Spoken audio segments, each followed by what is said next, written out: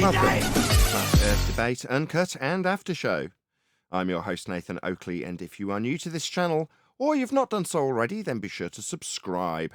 Hit the bell notification icon and join button if you'd like to become a Nathan Oakley 1980 channel member and keep up to date with the Flat Earth Debate. If you would like to support the channel, there is a super chat that runs alongside each of these shows while they premiere, and there's also a coffee, Patreon, crypto and thanks button in the info box below the video. Speaking of Patrons, I'm going to do a quick shout out to all of you who do support me on Patreon. So, a massive shout of thanks and appreciation to Amish Earther, Naughty Thumbnails, Mitch Kennedy, Original D Rose, Rod, The Name's Burley, Todd Wazzle, Jason Hornsby, Christoph Fournier, Flat Earth Travolta, J Mels24, Unimento, M Iron 26, Endless, Flat Earth Sage, Golden McKinnon, Retro Bill, Level Plain Poem, Cannabear, Fiber Oats, John Kays, Patrick Gunnels, Banter, Mel B Styles, Harry Blade, Mobile Max 777, Rob W, Reese Pound, Del West Watson, Maria Nealand, Unbelievable Productions, Blue Ridge Ranger, Abraham Mohammed, Skeptic 936, Life is Short, Texas Mike, Tina Baker, David Wayne Foster, and Dank. So another massive thank you to all of you for supporting me on Patreon. And now I will hand over to whoever is in Discord and Google so you can enjoy their dulcet tones while I set up for today's live show. So, yeah. So that is a bit of that going on as well. There's a few trying to get stuff pulled down. Yeah, you're not getting out of the trolls. Hey, I'm sorry to interrupt you guys. Nathan, why don't you get ad revenue anymore? Oh, did you have to ask me this while we're making a show? You wouldn't believe it. That's just what we were talking about. What, ad revenue? Yeah, Witsit got demonetized too, apparently, a week ago. I haven't been demonetized. That's not the problem. The problem is, Uh-huh. it seems crass to talk about it on a recorded stream, especially as this is literally the first thing that's going to be talked about.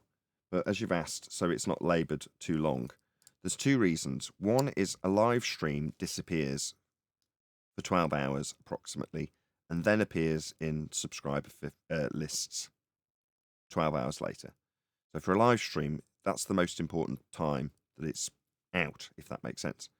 For videos, the problem is that they get flagged as being inappropriate for monetization, and then they have to be appealed, which generally takes, I don't know, up to 3 days, by which time that video has lost all steam in terms of generating any ad revenue.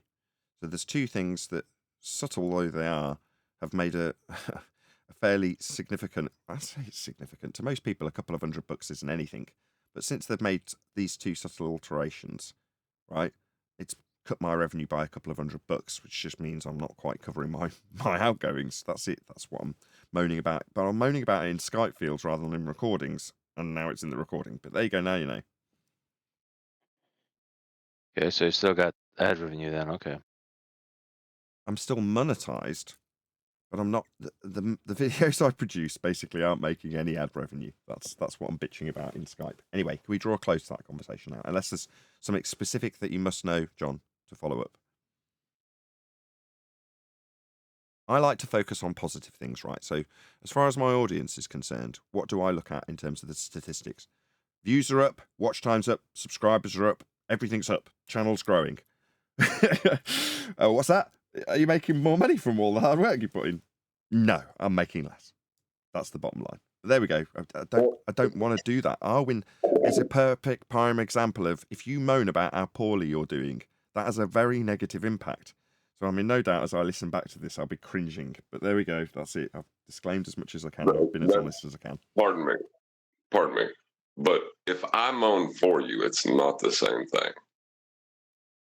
Also, to change the subject, since Nathan wants to change the subject, it might be a possibility for you guys to go to 247 today if you guys want. Again? Yeah, if you want. Yeah, if you want to go 24/7. Yeah, because do you know how to? we got AJ here. Well, we got AJ here. Yeah, we can send you a link. But you already got it on a Discord server link. I mean, you're already a member of the server. I'm sure I was going to say, if you're interested in doing that, the actual 24/7 server, there's actually no one in there at the moment. I think there's only about 3 people. It goes sort of quiet overnight. I'd say that the one that's really going off at the moment is probably the politics server that you're in the other night. There's only 2 flat earthers in the live stream in 24/7. So politics has got 30. 30. Yeah, I don't And I am a mod in politics. I don't necessarily want to join for chaos, but to spread the love and No, obviously but the audience, if we go to 24/7, because we haven't been, it's nice to. We recently went to Earth Awakenings. I've just done an AMA in politics. Let's go to 24/7. I was talking about it only yesterday anyway. The fact that there's only 3 people in there now, there won't be, because I'm in no doubt whatsoever that you guys will all pile in en masse if I go in there, right? You'll all follow me in. So then there's a good chance that that opens up the audience participation to the 24/7 audience, who might see 5, 6, 7, 8 people chatting away in a stream on 24/7 and join as a result. And as we've got, 20 minutes before the live stream starts, there's a good chance that people will join in 24/7. But I do want to kind of spread it around a bit, even though I get it. I understand politics so far has definitely delivered the best result, and I'm not disagreeing with you. That said, I've got a bit of a headache. I don't want to be screamed at by 30 people at this particular point. No offense. What I was gonna say is that I'm not sure if there's any mods in the 24/7 room. I'm not a mod in the actual 24/7 room, but I am in politics. But I'm sure that we could control the conversation in the politics room with those people that are in there, if you're in there. But I'm not sure what would happen in the 24. Let me go message a mod from 24/7. Well, and it's Righteous, really. Righteous just suggested it. So, I mean, either way, AJ. Well, hold on a second. I thought AJ was a mod there. I didn't know he wasn't I'm a mod there. I'm a mod in the 24/7 in the politics, and I'm a silver and I do all the check-ins in the 24/7 server. Well, since AJ is familiar with 24/7, I'll just let the AJ handle it and how you guys should transition there. How does that sound? Yeah, give me 2 seconds. Okay. Okay. I'm not a mod there, and I'm going to be busy today, so I'm not going to be around. So I thought that was a good idea, Nathan. Just jump in 24/7. we just give AJ some time first. Yeah. We're not gonna... he's talking about politics. But what Nathan said was a nice mellow day over there at 24/7. Yeah, I'm up for that. Made sense. No, I'll just jump into politics and grab one of the mods out of there and bring them into 24/7. So we got someone to mod in there. Okay. Yeah, Groovy. there'll be a mod over there. That sounds ideal. Thank you for doing that. It would have been far easier to jump into politics, because then you could have done it. But yes, that's ideal in my opinion. And then ideally, politics server will go, it would be nice to have you back. So then by invitation, I'll come back and do something that's similar to last time, not necessarily an AMA, but whatever. And it's a bit more organised. And I feel that because that was at Righteous's advice, not just jump in. He was like, no, let's take a step back and just make some arrangements with them and let them know that it's an event, maybe give it a bit of publicity, tell people you're doing it. Then it was a successful event. So as for just jumping into their back room, which we did to warm up to that AMA, which was also good, but it was nowhere near as good as the AMA, right? Yeah, the AMA was good, and B was the one that suggested and made the arrangement for the AMA, by the way, also. So yeah, B gets the credit for that stuff. I do feel like I've got to round out that point, because it's going to bug me if I don't talk about it now that John's brought it up. Right, so the reason I was moaning about this ad revenue issue in Skype was because typically, right, there are certain points in the year where the revenue just dips. Now, I know that from past experience in statistics. The way I combat that is working harder. Like any normal person, you go, well, I'll just have to work harder. So for a while, I've been getting up about 5 a.m. before the kids so I can concentrate, and then rattling my way through editing as much as I can, and then getting it published to the members and then releasing it at an appropriate time. Well, with the Politics AMA, that's been brilliant, because I've loads of material to work with to do that with. But then obviously after the fact, you go, okay, well, I'm doing this to benefit financially, so I need to go back and assess what I'm achieving. Now, in years gone by, each little video that I make might make me $1 or $2 at the most. Now, that might not sound like much, but if I can churn out 50 videos, it does offset a crappy month, right? However, if they're not making that $1 or $2, you're like, suddenly it's a bit of, what am I doing? This extra work that's keeping me knackered, if I'm honest.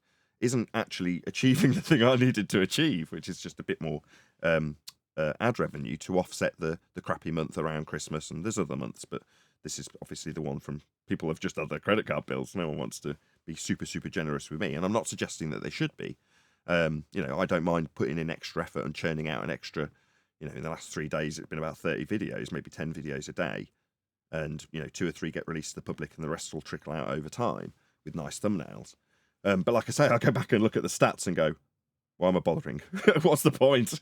But yeah, I can only laugh about that rather than make it seem like it's a moan. It's just one of those first world problems that you have as a YouTuber. But I have moaned about it in my Skype thread. I'm gone, oh, this is awful. Why am I bothering? But there we go.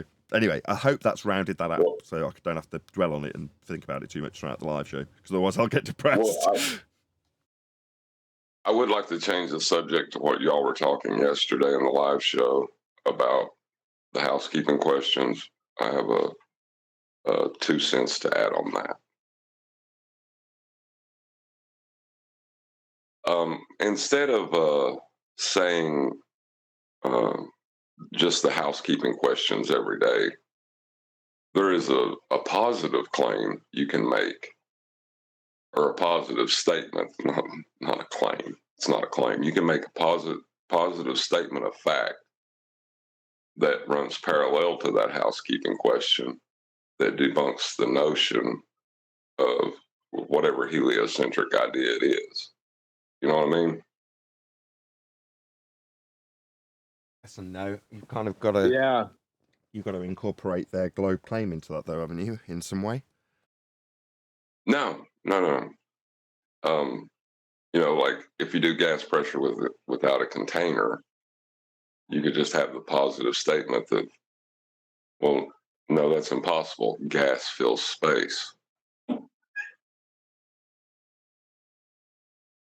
So are you suggesting, if I'm hearing you right, you're saying rather than give a housekeeping question, give a housekeeping answer? Is that what you're saying? Is that what I'm correct in boiling that down to? Yes. Yeah. And we might as well answer them because nobody else is going to. You know what I mean? And give the most concise answer possible. And, let the audience get involved and see if they can refine it as well. Okay, yeah, this is going to obviously involve some participation from us to refine these. And a lot of people in the comment section had similar sentiment, which is to say, don't get rid of them, alter them, adapt them, update them, polish them, change them, basically. Lots of people had similar sentiment to say about the housekeeping questions, alongside everyone being positive about keeping them. So nobody, there might have been a couple of, I can't think of any off the top of my head, maybe I'm a little bit rose-tinted glasses to this, but certainly to my memory, even if that's biased, nobody was saying, no, get rid of them, they're awful. So, yeah, people had got their minor critiques, but they're like, overall, no, they're good, they need to stay. Even if, oh yeah, they definitely need refinement. I've been here for 5 years and I get to hear the same thing over and over again. Don't want to hear it exactly the same. But if it was just subtly changed to mix it up a bit, but I still want to keep them. That's the kind of general sentiment of the comments, because I did very much encourage, even when on camera, to do it to make sure I got people to actually leave comments and respond to that. Yeah, and if you can encourage audience participation in developing the housekeeping answers so that they're concise, that might spread interest as well. Because it's also leads along the idea of stepping out on the front foot and making a statement of fact instead of questioning someone else's belief. But you could also compress all the housekeeping questions into one, like Nathan mentioned yesterday. Is there any other way that you can measure the Earth rather than flat? Because all of the globe claims will be reduced down to one answer. We're going to need a flat plane for that. Yeah, I agree. I think that should just be another housekeeping question. So, in light of a potential complete overhaul of housekeeping, like the latest Lamborghini, a new Lamborghini comes out, but just before it does, they put the most bodywork and fins and wings and craziness on the outgoing model to make it the most outrageous, and they give it the most power and all the rest of it. Well, we should do that today. right? So this is my plan for the live show. I'm going to point out after doing this that we've going to overhaul housekeeping, right? But before we do, we're going to ask all the housekeeping questions exactly as it was, just to annoy Righteous. No, I'm only joking. We'll ask all the housekeeping questions today, but we'll have an additional housekeeping question. Is there any evidence that you can measure Earth any other way than... I don't want to phrase it as the last housekeeping question with that anomaly in there that people can find ambiguity in, which is to say measure it flat, which I understand and appreciate can be misconstrued and technically is incorrect in a geometric sense. So I don't want to necessarily phrase it, is there any evidence that Earth is not measured flat? But I do want to basically say that exact thing, if you know what I mean. So before we even start with the final edition and potentially, last hurrah for outgoing section of the show, that I don't know if we might still call it housekeeping, but it's going to be different, isn't it? So in that respect, how can we phrase that question about, is there any evidence that Earth isn't measured flat? Well, there is a possibility of putting the word measured into each of the housekeeping questions since they are about physical reality. Excuse me, guys. Now I will, hold on a second. Now I will speak. I said this, and I'm going to find the show about 4 weeks ago. Why don't we ask, is there any evidence that Earth is not measured flat? And I got shot down. Yeah, the thing is, Well, with these things, Ladies are catching up. well, let me just explain why. It's all about timing. Yeah, there are certain inventions that come out that are so radically better than everything around them that people reject them, even though they're considerably better. And then 10 years later, someone does it potentially slightly worse, and everyone loves it, right? Well, it's all about timing. And what do I hear yesterday? You just want to throw the Declaration of Independence out? Those housekeeping questions are the Declaration of Independence. Yeah, but you can't rule a government with the Declaration of Independence. That's why they created a constitution they'll keep up. But you don't throw out the Declaration of Independence.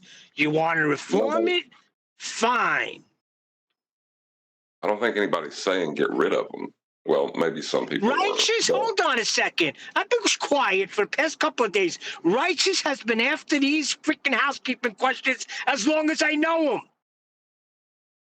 Righteous is trying to entice ballers into voice chat. Is what he's doing. And the housekeeping questions. No, John. There was a load of ballers, okay, when I first came on. And he still had an issue with the housekeeping questions.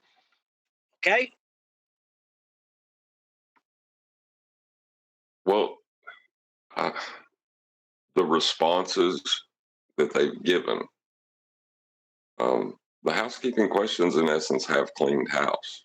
I mean, that's what they were made for, right? Yeah, you got a point there. They definitely cleaned house. And then somebody comes in and says they're not Bev, they're not using any other platform. That's nonsense. I hear gas stress without containment in a lot of different platforms. I use them in talking to people. So he's wrong. Well, the thing is, they're never given in the format that we give them. They're changed. And a lot of times when they're changed, they're like given in a way that the impact is dulled. Do you understand what I'm saying?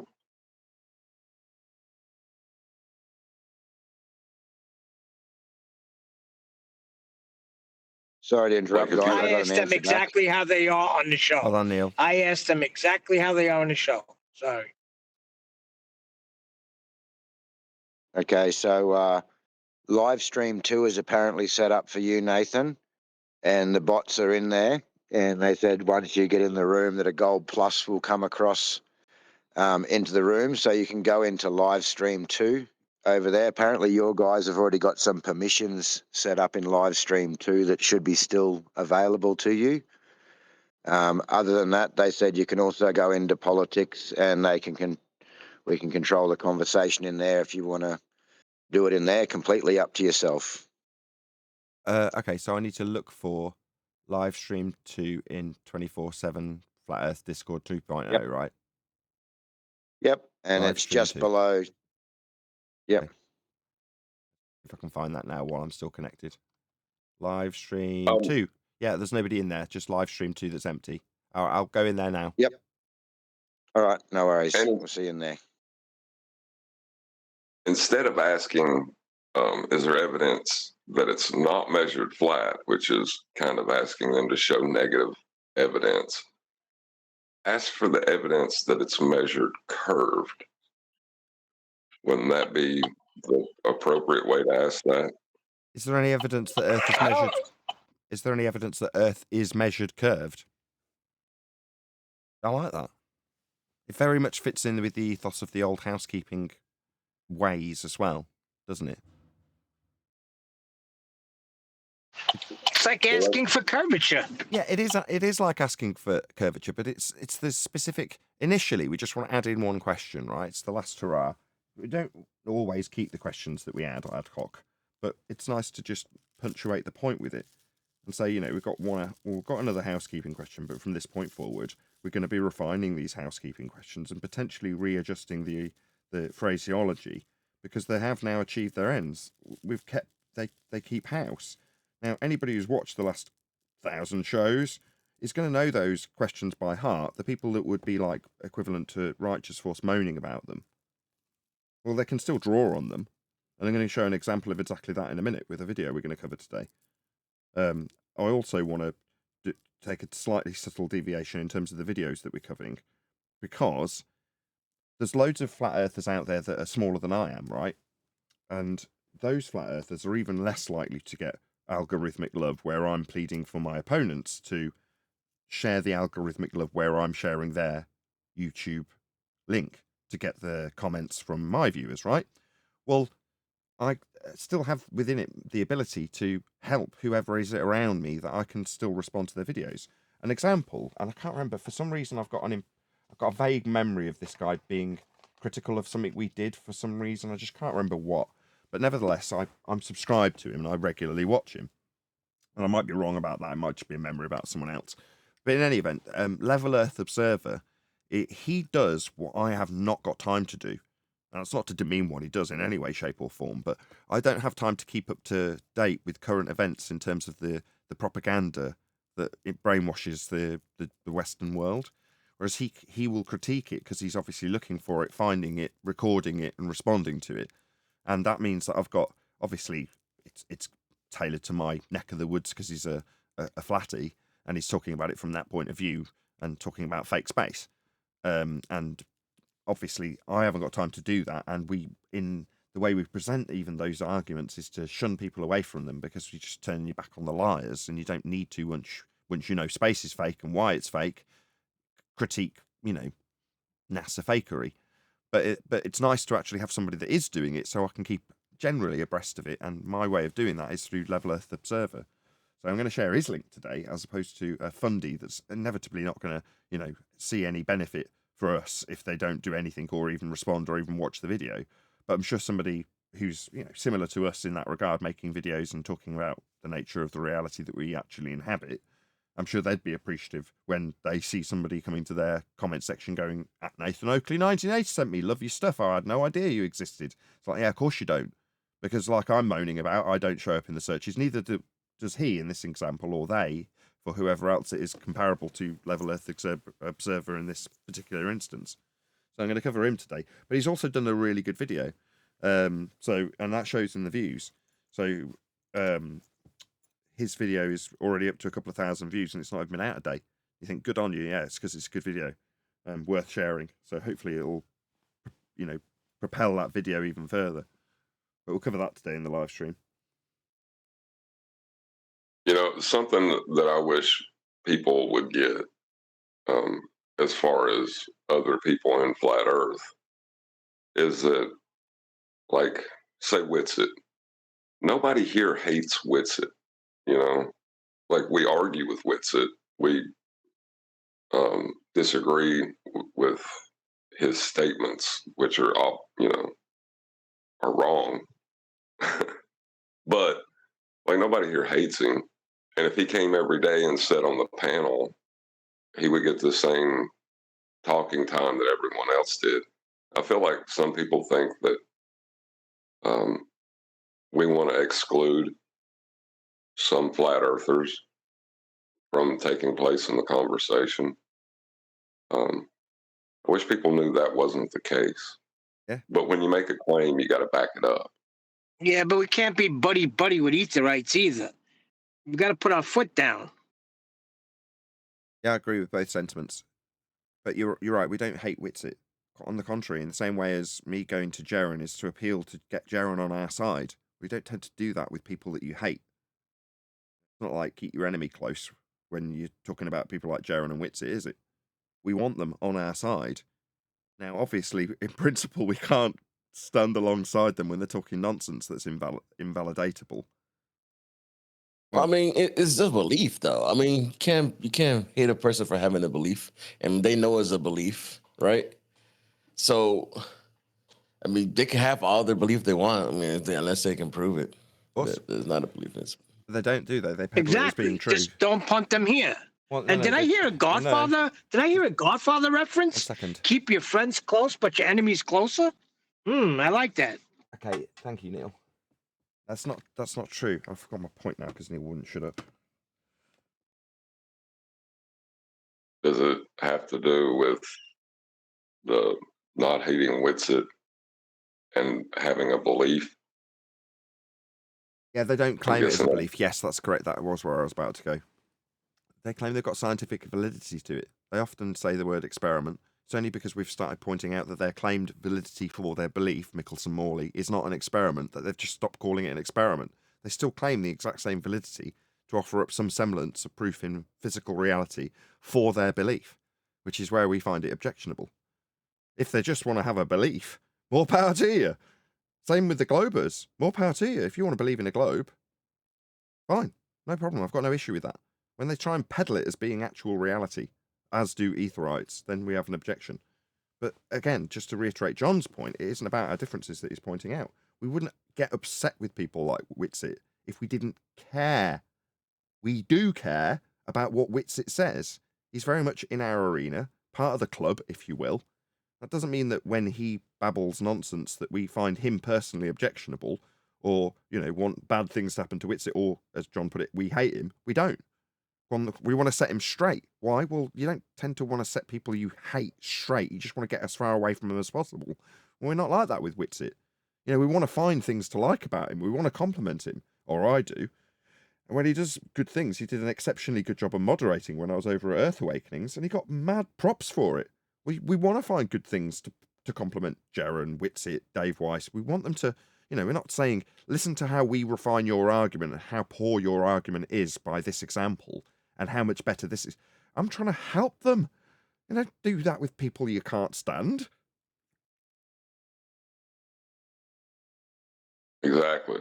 Like, they're part of this community, whether some people like it or not. And as far as the people with the same understanding and or belief, they're relevant, and we want them to give the best representation to the people that they're speaking for as they can.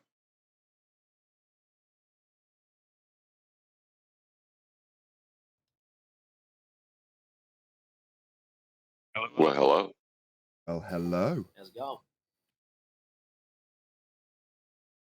Strictly speaking, my intro is kind of wrong today because we're on a different server, and I haven't actually updated the link to Flat Earth 24/7 Discord, who have been very kind to let us in their Discord server today.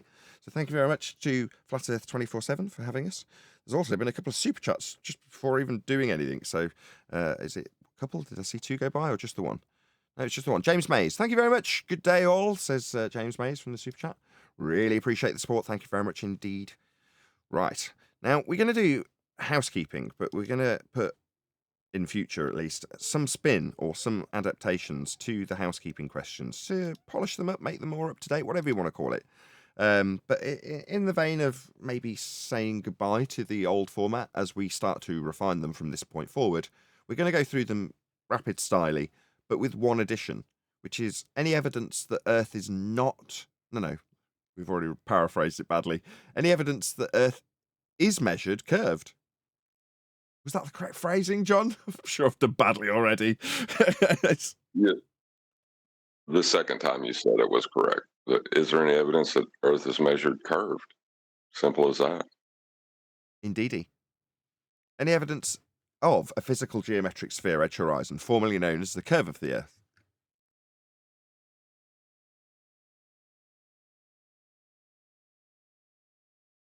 Got a panel full of different people in Discord today. Nobody got physical evidence, Earth curve, geometric horizons? No? Any evidence of axial rotation in that case, of the Earth-based variety, of course?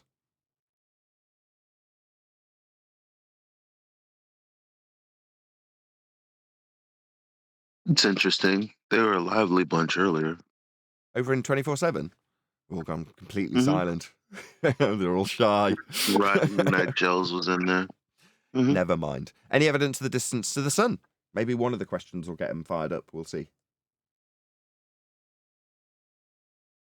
Speaking of fire, any evidence of which one should I ask next?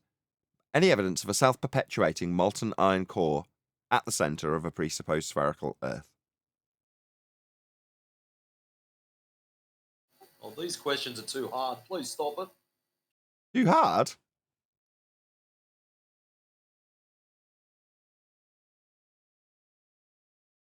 There's a prolonged silence for each of them, which I'm not going to object to. I'm going to be honest. Any evidence you can have gas pressure without a container? Maybe Danny 57 can answer any of these questions. Is that one of the participants? Danny 57, feel free to join in at any point. There is no obligation either way. So any evidence we can have gas pressure without a container?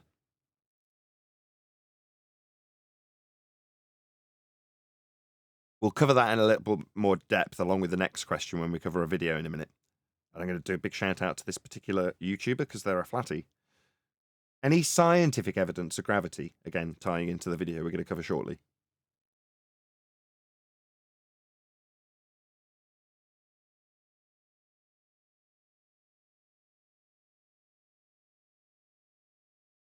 Any single viable hypothesis from any of the fields of astronomy, cosmology, or astrophysics?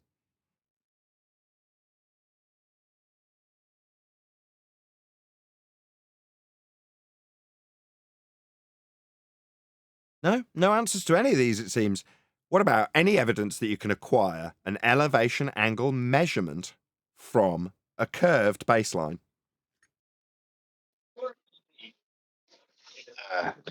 Elevation is from level, as in flat.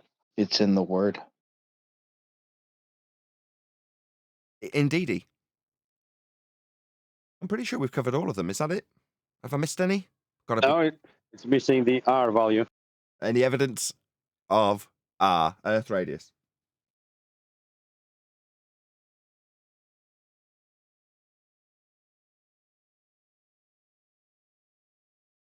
Alrighty then. Well, that's pretty much that for the housekeeping questions. In case you're wondering, as an audience member, yesterday we discussed the notion of just simply not having the answer. In other words, rather than the panel feigning all belief to answer as though they have any skin in this race whatsoever, they don't. I said, well, leave them unanswered. If you're an audience member and you're watching this and you're hearing questions that as a globe believer think, well, there's obviously an answer to that question. He's asking for Earth curve evidence. Surely there's something to present. Well, feel free to present it, is the answer to that.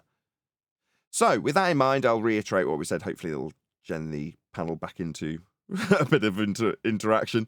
But yeah, we're going to adapt these, and they may turn into the housekeeping answers as opposed to the housekeeping questions. But we're going to lean on the audience to a certain extent, like I did yesterday. Say, please leave your comments below. So the general consensus view from the audience was to say that instead of just getting rid of housekeeping questions, it might be an idea to just refine them. And in the pre-show, we were discussing the idea of actually having the housekeeping questions be answered by me to make people aware that they have actually already been dealt with. And then as we get questions about the nature of Earth being measured as a horizontal plane, we can then move forward with the reiteration on the front foot rather than asking or inviting people to offer up their globe evidence. So hence me coming on camera again, I'm going to encourage you in the strongest possible words, please put a comment below and let us know if you feel there's a particular refinement that you would like to see in terms of housekeeping questions, as opposed to maybe just deviating them and getting rid of them completely. I don't think we're going to do that based on what we've already had from comments on yesterday's live stream. So please let us know in the comments if you feel there's something you specifically want to see in regards to housekeeping questions. And as we're doing that, we as a panel will refine them for you, and you'll get to see that as an audience member also as we discuss those things. So anything we're going to add to the housekeeping scenarios that we discussed in the pre-show, or can we move on to covering Level Earth Observer?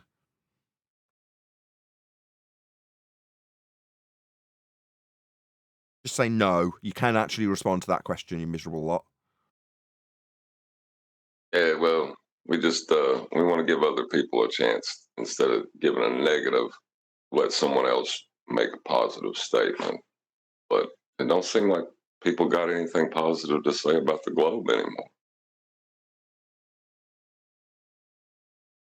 Well, as has been the case for about the last 1,000 shows, we have encouraged people to participate in the show with their evidence to offer up proof of veracity. And as the last 6 months have shown me more and more from commenters, and again, I encourage you to do the same, people saying there is no point in this. The debate is over. And as I stressed yesterday, yes, for us, understanding that Earth is observably, measurably, navigably flat, and that is how we have measured it as a horizontal plane of reference when used in practical application, you don't need to have any further arguments about the subject, but that is for people in the know, and the majority of the Western world are not. Therefore, the debate continues. In spite of us having the winning side, what has been established going into 2024 is there is a winning side to this debate, and it's the flat Earth side that wins.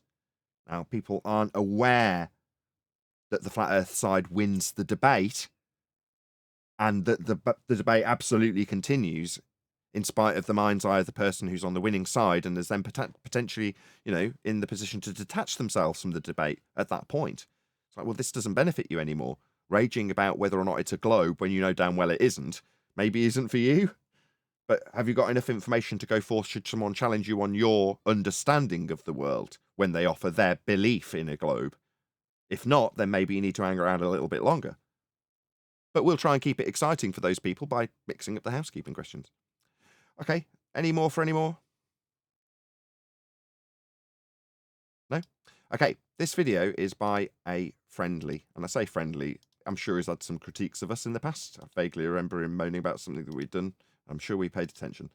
But his link's going by in the live stream chat right now, and as is always the case when we share anybody's videos, regardless if they're friend or foe, we encourage you, the audience, in the live stream, and there's how many people? 75 people watching? Whoa, that's not bad, considering how long we've been on air.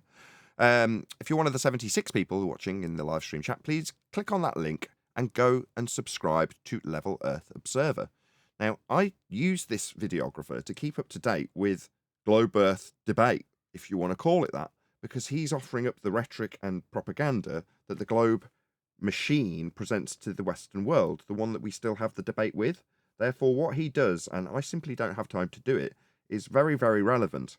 So, first and foremost, I thank you, Level Earth Observer, for keeping me abreast of the globe Earth situation, if you want to call it that.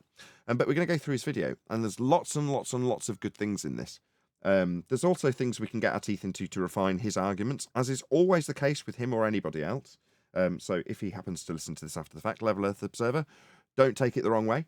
We're hoping to better how you phrase things if we are critiquing anything that you do say.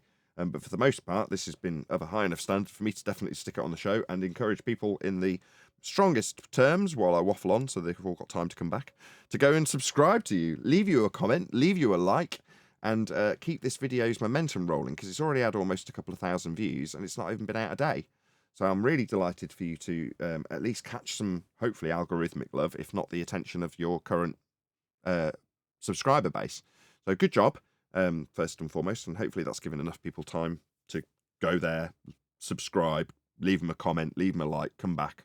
But when you do, let him know at Nathan Oakley 1980 sent me, and worry to do a video that covers some of the subjects we cover, or respond to this video if he doesn't like some of the things we critique. heaven forbid, hopefully he'd do the same for us and put a link to our video in his sharing the algorithmic love, where neither he or I received that algorithmic love from YouTube. So there we go. With that all said, that's probably given enough people time to get back and watch the stream. But his link's going by in the live stream chat if you haven't left him a comment already. Anybody got any comments on Level Earth Observer before we do play the video?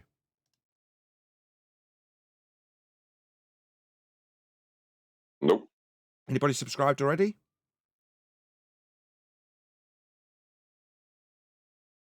Are you in 24/7? Anybody already subscribed to Level Earth Observer? Yes, just done so. There you go. Well, that's good in a way that not many of you have said yes, because it means there's plenty of people in my audience that are representative of you lot that have said or haven't said you are subscribed. So there's plenty of you watching this that aren't subscribed to this guy. Go and subscribe immediately. Right, let's get into it. This came up in my feed. This is essentially Canada bigging themselves up over their participation in what essentially is going to be the next moon landing charade. So a little listen. We are all living together on this one tiny marble in space. Hate to break it to you, mate, we're not living on a marble in a vacuum. That is impossible. We want to thrive and survive here in the future. We must learn to come together, to collaborate, to take on the biggest challenges that face humanity. Just before he gets into it, there's something I've already watched this video through all the way once, but I missed that. That's a bit of death cell. So in order for us to survive, in other words, it is critical for you to suppress that, what is it, a pineal gland, or the one that releases those chemicals when you fight or flight, you know, obey your base instincts in terms of not dying.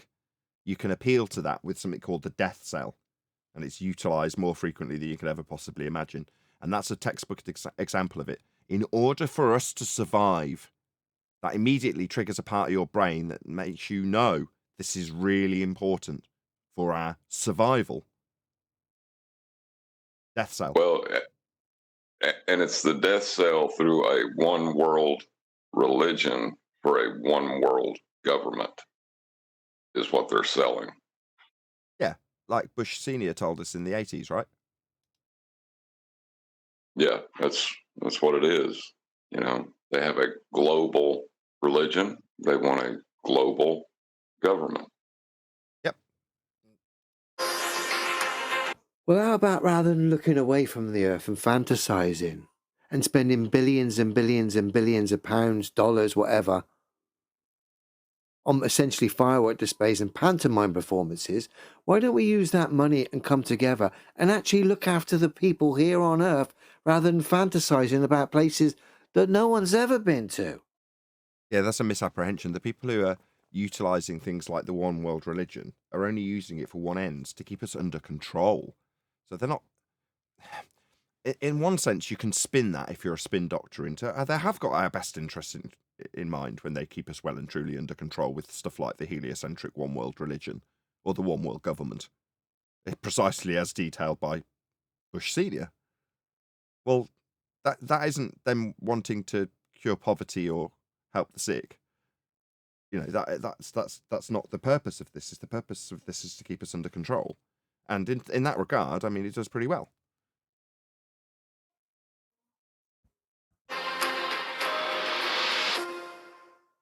Just wanted to share this incredible perspective behind me. Again, that's something I picked up on it, right? This guy talking about perspective, like the Globe came with a hijacking of perspective and no one knew it until about 2016 for us. But this guy's starting out by talking about perspective. I just thought it was ironic. In the Canadian Embassy with the background of the Capitol building. And for me, it's inspirational because it reminds me of the collaboration that we have together as two countries. I don't think for a second that this guy's insincere. I don't detect any insincerity in what he is talking about.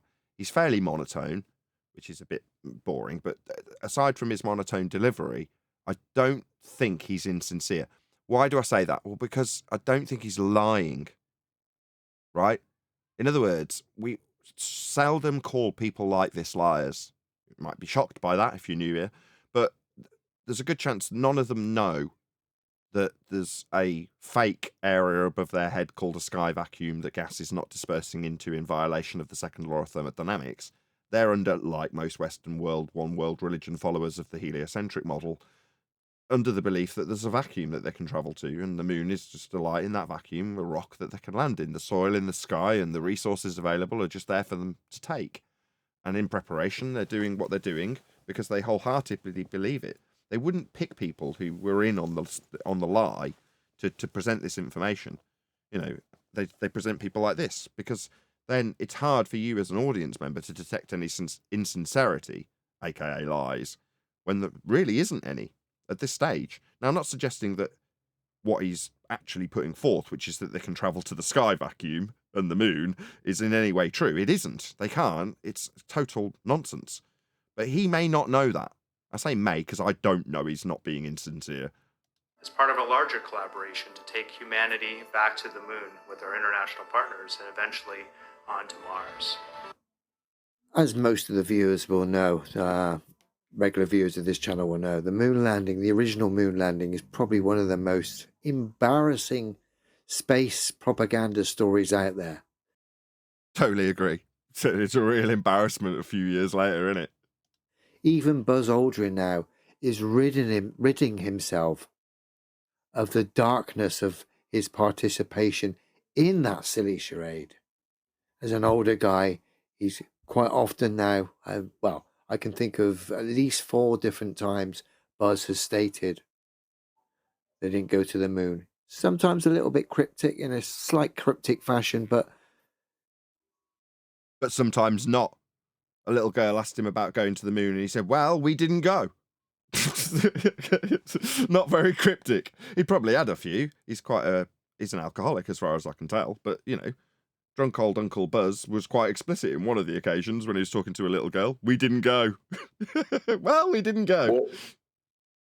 Well, imagine that you're a member of a religion and you participated in a lie for that religion, and you thought that in the future that lie would actually happen, and it doesn't. How would that make you feel? Like a lying, deceitful scumbag in your heart. They're making excuses for him, John. No, but they're good excuses. No, that was epic. You're right. I don't want to condemn Neil's comment, right? Yeah, he is making excuses for them. But he's offering up plausible deniability. And I just did it for the guy who didn't seem insincere, didn't I? So along that vein, what he's saying is, it is perfectly plausible for them to have told them that they're going up to space, to the point where that guy with the lemon, you know, the guy that said it's never going to make it. Why do you think he was so passionate about it? Well, because he wanted to be safe when going up to space, meaning he, in his heart, thought he was going to space. That's why he was so convincing. That's why the tragedies, in inverted commas, that befall NASA are so heart-wrenching when you have people who tell you about those tragedies, right? People do die when they're testing some of these things. It's Gus Grissom or someone like that, the guy with the lemon on top of the lem. Well, that's a tragic circumstance. A guy died, but he died in his pursuit of getting to what he, in his absolute heart of hearts, truly believed he was trying to achieve. Now, what John's saying is, in the case of Buzz, as he's still alive, we can say at the point that he was told, well, I'm really sorry, we really can't actually make it up there. We simply don't have the capabilities. You'll just die. So, given that we've pumped all this money into it, we're going to have to fake it. Sorry, lads. It's just the way it's got to be. We've built a stage. We've got a backdrop. We're going to film it. We'll put you on wires. You'll bounce around. We'll fake the transmissions. We'll make it into a movie. And we'll continue our endeavours to get there. We will get there eventually, but it's just going to be in a year or two. It's just not going to be on that. We'll look really stupid if we don't do it on the date we've said we'll do it. We're on a deadline, and we need to achieve that deadline to not look idiotic. So you've got to go along with the programme initially, lads. But in a year or two, you'll be first in line to actually do it. And Buzz goes, I understand my duty. I will do it. 30, 40 years later, They still haven't got there. And he damn well knows it by now, that it's a complete lie, as he watches other people step into his shoes and go through the same process. As every year that passes by for Buzz, well, no one's explicitly telling him, yeah, he can't go. He's never, I don't doubt for a second that no one's ever told him that. But he knows, doesn't he? He knows he didn't go, which is why I can call him a liar when he says he did go to the moon. No, you're a liar. You did not go. You went to a stage. You had a backdrop. And you did not land on a light in the sky after travelling through a second law of thermodynamics violation sky vacuum. You did not do that. To say you did is a lie. You know it. That's why you're going to cryptically or otherwise tell people you didn't do it, because you didn't. We know it. You know it. We know why you didn't do it and why you had to lie, even if you were forced into doing it. Because there's no area above our heads in violation of natural law that gas could fill. It would fill it. We'd all be dead. Gas fills space. There are no soil lights in the sky that we can travel to get resources from. It's utterly absurd. But you need a lot of propaganda to back that lie. He's basically spelled it out for anyone with the slightest bit of common sense. No one's been to the moon. If you haven't got a bias regarding the moon landing, the Earth, space, you'll know that. We set big goals and we come together to work on them as a team to create innovative solutions for those problems. Oh, there they are in their boiler suits and a space prop. You know, let's pretend to be really interested in this recycled Tosh, which essentially is another mock-up of the original I really like this next line. 1969 moon landing charade technology. I thought you lost that tech, but there it is. I thought you lost that tech. Well, there it is in Canada. Brilliant. Yo, that shit was epic. That shit was amazing. I should do the call to action after a priceless gem like that from Level Earth Observer, right? As we've got over 100 people watching now, as we've got going in this live show a bit more. Right, so this guy's Level Earth Observer, and as I've said it previously in this live stream, this is my means of keeping up to date with the Globe Earth propaganda. So go and check him out. Go and subscribe. Please let him know at Nathan Oakley 1980 sent me with a comment. Leave him a like and subscribe. Let's build this guy up. It's not often that we cover friendlies. Last time it was Jaron, which is a half friendly. But I did the same thing for him, and I'll do the same for Level Earth Observer. Please go and subscribe to him. Build him up in the algorithm, if that can be done, beyond what we're about to do if you're watching this. Was someone trying to enter? Oh, it's Eli rejoining. So yeah, hopefully that's given you all enough time. As I say, there are a few more of you in the audience now to actually go and subscribe to this guy. But we'll continue now that we've given enough time for people to go and leave a comment. I tend to think that by the time the chat feed has shown my link get to the top, that's enough time for people to have gone and told him at Nathan Oakley 1980 sent me. I really like your stuff. I've subscribed as well. And I've given you a like. And I had time to get back and didn't miss anything on the live stream because my link had already made it to the top of the chat feed by the time I kept waffling. Anyway, that's enough waffle. I've run out of things to say about Level Earth Observer and subscribing to him. And What's the video called? Send me. Go ahead. What's the video called? Because I'm subscribed to him. Called Who Will Defend This? ? You're in your boiler suits giving it large. I reflect on often the amazing opportunity our crew will have as we leave Earth in the Orion capsule and fly out towards the moon. We're going to see the Earth get small in the window, and eventually we're going to get far.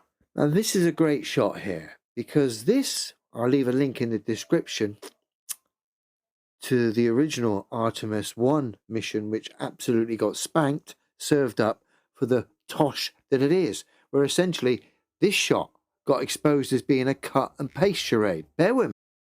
Okay, now I'm going to let him do this before I'm not even going to refine what he said, because he does very specifically say you can't have gas pressure without a container. Not in that string of words, but he does say it.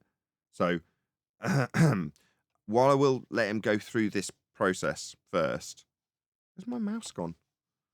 On my mouse pointer, my mouse battery run out. I will let him go through this little spiel, but for the fact that I'm going to point out that the stronger argument is just that the gas fills space. But he's going to show the fakery. Me. So we come to the infamous shot, and essentially It's a cut and paste pantomime where the globe and the spacecraft have been pasted in to a black background. You can see that by adjusting the contrast. Link in the description to this video if you haven't already seen it.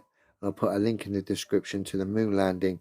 My thoughts on the original moon landing if you haven't seen that as well. But it's already been exposed.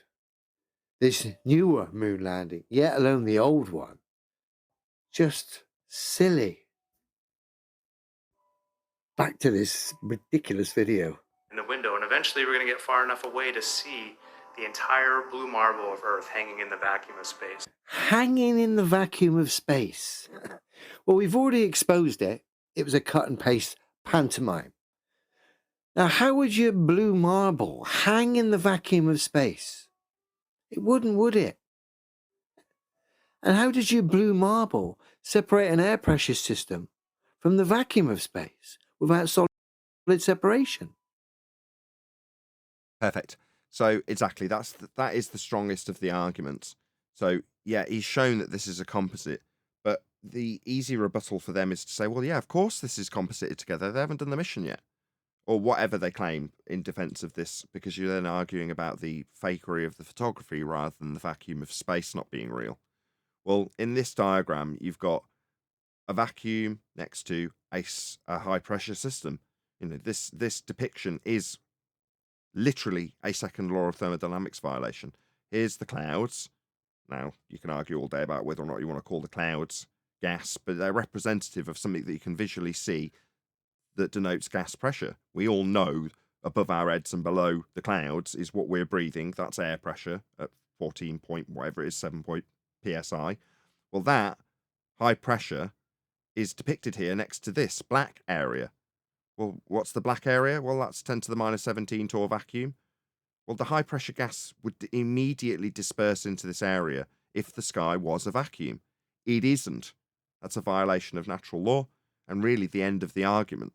Now, you can show beyond that how they've faked you with composite images.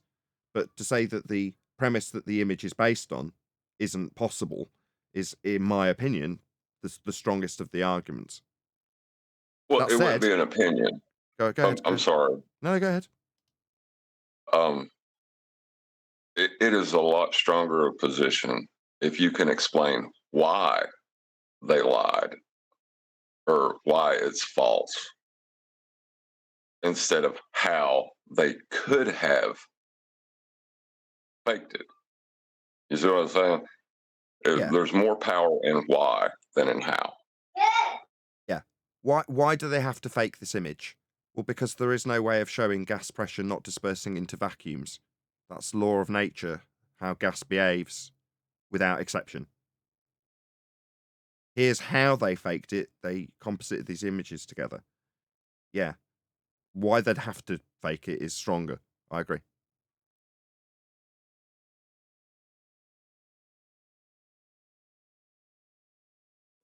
It can't, can it? If you're going to say gravity, I'm sorry. It's not man enough to do the job because it can be overcome by a gentle breeze. No, there is no gravity. So pseudo-Riemannian space-time bending isn't depicted in this image, can't be shown, isn't a real dimension, and doesn't give rise to any pseudo-force that you can think of as a force that moves the scale of us sat in our chair from 0 to 1. So that when you're falling around an orbital motion that's been derived from a measurement of a flat plane, minimum elevation angle Polaris, that's your equatorial plane, to give you the idea that we have a spherical radius value to fall around and then describe said falling around a sphere derived from flat Earth measurements as being 0g. So just to recap, 1g sat on a chair, 0g falling around a ball that's been derived from a flat measurement of a radius value with Polaris measured with angles off a flat Earth. So that gravity is nonsense. The 109-year out-of-date Newtonian mass-attracting mass that seems to be inferred when you say it can be overcome with a breeze. Now, that would be a force of gravity that's out of date by 109 years because that's not the current rhetoric. Bent 4D space-time from Einstein is the current rhetoric, and it's a pseudo-geometry for a dimension that isn't real to distract you away from the fact they've moved the scale up by 1. When you're doing nothing, you're at 1, and when you're falling around a sphere, taken from flat Earth measurements, you're at 0 G. There is no gravity. Gravity's not a force. End quote, George Musa. There isn't really a force of gravity at all. End quote, Professor Brian Cox. Fact. So that's you done for.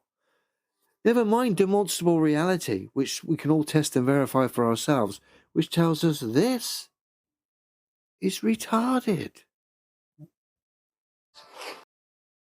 Very appropriate use of the word retarded. So retarded means held back. And when he says that this tiny little dot, insignificant in nature, with gas pressure not dispersing into a sky vacuum, is retarded, that would be the gas pressure is retarded, held back from following natural law. And it is quite literally retarded. Gas isn't capable of being retarded by a globe Earth model, ball Earth in a sky vacuum. That isn't possible. But that is what's being described in the most appropriate language. Held back, the gas, even though it doesn't behave that way in physical reality. Go ahead, John. And if you wanted to describe like anti-flat earthers and even globers as being mentally held back by heliocentrism, that's appropriate as well. I don't know if the use of the word retarded would be fair, but it is holding their understanding back of the physical world they experience. Absolutely. That overview effect, as we often term it, will have an enormous impact on all of us. And I know that will be a profound and beautiful. How will it affect me, mate? It won't, will it? How will it affect people who are living in the street homeless? It won't, will it?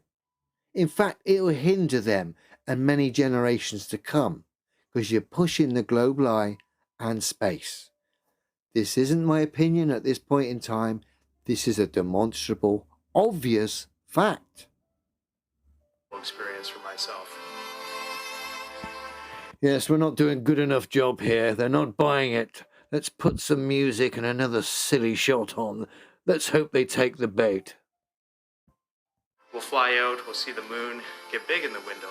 But then even as we are examining the moon, as we come around the far side, the thing that will grab all of our attention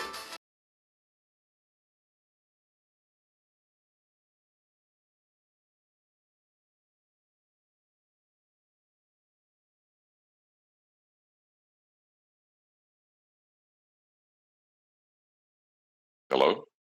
I was on mute, sorry. I was on the wrong page when I pressed the button that normally unmutes me. I was on a different page to bring up Retro Bill Super Chat. Shout out to Retro Bill. Sorry for the dead air. As an upholsterer, I've been able to source a blue fabric for years. Looks like NASA bought it all to stick together astronaut jumpsuits. I think he's referring to the boiler suits that they all had on earlier. Thank you for the Super Chat, Retro Bill. Really appreciate your support. is that Earthrise, the Earth rising up over the edge of the moon. Ridiculous. Now, the Earth just rose above the edge of the moon. Is this going to be a first? Will you need a flat plane for that? Yes, rising and setting is a rhetorical device to describe the angular change of celestial objects as they appear to go behind the plane of reference. Boom!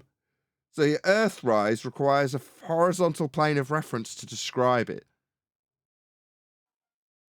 Yet we can't see any of the moon lit up, yet most of the Earth looks lit up facing us. So would that mean the sun's behind us? Yeah. See, this is no offense to your Level Earth Observer, and you're right to describe the inaccuracies of the descriptions and depictions in what you've already highlighted as renderings. Now, they can make their apologetics for that, but to describe the second law of thermodynamics violation for all of the images immediately debunks all of the images. And yeah, that's it really, isn't it? That's why we don't cover it, though. It's difficult for me to critique him on that when that is the way to critique it. That's what's wrong with it, right? So fair enough. But for me to say, well, really, you should just say you can't have a gas pressure without a container, and here's a gas pressure in violation of natural law not dispersing into space. They even call the area space.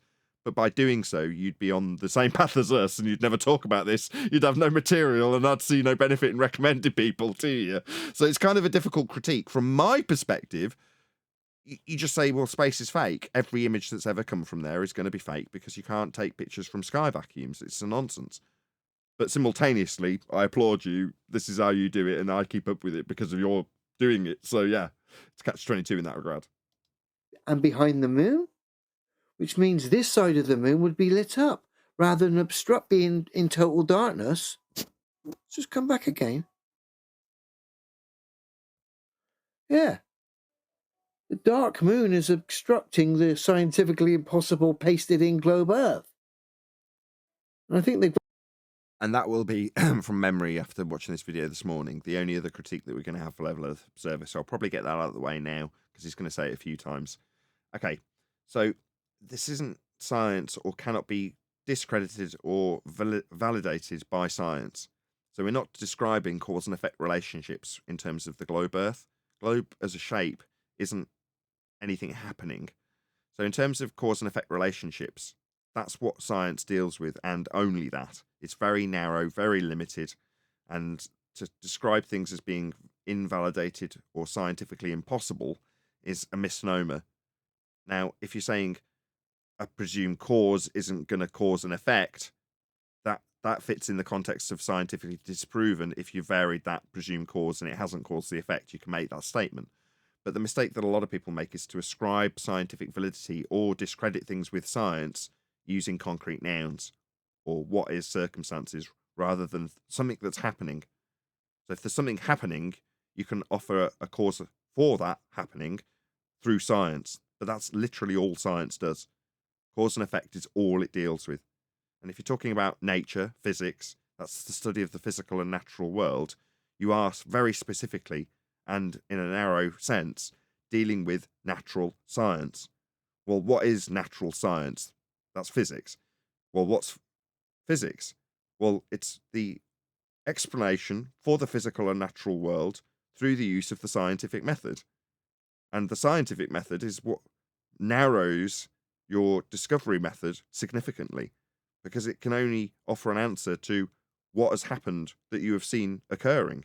So you see something happening and go, I wonder what caused that.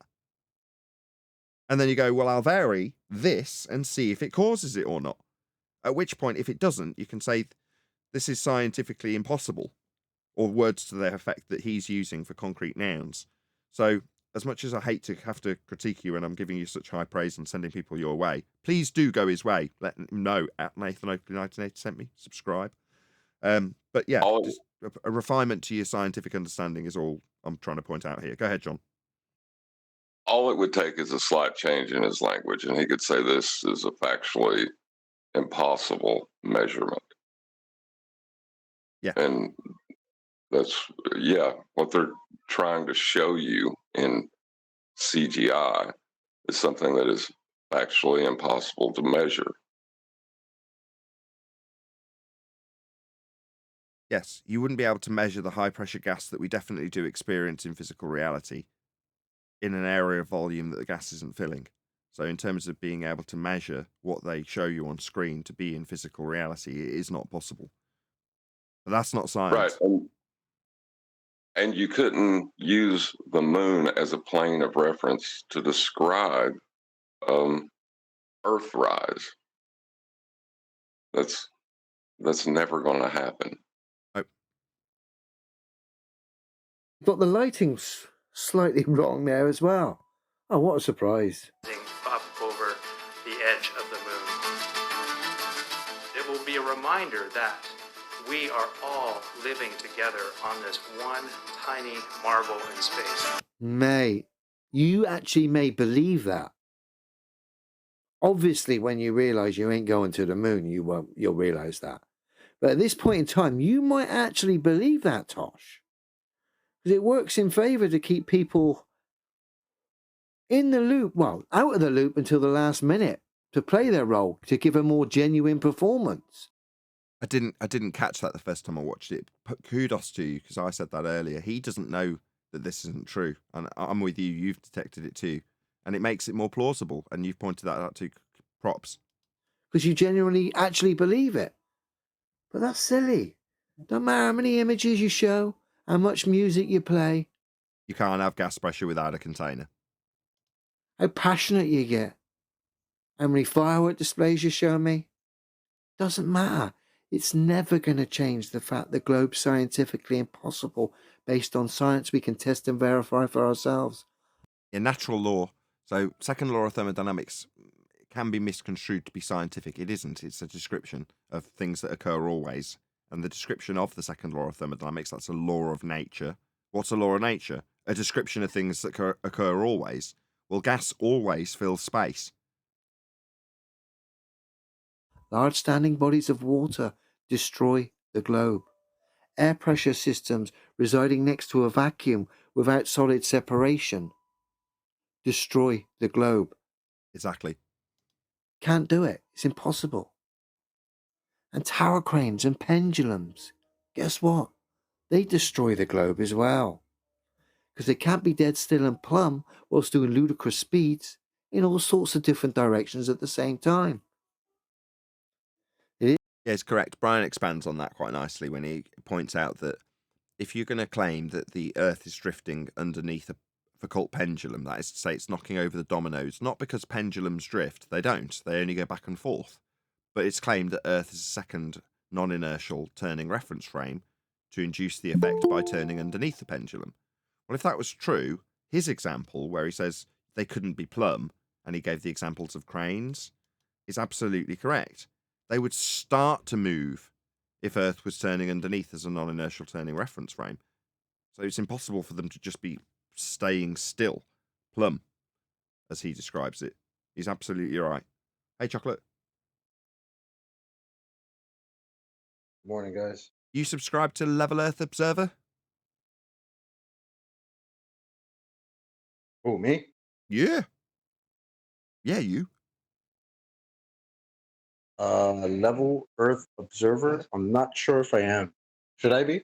Absolutely. And so should you if you're a member of the live audience.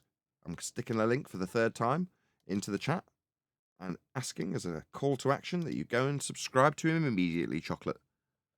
So check it out. There's a link in the live chat. That's a copy. Yeah, that's funny that he brings that up, because a lot of times you'll hear anti-flat earthers show a non-inertial turning reference frame with a frictionless disc on top of it in the middle, and they'll show that frictionless disc will begin to move about the non-inertial turning reference frame. Exactly. Right. So that's what cranes should be doing, guys. Precisely. That's what. Shout out to Unitox Femu. Says crane is taking conservation of angular momentum. Yeah, that's the effect that they should be exhibiting, as opposed to not doing a damn thing. So that's their positive claim. Thanks for the super chat. It is what it is. Put aside your bias. Stop letting your biases stretch you in all directions. It's quite nice to actually let go of that silliness. And just to go, oh well, it ain't a bull. That's clearly ridiculous. I'm not going to get upset about it. I'm going to be empowered by it. This is quite an exciting time. I'll put by my space fantasies and I'll address the games at play here. If we want to thrive and survive here in the future, we must learn to come together, to collaborate, to take on the biggest challenges that face humanity. Listen to this clown. He wants you to buy into his space narrative of coming together to face the biggest challenges for humanity. Yet you can't even look after people in your own cities. People are starving and dying in the streets. Do we like this juxtaposition between the starving peoples and the globe Earthly? I don't know if I do. Gotta be honest. Governments are betraying the people. You're not digging it either. Right. The socio-political issues have nothing to do with the nature of the paradigm that the people within it are under. The idea that there would be no suffering if everyone knew the earth was flat is patently absurd. Yeah, it's a recognition. It's potentially a gateway to a recognition of other lies and deceit that you're under, and other control structures that you're under when you recognise one. But will that feed the poor? Poor. Mate, what are you talking about? Trying to sell us this tosh when it's blatantly obvious. Is that someone trying to get a word in from Discord? No, that was me. I was gonna say I do sort of kind of understand that standpoint that he's got, that because it's kind of cringe to hear people talk about, oh, we're going to do this in space, and we're going to send people out to Mars, and it's kind of cringe to hear stuff like that when you're like, bro, there's like homeless people down the block. You know, like obviously it doesn't have anything to do with the nature or the measurement of Earth. But like coming from that standpoint, when you start realizing that it's all a lie, and then you're like, wait a minute, these people, their fantasies are in a vacuum, thinking there's soil in the sky. Meanwhile, we got all these problems here. Like, you know, that dude Eric Weinstein, who says, we got to get off this planet. You know, it's the only salvation for humanity is to get off this planet and go to some other planet. You know what I mean? So this is a mindset that people have. And I do kind of understand why some people are just like, that's so cringe. Stop thinking that. You know what I mean? But if it wasn't that, escapism can take any form. It may even get more delusional if they don't have a sky vacuum to fantasize about. I was just thinking the same thing. If they weren't pumping 52 million a day into NASA, they'd be pumping it into space as it was known prior to outer space being an area of volume with soil in it on little lights. Well, they'd just be pumping it into going out towards the horizon to discover the new lands like they did previously. You know, you had kings and the rulers of the lands going out and trying to expand their kingdoms by finding new lands on a flat Earth with flat Earth navigation, flat Earth systems. You know what I mean? But that's what they did up until then. And those endeavours, if they led to wars, costly, expensive wars, when they're trying to colonize a new world, well, that's all that they'd do. They'd pump the money into that rather than in the black hole that is NASA. No pun intended, but that's what it is. It's just an endless black hole. Doesn't generate anything, doesn't discover anything, keeps people under control, stops them trying to answer questions about things that there's a good chance the government don't have answers to anyway, like what is the sky? Well, they don't know, so it's troublesome to have people asking about it, because then they might endeavour to try and find out without any success. And again, then it's not a black hole, it's just a constant stream of failures from the government to answer a simple question that may not have any benefit. What is the sky? Why is it blue? Well, maybe it won't benefit us even if we knew. But finding new lands, we've definitely done that, and we've definitely probably wasted a lot of money trying to find them and not succeeding. So I'm sure there's plenty of other black holes we could pour money into that wouldn't benefit the homeless if they were to suspend all black hole activity with NASA. You know what I mean? Chocolate I'm talking to. Yeah, I hear your point. Yeah. That said, it's something he's obviously got, like you have, Chocolate, a concern for, and he just sees money being wasted. So on the other hand, yeah, I totally do dig it when there's a crap ton of money being pumped into something that's a waste of time beyond controlling people's minds, brainwashing them with nonsense that isn't true, that literally is not true, for no benefit other than keeping them under control. That could be better served, and a good example of where it could be better served would be with something like the homeless. So from that point of view, on the other side, just to give it balance, yeah. The pressing matters are here, right now, not in some imaginary place in the imaginary future of your imaginary space world. Ridiculous. He did a good job of saving it by juxtaposition there, because he's saying, if we're worrying about lands that don't exist, obviously, we're not worrying about the ones that do. So that was actually a pretty good segue, wouldn't you agree? Wouldn't you have said that did a pretty good job of bringing it back on track? Or offering up a justification for his socio-political comparison? You're not focused on the real world because you're focused on a fake world. Often I speaking with completely agree because, like I said, it's completely cringe to me when I'm listening to somebody and like 80% of what they're saying is brilliant, right? It's so on point, and then that 20% goes to the vacuum of space and some futuristic fantasy nonsense that will never come to pass. And it's like, it's such a waste of time. And, you know, it's like they've captured people's imagination. Like, imagine we didn't have that. Like, and I understand that they'd replace it with some other shit. I get that. But, you know, the propensity for this nonsense to capture people's minds is crazy. youth today, and I recognize more and more often. So you're trying to. Yeah, John. How many people who work for NASA now would be homeless if NASA didn't exist? Yeah, that is a thing. And they'd be furious, wouldn't they? They would be the ones that would tip the pitchforks and torches, not us. I mean, we're cast as being the people that should be banging on NASA's door asking them why they're lying. When people go, well, why would they lie about it being a sky vacuum? Why would they do that? And what about the million people that would have to be lying about it? Are you going to go to their door and tell them they're lying? It's like, no, your concerns about who would be lying are your own. They're not my concerns when I point out that Earth is measured flat. I've stopped concerning myself about that problem. But you're saying you should because there'd suddenly be a whole bunch of people out of work. I'm like, well, not if we're going to build a factory to study the biology of unicorns or create Emperor's New Clothes, and you say, yeah, but if we shut down the Emperor's New Clothes factory, there's going to be a lot of people out of work. Yeah, there will be, but is that really on my shoulders? Because somebody's decided to lie about making fabric that isn't real so that they can dress the aristocracy in invisible clothes. And they've got loads of the best researchers working on those invisible threads.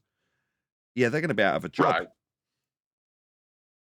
I don't disagree with that, but I'm saying, how can you juxtapose that now with we have homeless people? Oh, that's what we need. I see. So to Level Earth Observer, what about the poor, soon-to-be homeless NASA employees? What an outrage, John. Can't level that at him. But there we go. He is the one juxtaposing it, so he's opened that door, not me. I'm going to brainwash the youth now into believing this tosh to plant the seeds of absurdity for the future generations. Because you know, people have woken up to this silliness. You can't prove the globe because it's absurd. So what you've had to do is go through the roof with propaganda, trying to privatize this place called space. When you look behind the scenes at the privatization of so-called space, these companies, you always see American governments behind the scenes funding the companies that are supposedly private companies. Yeah. And it's stuff like that, which is why he's worth a sub, right? Because he's doing the work that I can't do. He's finding out those little details and showing them on his channel. So the surface level that I might glean from an occasional glance in this direction won't tell me what he's just pointed out and documents on other videos that he's done. Which is to say there's an impression being given to the public that there's a public sector that's going into space. And there isn't. It's all part of the same lie.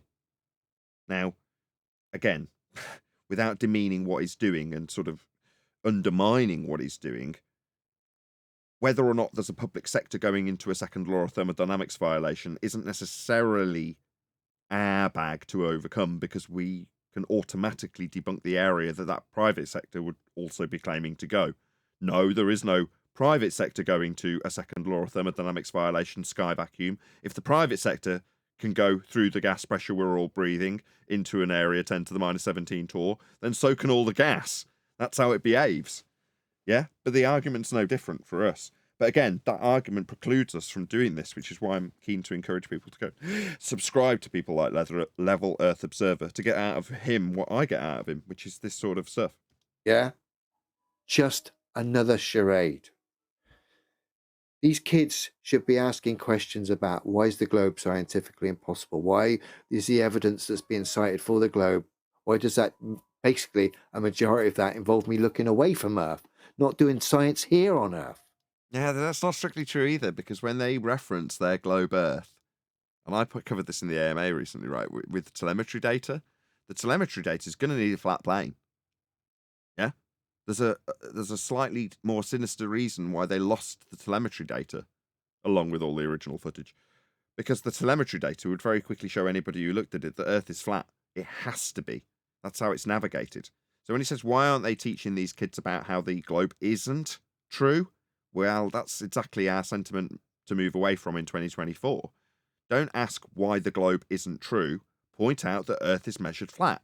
In the case of and I gave this example again in between his video commentary, if you're talking about orbits and falling around and gravity that you said would be easily overcome, the assertion of gravity is a attempt to mitigate for falling around a sphere that has come from a flat Earth measurement. So on the front foot, we would assert that ask these kiddies if they know Earth's measured flat. Because it is. That's a much more positive light to move forward on. Again, don't take this as me being critical of you in a negative way. It's a critique that hopefully polishes up the audience and yourself in terms of how we would hope Flat Earth moves forward. And obviously, lest we be so bold as to encourage others to do as we do. But for the fact that we do it, and we're just doing it now by critiquing you in this regard, Level Earth Observer. And that is to say, point out it's measured flat. And your critique of the kiddies being told it's not a globe, I don't think that's that helpful. We all know it's not a globe, but the world already knows it is. So to keep them in the mindset is to ask them why it wouldn't be their in existence paradigm of a globe, rather than saying, if they bring it up about a globe, your globe's measured flat. That's how you've got your derivative values to better understand how the star movements will work when the priesthood was charged with better understanding orbital motion as it was then described. Keplerian elliptical orbits have been added to better understand retrograde motion and things of that nature.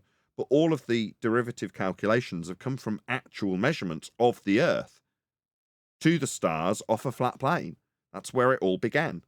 So to me, it's a better question, why aren't the kiddies being told how the globe Earth came to pass from flat Earth measurements? If you're going to include the words globe Earth at all, I don't see that they're necessary, obviously, to try and leave you leeway to do that, because that's precisely what you're debunking. I'm talking to Level Earth Observer like he's listening. He may not ever listen to this critique, you never know. Why is science rammed down them? Why is a globe in the classroom? If it was so true, you wouldn't need it everywhere at the start of programs in your classroom. It would be obvious. But it's not. The obvious thing is it's impossible. No, the obvious thing is that it's measured flat. That how we observe the world to be, that's flat, has measurements reference to the horizontal plane that we actually experience. Those are things that you can show to be true. So it's just getting out of the mindset of saying not globe. Yeah? Yeah, but Which is why they have. He is correct, though, right? It's basic, just measuring it flat. But even before that, it's already observed that way. So when you're measuring it, you're kind of just confirming what you observe. So I agree with him on that point. Yeah, I mean, I don't want him to, if he ever, I'm sure he will actually come and listen to this, because there's been hopefully a few of the audience members going and saying, at Nathan Oakley 1980 sent me, when they've clicked on the link and left him a comment and left him a like and such. So I'm sure he probably will listen to this. But, you know, as we said in the pre-show when we were talking about critiquing people like Dave Weiss and Jaron and Whitsitt, you know, it's not because we don't want to, it's not because we want to send hatred their way. You know, we want them to be on our side. We want to better their arguments. So obviously, if we are doing this and it comes across as overly harsh, then, you know, tell us as well, because that's not the intention. The intention is to better the arguments. That's why, you know, as the name suggests, right? It's Flat Earth Debate. Anyway. This guy that we're listening to, is he a new guy, or has he been around for a while? He's been around for ages. Hey Nathan, I got a video I just saw on TikTok, and it's two short clips of a 30-minute video, but these clips are 20 seconds long, and I found them quite interesting, probably because the guys are wearing suits, so it makes it more important. Yeah, if you can get them stuck in the. Where do I post them? Can you post them in Master B? Wait, were they I making think all I both have. arguments in suits? That's very important. Yeah. If you stick them in the I live stream posted it chat in for the wherever we are, somebody hopefully will stick them in. main text chat. Yeah, if you stick It's it, live stream. hopefully someone will stick it in Master B for me and I'll present it. Hello, everybody. Want to make myself known? Hello. I took a little break from the server. I was in Flatman B made a server, but I think I just got banned from it because someone started talking shit to me and I said something back and then gone. So here I am. Lovely to have you.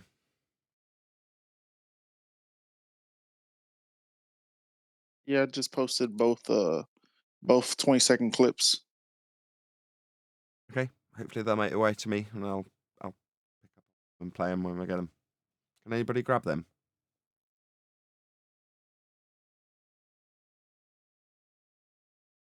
Anybody in that text chat to grab it? No. Where is it? In 24/7 text chat. I don't know where it is. That's why I'm asking it to get posted in Master B. It's in the live stream voice, live stream 2 voice chat. That's where you should post them. Can I address level of Earth Observer quickly? Yeah. Our critique isn't necessarily to put his position down. It's just when you're talking about the nature of reality, it does not make sense to point out that unicorns don't exist. It makes sense to point out how we do study horses, how the things we do experience work. If that's what you want to bring people to, get them there, a place where there is no argument. Yeah, well said. And I'm sure if he was to go through some of our videos over the last couple of years, he'd say, well, you're doing it all the time. And you're like, yeah, this is a change of heart on our part. So it almost seems hypocritical to go to others and say, you should be doing it like this. Well, where are you example to doing it like that? Well, we've just started doing it like that. It's better. So it's kind of, yeah, with the ball might turn slowly at first. Any chance he has not heard of me? Well, he has now because there've been people leaving him comments. So either way.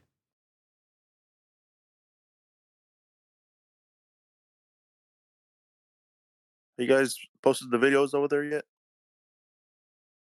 But nobody was willing to grab it and stick it in the feed that I use for the show. Can somebody grab What's that feed called? Text Chat 2 in Flat Earth 24/7 Discord?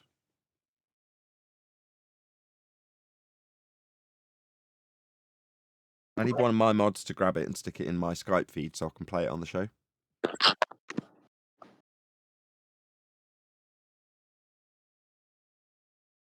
I was trying to buy you time by doing what I just did, but it didn't really work, did it?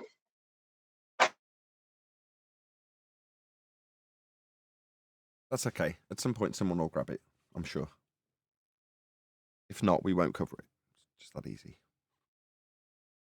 Was like that guy yesterday said about, the gas pressure was out of container. But when you said, well, gas fills space, he didn't disagree. You know what I'm talking about? You ever seen the Flintstones? Do you remember Bam Bam? That's exactly what I thought. Bam Bam. Just to let you know, somebody already did post them in the chat here. John P. Ryan posted them. Yeah, I got that. I need them posted in my local. I've got my own internal chat for the show. That's where I need them. But that requires somebody. I'm normally in my own server, if you want to call it that. It's not actually mine. But therefore, there's more moderators around that I know that I can say, can you post it in the Skype chat so I can play it on the show? But if there's nobody there to do that, which it doesn't sound like there is, then unfortunately, I can't do a great deal about it. Well, that's okay. Do you want me to see if B can do it? We're mainly here to chat to you fine folk anyway. Oh man, it was a good one. They had suits on. I mean, you sold it to me already. I had suits, and I knew it would be good. I mean, nothing better than a well-dressed globe argument.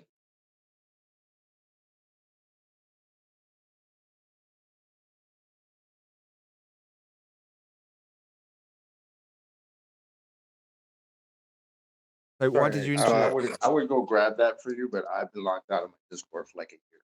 So. I can't do it. No, fair enough. I've alerted your administrators. They should be working on it now. Ah, brilliant. If I remember correctly, Level Earth Observer is a tower crane operator too.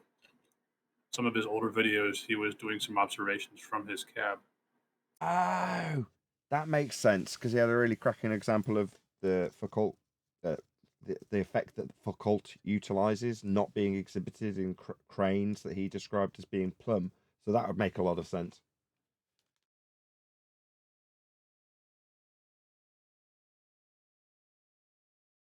I like that when there's a connection to a certain specific aspect of your job that you go, yeah, this wouldn't work if I was on a globe, would it?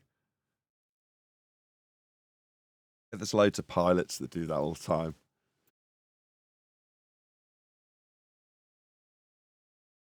You got to admit, all pilots think about it, right? But they don't want to be ridiculed just even asking.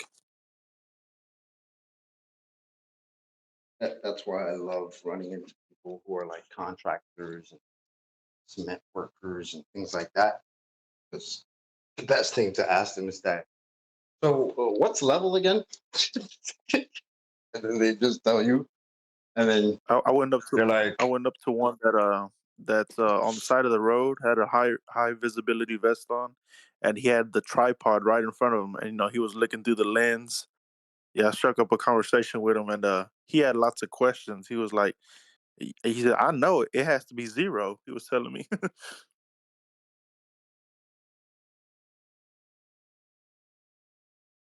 Yeah, Bev Try Thinking did a similar thing. He went up to a surveyor and, asked him about how it was being surveyed.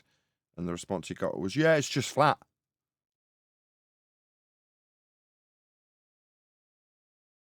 Yeah, somebody else in the Flat Earth community put that out. I think it might have been Michael Kahn. And Bev copyright striked him. He obviously doesn't like the fact that he went up to a surveyor and asked him to describe how Earth was being measured. And he said it's just flat. Because that obviously contradicts his whole not flat narrative.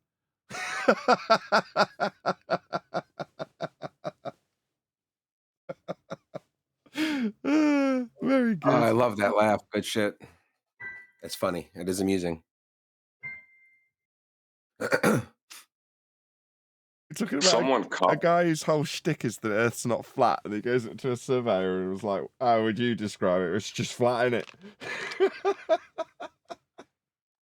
The fact that he had to copyright strike somebody for it as well, if that ain't telling, I don't know what is. Don't have me mirrored, contradicting my own argument with a surveyor's opinion of how flat it is. I say it's not flat.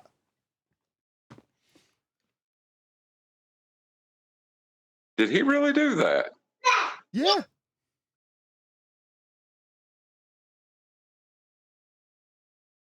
Hey, and the people that watch him know. Sorry, say again, John. Do the people that watch him know that he copyright struck this person? I don't know. I remember saying to Michael, just appeal it. What an outrage. And he was like, no, I'd rather have it stay there so I can say, look, he is so against this surveyor who he spoke to, and the surveyor was explicit in his answer about it being flat, that he doesn't want people to know about it and will copyright strike people who mirror it. So he wanted to, Michael from memory, I'm pretty sure it was Michael Kahn who was telling me this. He was like, no, I'm not going to appeal it. I want to be able to say, look, Bev's very much against these surveyors telling you how flat it is, because he's going with the not flat rhetoric and will copyright strike people who try and point out that Bev's been told by surveyors the very contradictory point that he stands against. Obviously, he doesn't want Yes, it was Michael Kahn. Hey, do y'all guys remember the Michael Sotero guy? I think what's that, Flat Earth Dave debated for like 3 hours or something like that. You guys remember that guy? He's some big red pill guy, and every time he's on the podcast, he's just talking about dating strategies and red pill stuff, and someone will super chat him like $10 and say, "When are you gonna give the flat earthers a rematch?" or something like that, because he got his ass whooped on there. Oh, did he? Yeah, what's funny is that his show's all about red pill, and that's all they fucking talk to him about. They said those flat earthers whooped your ass or something like that. Cool. Very cool. I mean, if you're getting beat up by Dave and his app, I mean, you got bigger problems. Garrego, Armand Fuseau, Augustin Fresnel, but one of the most famous was the Michelson-Morley experiment in 1887. No, tell us about that. Well, they used light beams to measure whether the Earth was moving. What? Interferometry? This is an experiment, so there's no naturally occurring phenomena. The phenomena is induced in the apparatus. Experiments ascertain the cause of an effect by varying and manipulating that which you assume will cause the effect you observed in nature. That is not what happens in this Michelson-Morley study of interferometry. And they found that there was no... Go ahead. There is the diffraction pattern that forms, and that's how they calculate their speeds. Is that what they're addressing when they're talking about the difference between the two beams? No. I don't think so. Is that difference creating the diffraction pattern? No, it's definitely not an experiment. But what is it? It's an observation and a measurement of what? Well, it's more like what would I call it? Like troubleshooting in technological terms? Would you call it troubleshooting? Well, the thing is, the diffraction pattern in one direction is different than the diffraction pattern in another direction is the whole point, right? And they're trying to ascribe a cause to it, which makes no sense. Right. But the diffraction pattern itself is particles of light hitting that receiver. That's how they demonstrate it when they do the spinning Earth. It's the two little dots separating. Right. Movement. The Earth has to be moving 30 kilometers per second to complete its annual revolution. And they found out that it wasn't moving in a very precise. Michelson could have calculated it to 1/100th of what he got in his experiment. That's how sensitive his instruments were. What did the experiment involve in terms of apparatus? So we can get a concrete... The experiment was the apparatus. That's why it's not an experiment. Understanding of well, what they if found. if the Earth is moving around the sun and we shoot that light beam in the direction that the Earth is moving. What fallacy? Affirming the consequent. Okay, and then we shoot another light beam perpendicular to that. Well, the one that's in the direction of the Earth's movement should be impeded in some way if it's moving through space, whereas this one that's going perpendicular would not be impeded. Why not? Because it's not going through space. It's just going north and south. Okay? And what they found, they expected to have a 30-kilometer difference between these two light beams. There was no difference.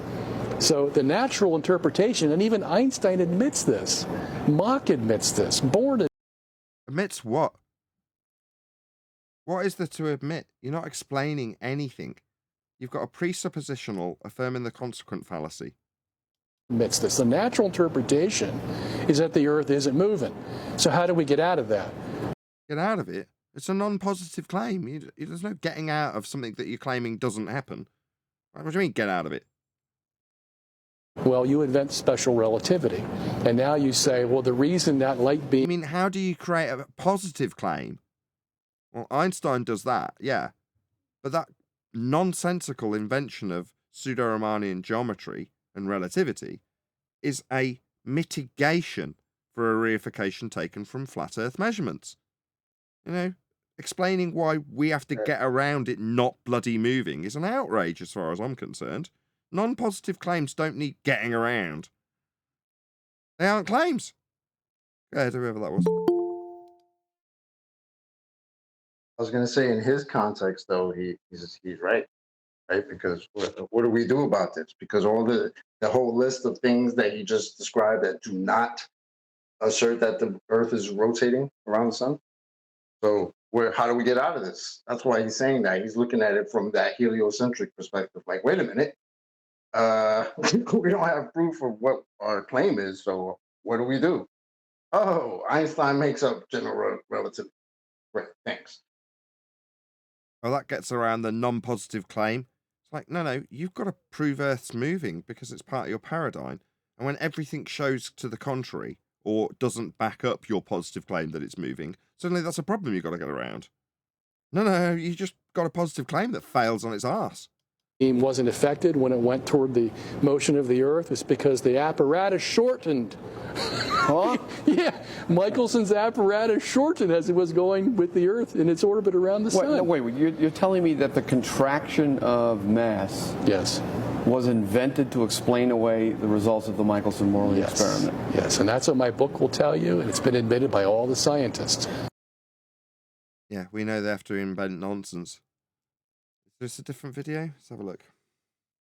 But I wasn't aware that they don't really have any even purported scientific confirmation in terms of physical measurement. No, nobody of the contraction effect. Nobody measured a contraction, but they put it into a mathematical formula called the Lorentz transform, and it's probably the most famous equation used in physics today. Does anyone expressly admit that, hey, we had to come up with this contraction effect because otherwise we're stuck with a motionless Yes, Earth? the very guy who... Yeah, again, it's a problem.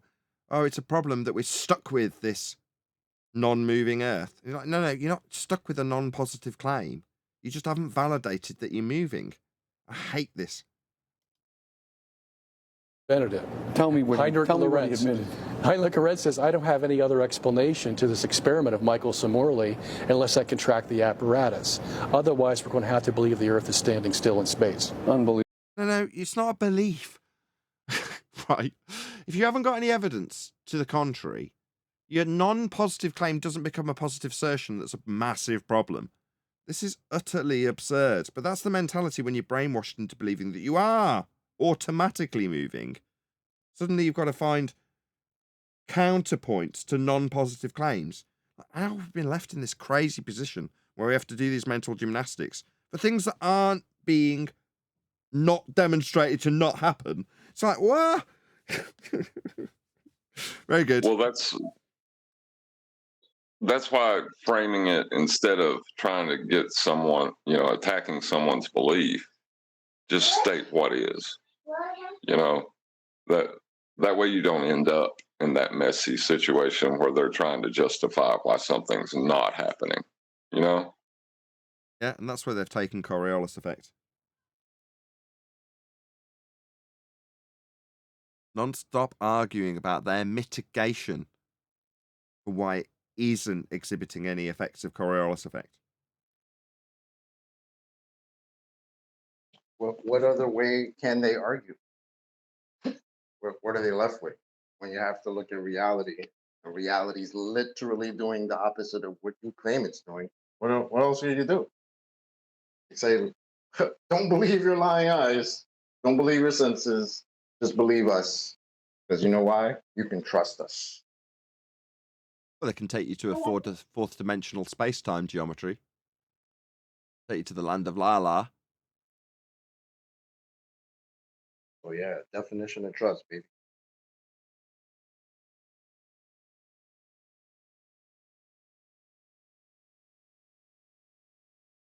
Right, let the rowing commence. I'm going to step away and get myself a cup of coffee.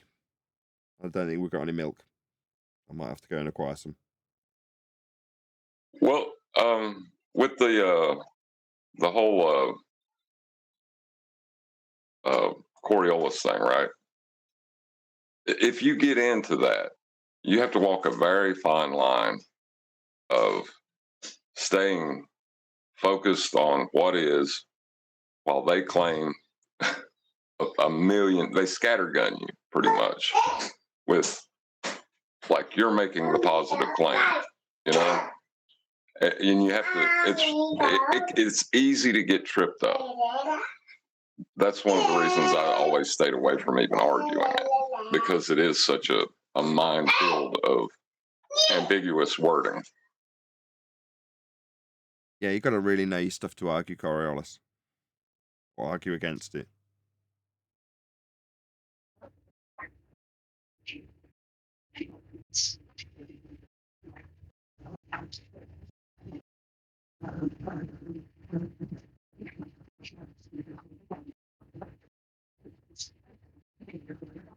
JKLFQ, you're hot micing, my friend. JK, hello. Yeah, hello. Yeah, your mic's just open. Can you hear me or not? Yeah, we can hear you. Yeah, sorry, but I mute my mic, didn't I? No, you were hot micing. All right. So,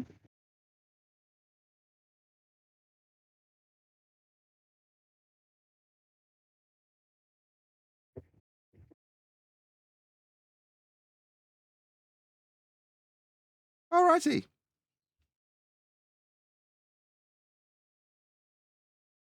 Hello, Adam, by the way.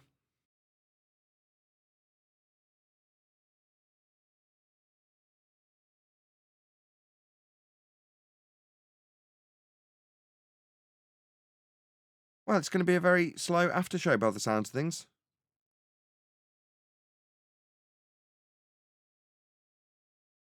This thing on. Where's Neil? I haven't heard him pipe up.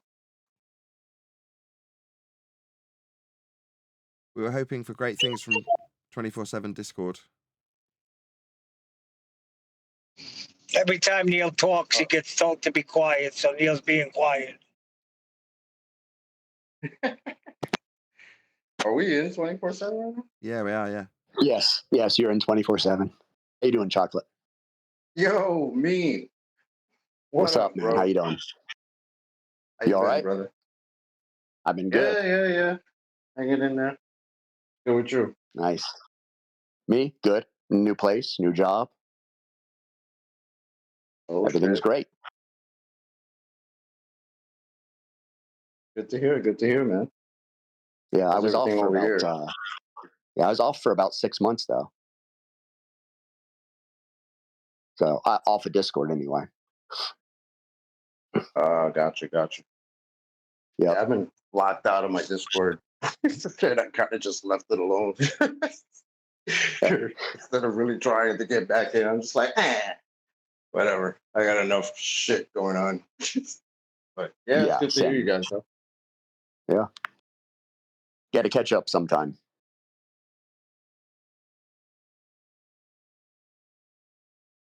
Yeah, definitely. Brother. So yeah, there's not a lot of Globies left that really want to jump in and start fighting anymore.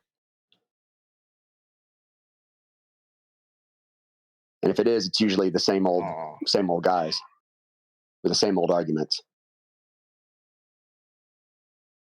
Wait, what do you mean? The heliocentric model is not providing them with brand new evidence that they can come spout every day? What do you mean? No, not at all. How could that be possible? Someone even a few days ago, someone came in here arguing about Christopher Columbus and using that as proof. And I thought, oh, we're back in middle school arguments now. We had a couple references to Pearl Harbor a couple of days ago. Oh, why they didn't just fly? Yeah, I've seen that meme map before.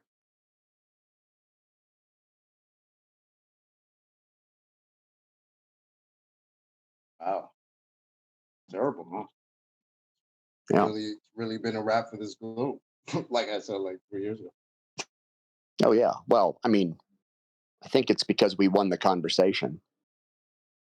Everything they do now is just damage control. Coming up with their own little unique. They're like 1,000 different factions of Protestantism at this point. Like they've deviated from the Church of the Globe, and now they have all of them have their own little personal religions about it now, and so they have all their own little arguments.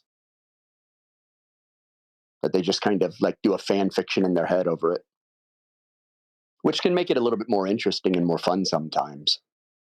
You know, you get these off the wall comments that make good screenshots and good clips, but as far as long drawn out conversations with intelligent people, it's long past.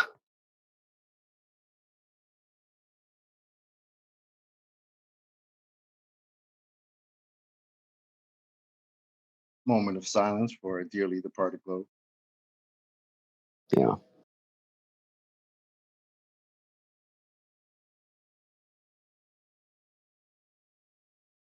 It's open mic night, right? Other people can chime in, I guess. Yeah, we got a guy in the lobby who wants to get verified. Just go ahead and verify him and drag him in. I can't use my keypad. I'm driving.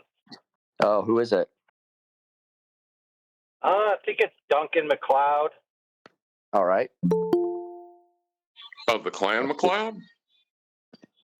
McLeod. I was just gonna say that. You can't use clan. That's too sensitive. You have to use of the group McLeod. That way you don't trigger anyone. You know. Sometimes when you say words, it triggers people because in one context it's a similar token, even though it's not the same meaning. They confuse it and impute the other meaning, making a classical lexical fallacy. You know, kind of like when you say the Earth is flat, and then a retarded glober comes in and be like, "Oh, what about mountains?" Yep, there's definitely some triggers out there, aren't there? Is that what are those? Are those topographical earthers now?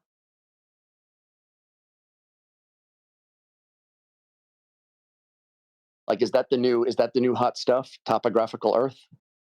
Is that the third position? It's the Elon Musk. Good one. The ones who will say you could tell it's not flat, but from how flat it is. Well, yeah. There's a group of Globers from the politics server that have dubbed themselves Troll Team 6. Their mission to, be tactical and really attack the flat Earth. And, guys like Bev and some of the guys that adhere to his way of thinking in the sense that it's not flat because of topography, try to talk to these guys, and these guys can't understand whether they're Globers or not. But they came up with this name for guys like that, lasagna earthers. Lasagna earthers. Because you got a flat noodle. Yeah, you got a flat noodle with a bunch of undulations, so it's a lasagna. Oh. So they're stupid. It's got a certain ring to it, doesn't it? Lasagna earth. Yeah. I'm not really big into lasagna unless it's fried. What's this about lasagna? It's odious, Neil. It's odious. Yeah, lasagna's mid. My Garfield son sucked. I love lasagna, actually. Hey, Neil, are you Italian?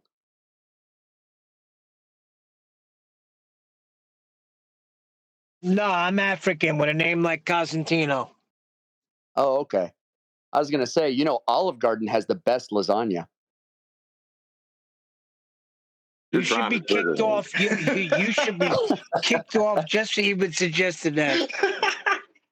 I don't know why that was so funny.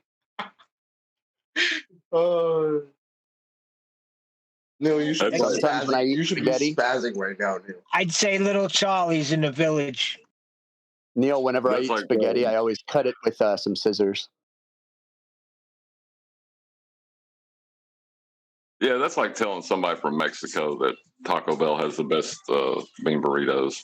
You just ask them to get triggered.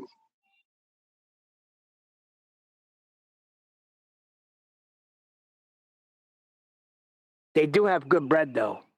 That bread comes out hot at the Olive Garden. Yeah.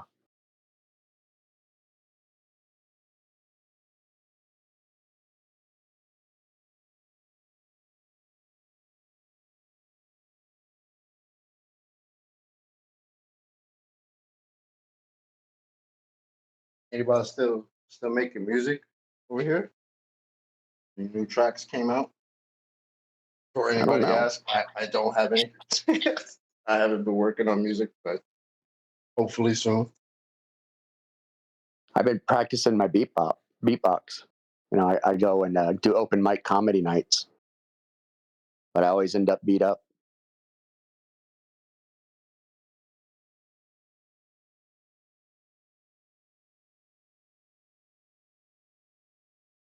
I'm gonna have to come see one of those.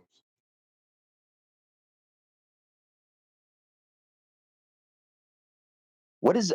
I haven't heard from Bev in a very long time, and so like I don't know what happened with him or anything. What is this thing that he's doing? That it's flat, not flat.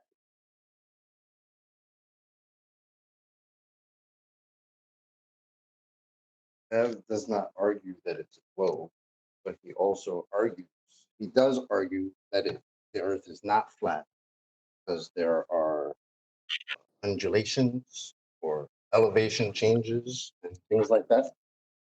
Yeah, but just on the land. 75% water, isn't it? Oh yeah. I don't know. How do you know that? That sounds like a globe claim. Don't forget the oceans have waves, so that makes it not flat. Oh man, you're right. Yeah. Yes, the Earth is wave-shaped. Yeah, I forget that if you put a microscope on my concrete foundation, it's not flat either.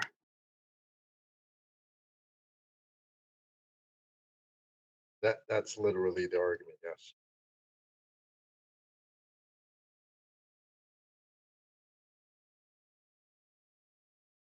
So, if you want to say that that's what flat means, right? Then that renders the word unintelligible in any practical sense. Am I right or wrong? You are correct. Right. So that would mean that that term can only be applied to mathematical or theoretical planes that exist in concept only, which Right. means we would have to remove that word from the common lexicon, right? Right. It's funny because when we're surveying, we're setting up for like a 2 million square foot foundation, we run an imaginary flat line over everything. But it's not, it's ethereal. It's a theoretical, it's not a real thing. And it's so we can maintain a flat elevation. There's no elevation change.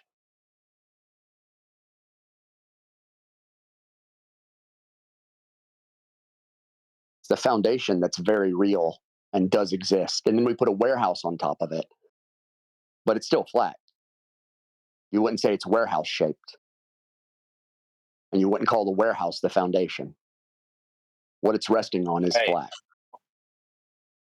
After you get this line and then you create your physical structure with reference to this line, is that physical structure in perfect reference to the line? The answer is no. It's within a tolerance, correct? But you could still describe it as flat within your level of precision, right? And that's how we use those terms in reality. We all understand that when we say something's flat, at an intrinsic level, it's not perfectly flat, right? I mean, imagine thinking that you saying the Earth has topography is a profound statement. I mean, I don't get it. I don't get why these people got it up their buns. Well, I mean, so even the pedantic statement, about it. the Earth has topography. The Earth part, though, so they're describing a flat plane that has topography. Right, I was just about to say it's a horizontal plane. In celestial navigation terms, it has no topography whatsoever because longitude and latitude is a 2D plane where two lines meet. And obviously, the observer or the navigator in this case, it's at 0 elevation. Yeah. What about rogue waves? Yeah, tsunamis. Yeah. Ladies footwear.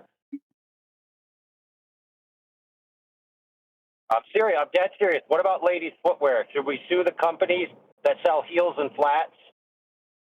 Huh. Because the shoe that they sell it that's called a flat isn't actually flat. Yeah, flat is kind of, I mean, for practical building purposes, it's just a convenience.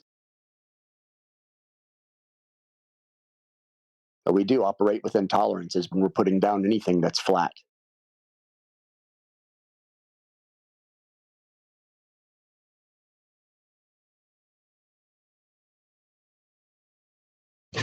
Does anybody have a better description than flat?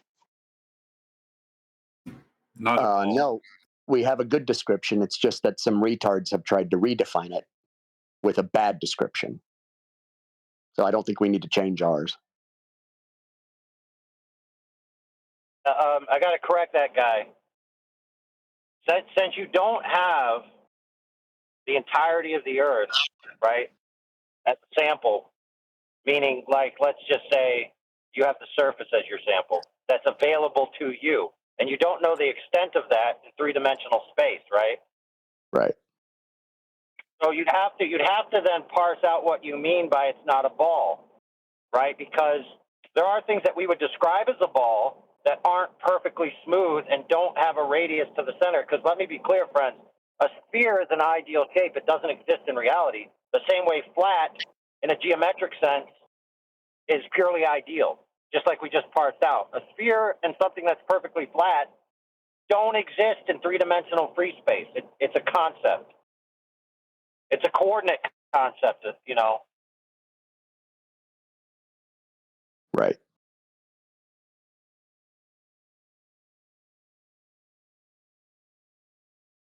So you're saying there are no spheres in reality?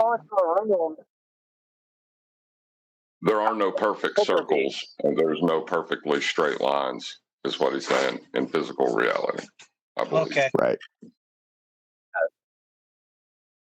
Yeah, just by the definition, you think about it, you have a center and you have an equidistant radius, right? Where are you going to get a perfectly equidistant line in reality? You're not, because if you understand, if you have any concept of what matter is, all of those concepts, right, are differential. Like they have a slight difference to them, you know? So you're not getting that perfect ideal radial line. Have you ever seen a needle under a microscope? Or a razor blade or anything that you would normally think was perfectly machined. When you look under the microscope, it looks like a mountain range. Yeah. Yeah. Oh, yeah. The only thing I can think of that I've had trouble seeing imperfections in is like an egg when they're trying to fertilize it, because it's not zoomed in enough to see those imperfections, you know? Because you see that needle coming in and it looks like a jagged mess. And then you have this seemingly perfectly round embryo, or soon to be embryo, that they're about to, you know, create. And it's kind of like that, I guess. Like, what scale are you trying to think about this on, you know?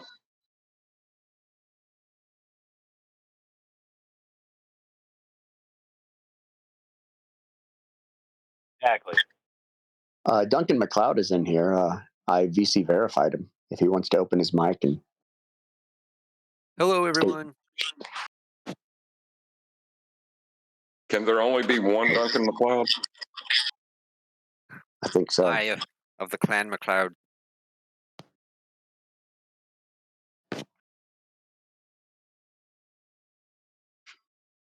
Yeah, I'm a regular on the other channel, so I just joined this one today. Are you a flat earther or? Oh, it's flat. It's flat for sure.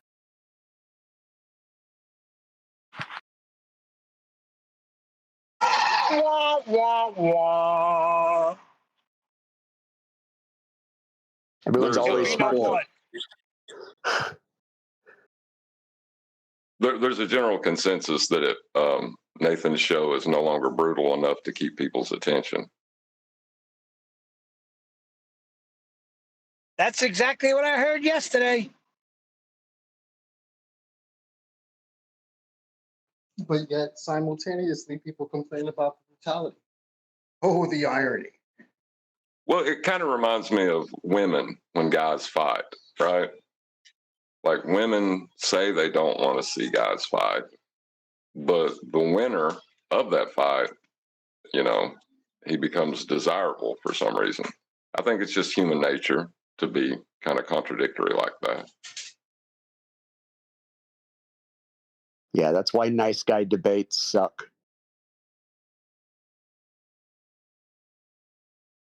They are boring, aren't they?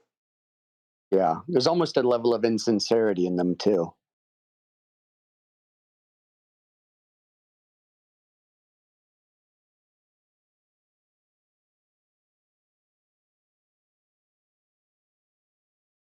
I guess it's a real fine line you got to walk where you're brutal enough to make sure everyone knows you won, but boring enough that you don't upset the sensibilities of those who are sensitive to it.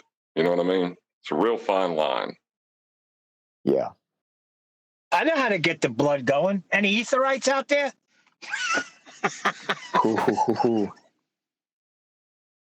There won't be too many here. No, what I noticed is what they do is they come in like covert, They come in with compliments to how good you are and how your show is so meaningful. So they come in like covert. And then towards the middle of the conversation, they'll throw some words out there that are a little buzzy. And then by the end of the conversation, when they don't bait you at all, that's when the ether comes out. Well, it'll be you're in the middle of a conversation and all of a sudden, have you heard about our Lord and Savior, Aether Christ? Something like that. And they're trying to lump it in with God, too. Oh, yeah. Like, look, go find some evidence.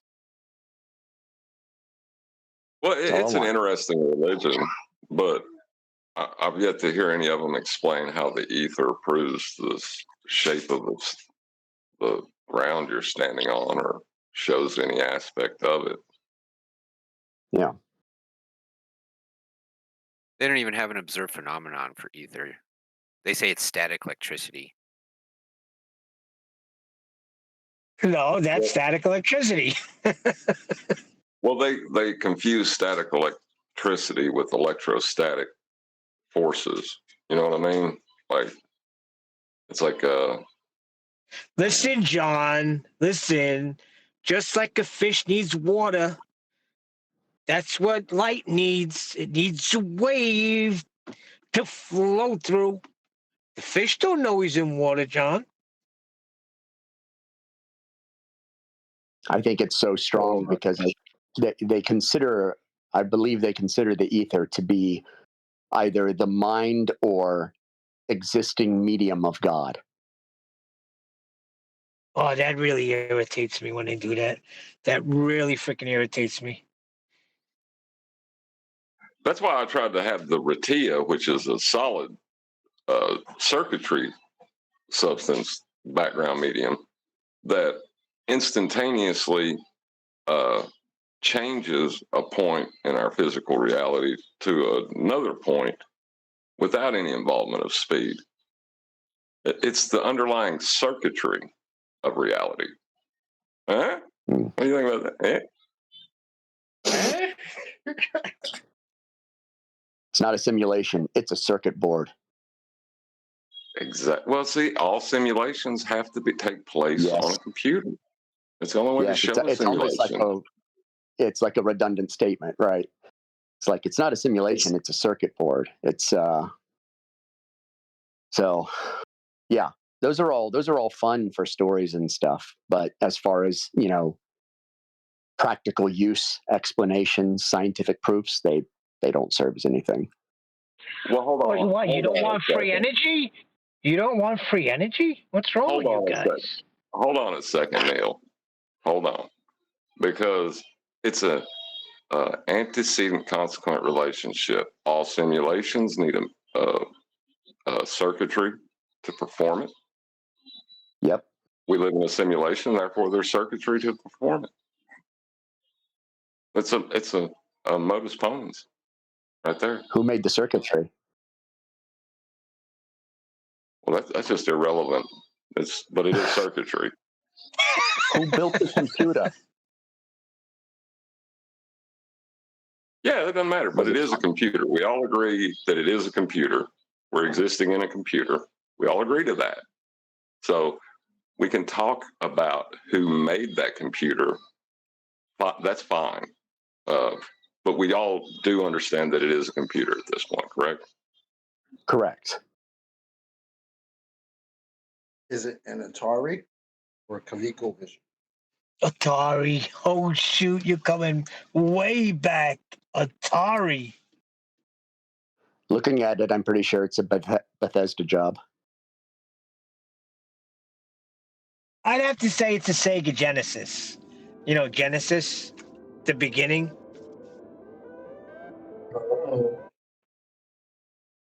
Get rid of the Sega part. It's a Genesis computer. So yeah, the background medium is the circuitry of how things move from one point to another, because you can only know a microscopic particle's position or its acceleration. You can't know both. So it has to be circuitry. Is that in counter space? In a simulation, there would be no movement. Everything exists in the simultaneous moment and instance. Just like we experience.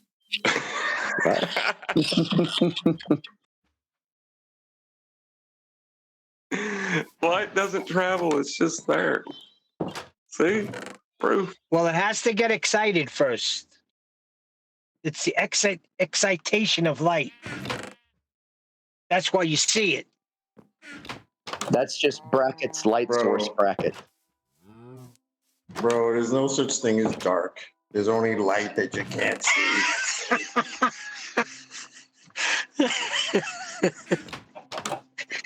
Is all of this happening in counter space?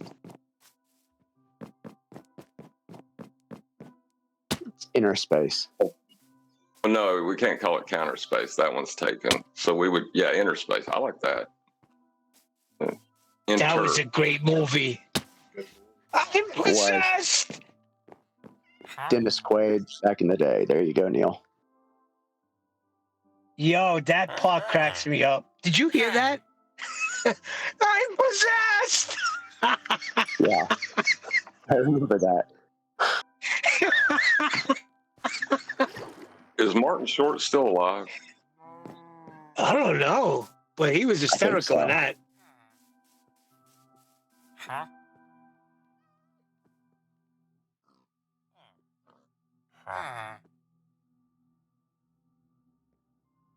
Oh, somebody said ether earlier, and now QE has arrived. I think his antenna were up.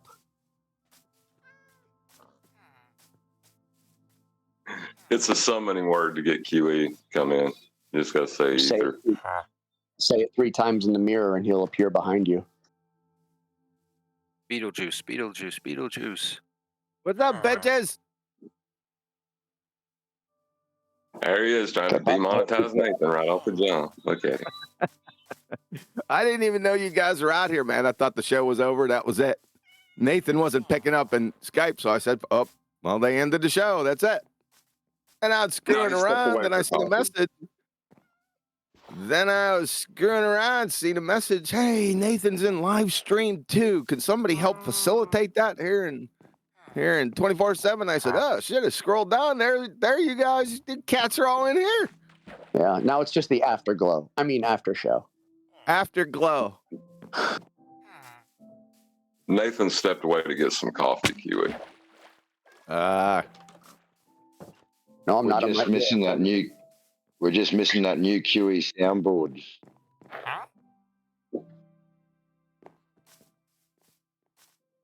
It's the one.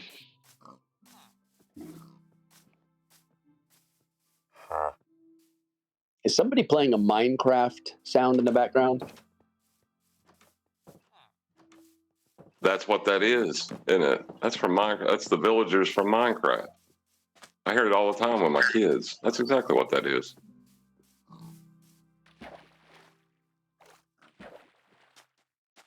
That Nathan with his mic open.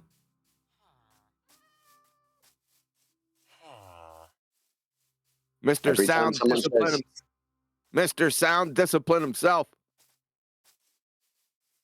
I think their mic is that actually What it is I think Clover has picked up the game control and is playing Minecraft, but Nathan didn't close his mic when he left, so we're hearing her play Minecraft.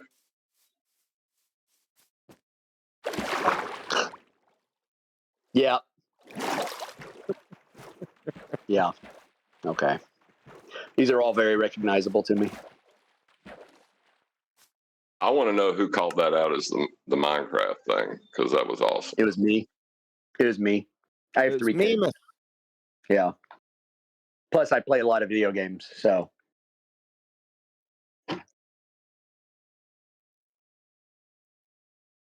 Good ears, man. Good ears. Yeah. And because I believe it's flat, and it's flat in all games, we exist in a game. That makes sense. Yeah, you missed the Ratia. It's the new ether. I just made it up myself, so it has to be true.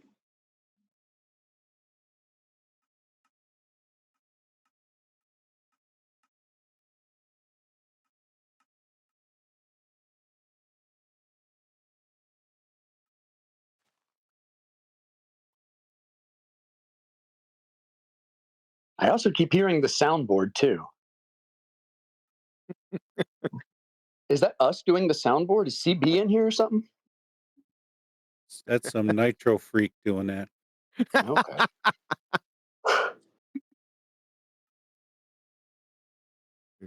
I just keep hearing bruh and hell nah.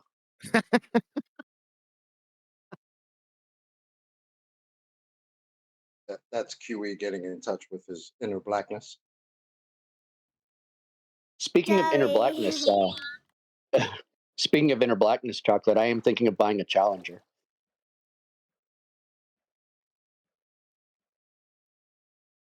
What, the car? Yeah. Nice. What You year? gonna be running from the police soon? Yeah, I'm gonna get some big rims on it and everything. No, I'm gonna get it white with some 5 spokes.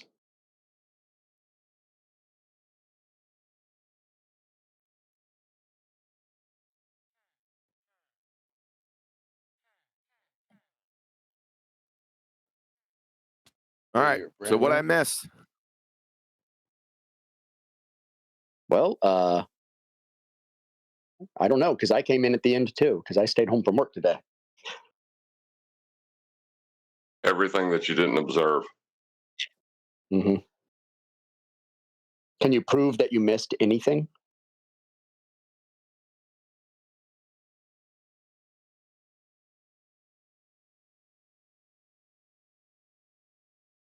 That's if deep. you don't care. That's so deep. You didn't miss much. We haven't got any Globers in here willing to price up. They're all hiding on the political server still.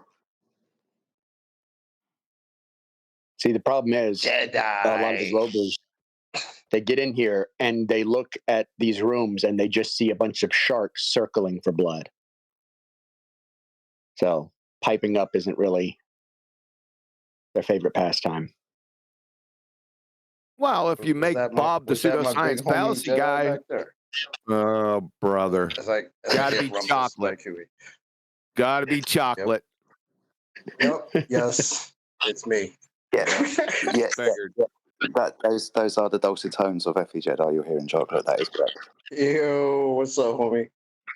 What's How up, you my been, brother? brother? Hope you can well. So, take a moment to recognise chocolate. Good to see you, brother. Mimas, you're back Yeah. feeding. Oh, sorry. Hold on. It's not a shocking surprise. It happens every time. Oh, I know. I do it. I make sure that I'm going to be doing it, like rubbing on my beard or something. Here. So I got a good idea. Just make Bob the pseudoscience fallacy guy a moderator in here, and he can come in. How about we make him a gold and not a gold plus? Didn't he try They can just that troll once room already? to Didn't room. he come in here one time and said, "I'll debate, but I need full moderated powers"? Yeah, Silly yeah, he shit did. like that. What did I miss? Yeah. You missed your video, Q. We did the treatment on. That was enjoyable. Yeah, thanks, Kiwi. You're welcome. I also proved the Ratia, and we all agreed, so we're all Ratiaites now. Come again? I didn't know that a comment could be independent variable. I just found that out this morning, actually. Me either. Anything anything happening. No. Yeah, in nature, so long as it's not been caused by man, because then you already know the cause, then yeah, anything that occurs in nature can be considered a phenomena. So comets, absolutely. The stars themselves and their No, movement. I said independent variable, not phenomenon. Oh, independent variable, as in the presumed cause of the effect is comets. Oh, that's a Bob stupidity, isn't it? Bob's the science guy? I vaguely heard We're his talking name about mentioned the video. as I sat down. I heard someone saying something about making him a moderator. That is what I'm assuming you're Yes. talking about. When Bob wanted to come here, he said he would only debate here if we made him a moderator. Okay. So make him a mod. What's the problem? I don't want him banning my guys. Can he not have a lower mod status? We do. We could make him like a pseudo or something like that. Yeah. If that's what Bob needs, then fine. He left That was like YouTube. 3 years That's what he ago. said yesterday. He left YouTube. That's what he said yesterday. He's on TikTok now. So he can only make ADHD commentary now.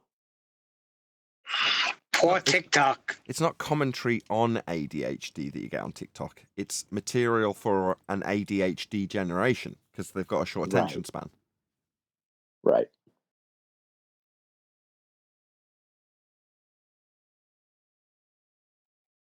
I've put a few videos out on TikTok. Not that I give it that much attention, but occasionally if I'll make a shorts video and I'm on my iPad and it's like one button away to go to TikTok and just put it on TikTok as well, I will, because it's very little effort. I've got 100 subscribers on there. Fantastic stuff, eh? Yeah. Well, if he's going to TikTok because he thinks that more subs there equals more revenue, he's going to be in for a big shock because it's, I think, 70 times lower the subscriber count for income. So having 100,000 subscribers on YouTube, it would be like having 200 subs on TikTok. There's not much revenue to be had. Wow, we got a guy promoting TikTok all the time on here named Gene. Name a Gene. Yeah, just because Gene likes TikTok and therefore sees it as beneficial to me, this doesn't make his point invalid just because there's limited revenue. I spent most of the pre-show moaning about the YouTube revenue, so, you know.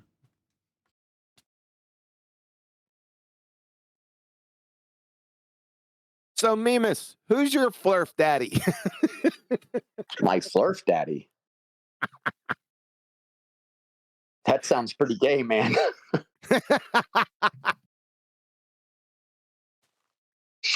Hold on, wait a second. You're the father figure. I forgot who said that. I heard that recently. They see Nathan or Kiwi as the father figure. Really? Man. There's two Well, types. Yeah, this is There's two types of flat earthers, but 3 tiers.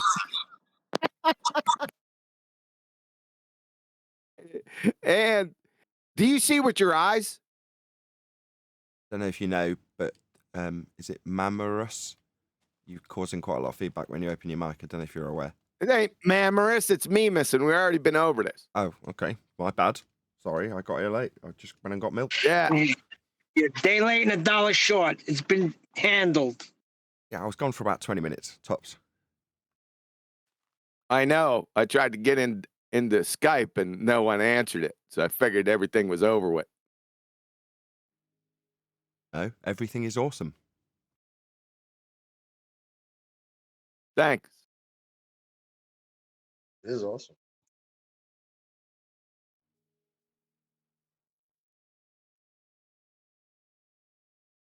Do you see with your eyes? Me? I was explaining to my daughter why a guy was carrying a cane and why he was rolling the little ball along the street and explaining that he sees with his fingertips. Ah. So Bob is right. Why? What? Oh, okay. Not if it makes Bob right. Now, I ended the show yesterday. He pulled one of those fight the fat girth things. Is that your hand? You put your hand out in front of your face. Is that your hand? Yes. No, it's not. So Bob pulled one of the same things yesterday. That's where I closed the show out because I can't wait to start right there again. So he says, what do you see with? You don't see with your eyes. That's where I stopped it. His argument for terrestrial refraction being an automatic assumption is that you don't see with your eyes. Are you kidding me? I'm not kidding. That's what the man said yesterday. Then I stopped. I said, oh, yeah, I got to stop that right there. That's for the next show. I forgot how embarrassing his last, or maybe it was his first, I don't know, visit to Flat Earth Debate was. It was a very long time ago, but his appearance was woeful. It was lovely, wasn't it? Yeah. Yeah. I played it yesterday, by the way. Well, yeah, I listened to it. And I remember thinking that's why we called him Bob the pseudoscience guy for the longest time. Because he was asked what are the constituent parts of an experiment, scientific. And he didn't know. He said, hypothesis, null. And you're like, no. And you're like, well, what are the constituent parts of an experiment? He's like, okay, independent variable and dependent variable. I can't think of anything else. You're like, well, control variables, Bob. Oh, yeah, control variables. Yeah. You're like, this should be on the tip of your tongue permanently. You're Bob the science guy. But yet you don't know and you're being held to task by flat earthers. What an outrage. How dare he call himself science guy? Hey, theater major. That's better than that's not an ad hom. Same question. That's literally being asked the same. Sorry, chocolate. Sorry, I was just gonna say it's better than being asked the same question by QE to Mick West, and him saying, "Do you? I don't know. Do you have one?"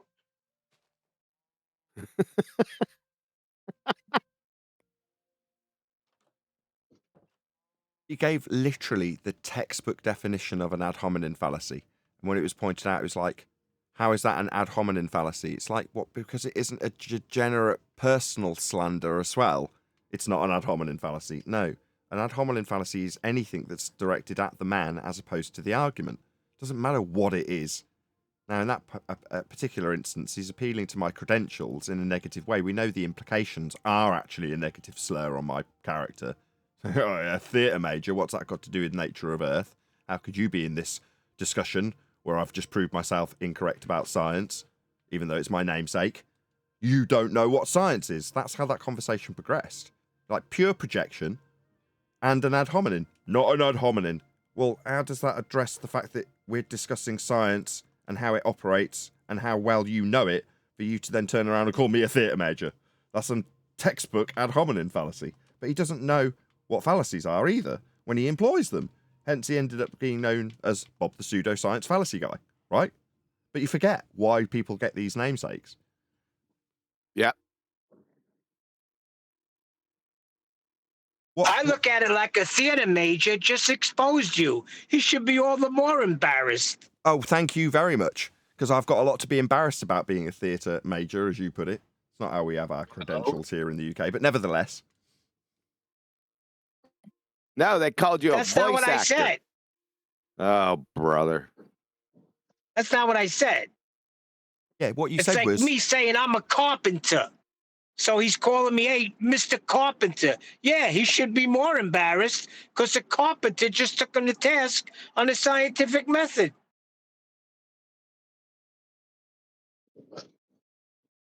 Fair enough.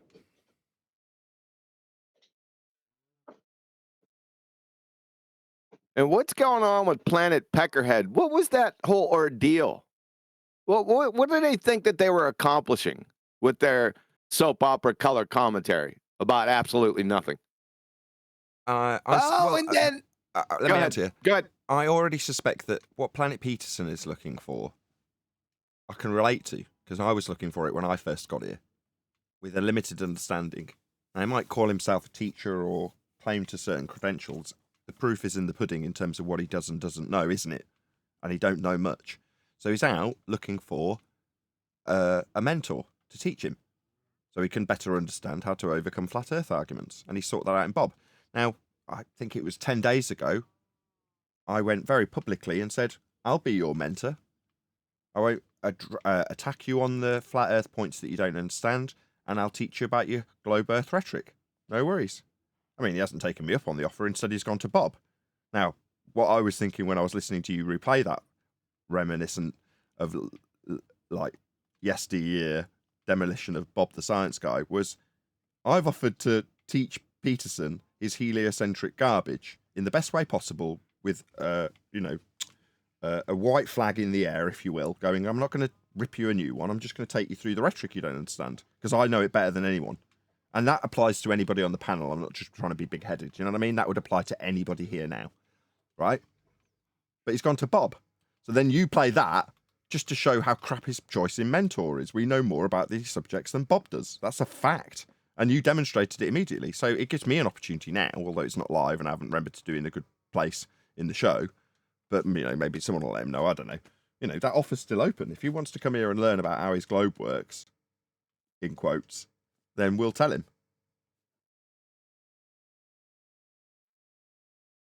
Hi, Nathan. How are you doing?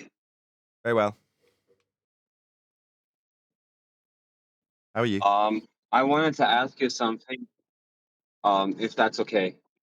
Yeah. His name's Peg. Yeah, Pig. Very good. So I've been recently getting involved in some quarrels or conversations / debates with globe earthers on random occasions. And I've heard you talk about this several times before, and I would love if you could explain it to me in a bit more detail and entropy, as well as with the statement that you made, like we measure it flat. Could you go in more detail on those two subjects maybe sometime? Like not right now if you're already doing something, but so that I can have a better understanding and like not have to listen to BS from people who don't know what they're talking about. Mm-hmm. What? But both are self-explanatory. I mean, I could summarize both of them with like one sentence. Earth is measured flat. Now, you can get into the semantics of the description being non-geometric, merely descriptive. But if you want me to paraphrase it away from somebody being able to get one overview on semantics, you'd say the Earth presents it as itself as flat, and that is precisely how it is verified when we measure it. Or something to that effect. Because to say flat isn't really a geometric measurement type term, as opposed to just being a general description of what it is and how it presents itself. But in terms of how the world functions and how it's been measured to give us the maps in the first instance, things like, I don't know, latitude system with Polaris, those angle measurements are taken from a flat plane. They are measurements with respect to a flat Earth. That's Earth being measured flat. Now, more useful to anybody going into the debate is to know that is the case and therefore appreciate that every single globe claim that will ever be put before you will revolve around, no pun intended, a flat Earth measurement at some stage. Normally, it's genesis. The genesis of a globe claim will come from a flat Earth measurement. For example, if you're going to claim by affirming the consequent that Earth's a sphere, you're going to start by utilizing a radial value at 3959 that's been derived from a measurement to Polaris, the minimum being the equatorial value, inferred minimum because it changes towards the equator. Therefore, you end up with anomalies being able to see Polaris beyond what is considered to be the equatorial minimum. But when you derive the rate of change towards the equator, you end up with that minimum value, which means you can back engineer the flat Earth functioning, flat Earth measured world that gives you the maps to actually function with the real world. Now, in the process, you might transpose that onto a globe and then back onto a flat map again, but it doesn't alter where the origin of the measurements comes from. So in terms of saying Earth is measured flat, it's almost done in a way that entices people to argue about the terminology, because the argument about the semantics of the terminology when it's not a geometric term also revolve around us accepting unequivocally that Earth is being measured as a horizontal plane of reference. That would be a flat Earth. As for the gas pressure and entropy argument, entropy is a description of how gas behaves, and there's a claim that there's a sky vacuum. Gas fills space. That's it. Much more concise when it comes to the entropy discussion, because it's a rebuttal to their positive claim that the sky is a vacuum. No, it is not. That violates the natural law that is the second law of thermodynamics. Hope that answers your questions. Yes. I have one more question. This is like less of an explanation, but more of like, what do you do when you give the statement that like the heliocentric model defies the second law of thermodynamics and entropy, and the claim that it's measured flat. What do you do when the person you are arguing is just like, no, you're wrong, it's not like that. Like, do you just give up and like, yeah, whatever, like believe whatever you want to believe, or is there a way that you can like nail in that fact to the person so he understands what you're trying to say? Yeah, that happened on the AMA. So when that happened, the guy was like, well, all the scientists have measured it flat. I'm like, okay, number one, you don't understand science, you're in a category error.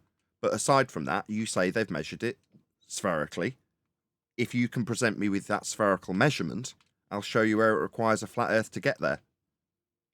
Now, in that instance, he didn't offer anything, but were someone to say, yes, I can absolutely prove Earth is a sphere by way of its measurements, they will not.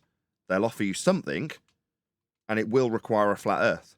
Now, 99 times out of 100, they'll just require an R value. Now, in previous years gone by, we've asked them to prove their presuppositional R value. Well, it isn't presuppositional. It's measured flat. That's how they derive it, so it can back engineer itself into measurements of the flat Earth that you will be utilizing with a sextant, for example.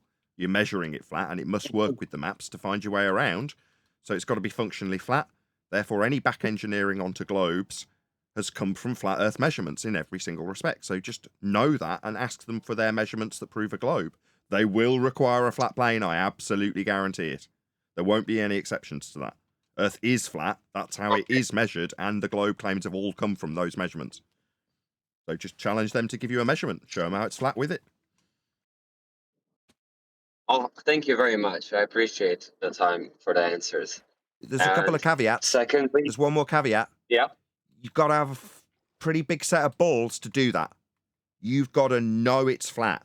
In other words, if for you, Pig, at this stage, you're like, oh yeah, I believe all that, then that's not good enough, because you won't have the balls to challenge them on the basis that you know it's flat, and knowing that it's measured flat and how it's measured flat will always lead you to a path that can assert where their globe claim needs a flat Earth.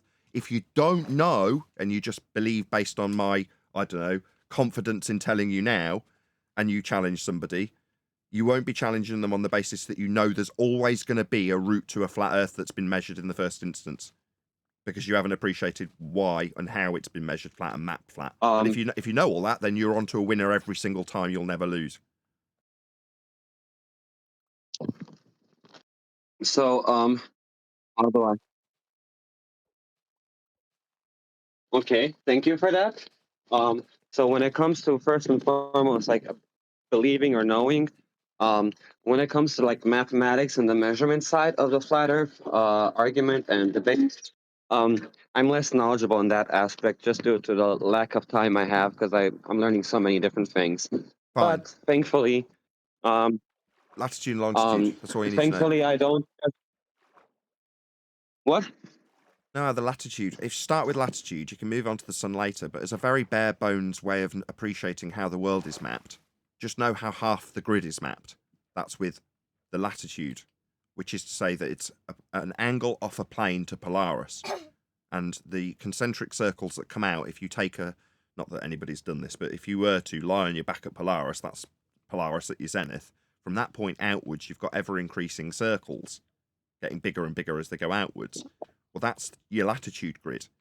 Now you can plop it on a sphere and then project it back out onto a cylinder and then roll it back out flat to make it into a square grid. But it's the same grid, and the grid itself was measured with Polaris in that instance.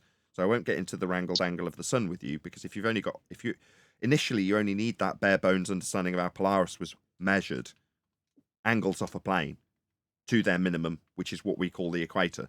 Well, you can now appreciate with the description of the angle measurement to Polaris what the minimum or inferred minimum, I have to be careful with my words there, but the inferred minimum at the equator can easily be understood to be transposed into a spherical value when you understand how it's measured. Well, you've got a flat circle radial value with the outside edge of that circle being where you can no longer see Polaris at the horizon if you're measuring it with a sextant. Well, that's your outside edge of a sphere if you're going to take that flat plane measurement with an angle and then turn it into a sphere. You need it to back engineer itself into the celestial sphere model. Therefore, plopping those angle measurements spherically as concentric circles still works if you back engineer it. Make sense? Got it. Breaking up, Pig. It does. Thank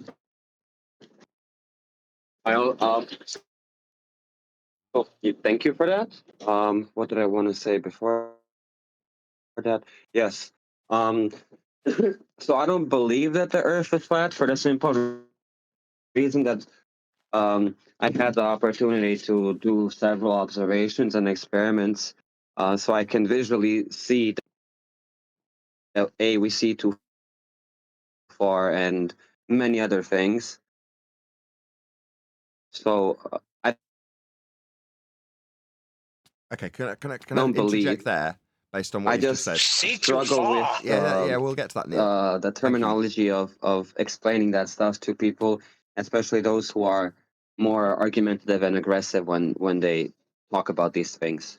So that's why I asked. And secondly, I realized, because I don't join as often as other people in the service. Yes. You're breaking up quite badly. You also sound really nervous, and I don't know why.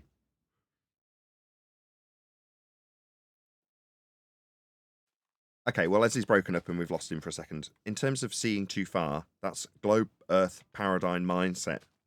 So your automatic assumption is that we should see to a certain set distance based on Earth curve mathematics that have been taken from flat Earth measurements, again with a radial value, inserted into an orthographic mathematics for perspective hijacking assertions that the Earth will get in the way.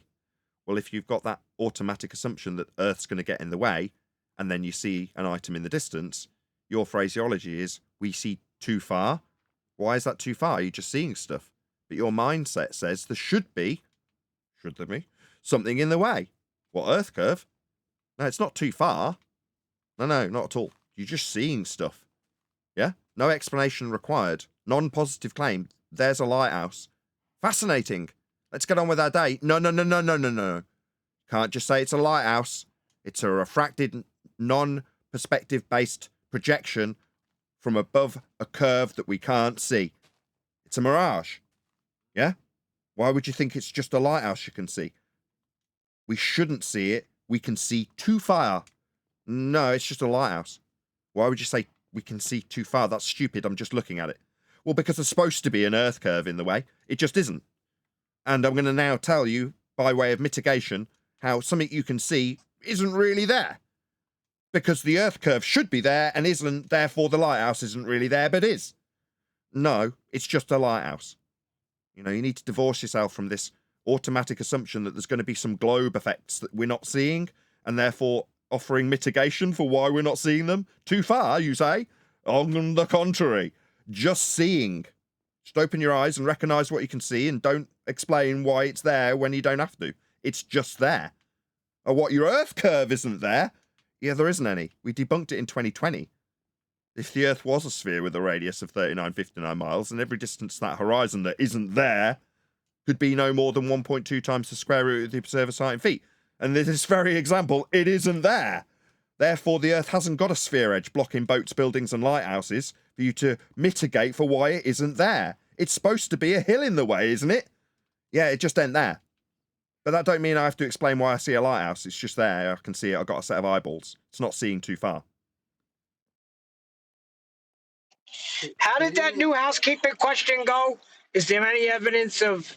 How did John phrase that today? That it's measured with curve. the Earth curve. Any evidence that it's measured curve? Pig? Can I ask a question? Yeah, because Pig's got a terrible connection, whoever that is, yes. I can barely hear you. Yes, you can. In your model of the planet, what or how would you describe the northern and southern lights, aurora borealis and aurora australis? I wouldn't. I don't know what they are. So why would I You explain don't know it? what the northern and southern lights are? I just literally started answering your question, Delete or whatever your name is. It would be ideal if once you answered your question and you finished it, I get to more than one or two sentences without another question really coming hard through for the me to top of it. understand you. Or like you're doing now, talking straight through the top of me, asking you not to talk straight through the top of me. So just don't do that. Gotcha. Okay, so models, I don't assert models because I don't need to either. The globe model is a positive claim that often people want to defend and then automatically assume that it needs to be put into false dichotomy with a model that we're not asserting. If you're going to push and push comes to shove, I'd say, well, okay, any of the maps are flat. And the measurements that gave us the maps and grids on those maps were flat Earth measurements. I wouldn't call them a model. Even if I did, that's reification if I claim that's the world we're living in, because it's not. The map is not the terrain. But the globe fails because the globe model comes from flat Earth measurements. Hope that answers your question. Negative, it did not.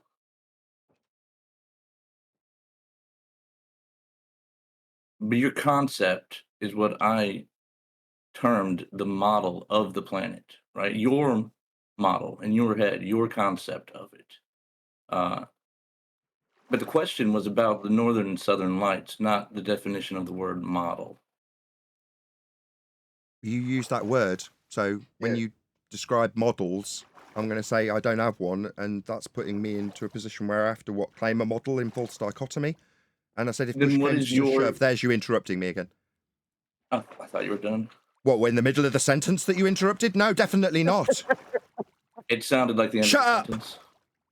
Don't tell me to shut up. Shut up. Shut up. Who the fuck are you? I'm the one telling you to shut up because I'm in the middle of the don't sentence. care. You're still interrupting, Dumbo. Or you'll get muted by somebody who appreciates you being an asshole. Yeah? Yeah, I'm the one telling you to shut up. And it seems that you have now because someone server muted you. Because you're a prick who cannot shut up while I'm talking and then claims that you thought I'd finished while I was in the middle of a sentence. No, I wasn't, Dumbo. I was in the middle of telling you I don't have a model. But if push comes to shove, the maps are all flat and they're based on measurements of Earth. Your globe model that I'm not going to stack up in false dichotomy doesn't have any measurements beyond the ones of an Earth that's flat. So I absolutely, without question, answered you about your stupid model afflictions. Now, moving on to Aurora Borealis, I said I don't know what it is, and I didn't make any claims about it. I made that explicitly clear, so I answered both parts of your stupid question that you decided to interrupt in the middle of me answering it. So I will tell you to shut up. Now that I'm done talking, the one in control here, not you, arsehole, you may speak.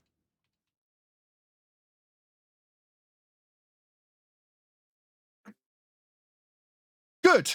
That's how you should have been when I was talking the first time, keeping your stupid mouth shut about models. I'm really trying to understand. I had to speak your gumption in this respect, but how do you not know what the northern and southern lights are? I've seen them. I don't know what they are because I don't know what causes them. They're a phenomena. Now, to assert what causes them, there's you talking in the middle of me explaining that I don't understand what something I have seen is. I have seen them with my own eyes. Yeah? That does not mean I know what causes them, because that would be me ascertaining a cause and effect relationship. That would be science. No, I haven't done the science on Aurora Borealis. Have you? Has anybody? Nope. Are you done? Or asking you if you have done the science to establish cause and effect relationships for Aurora Borealis, or have anybody done the science? That's my question. It's not the cause and effect relationship that I'm asking about. It is the fact that there is a southern and northern light, separate and irrespective of each other, that appear in the sky that can be observed simultaneously. How could you then explain a flat-shaped Earth and the fact that there is a northern and southern lights? It doesn't prove anything. No matter how. What about them? How does having northern and southern Borealis, however it's described southernly, I don't know. What's the term for southern Aurora Borealis? What do they call it in the south? Australis. Australis.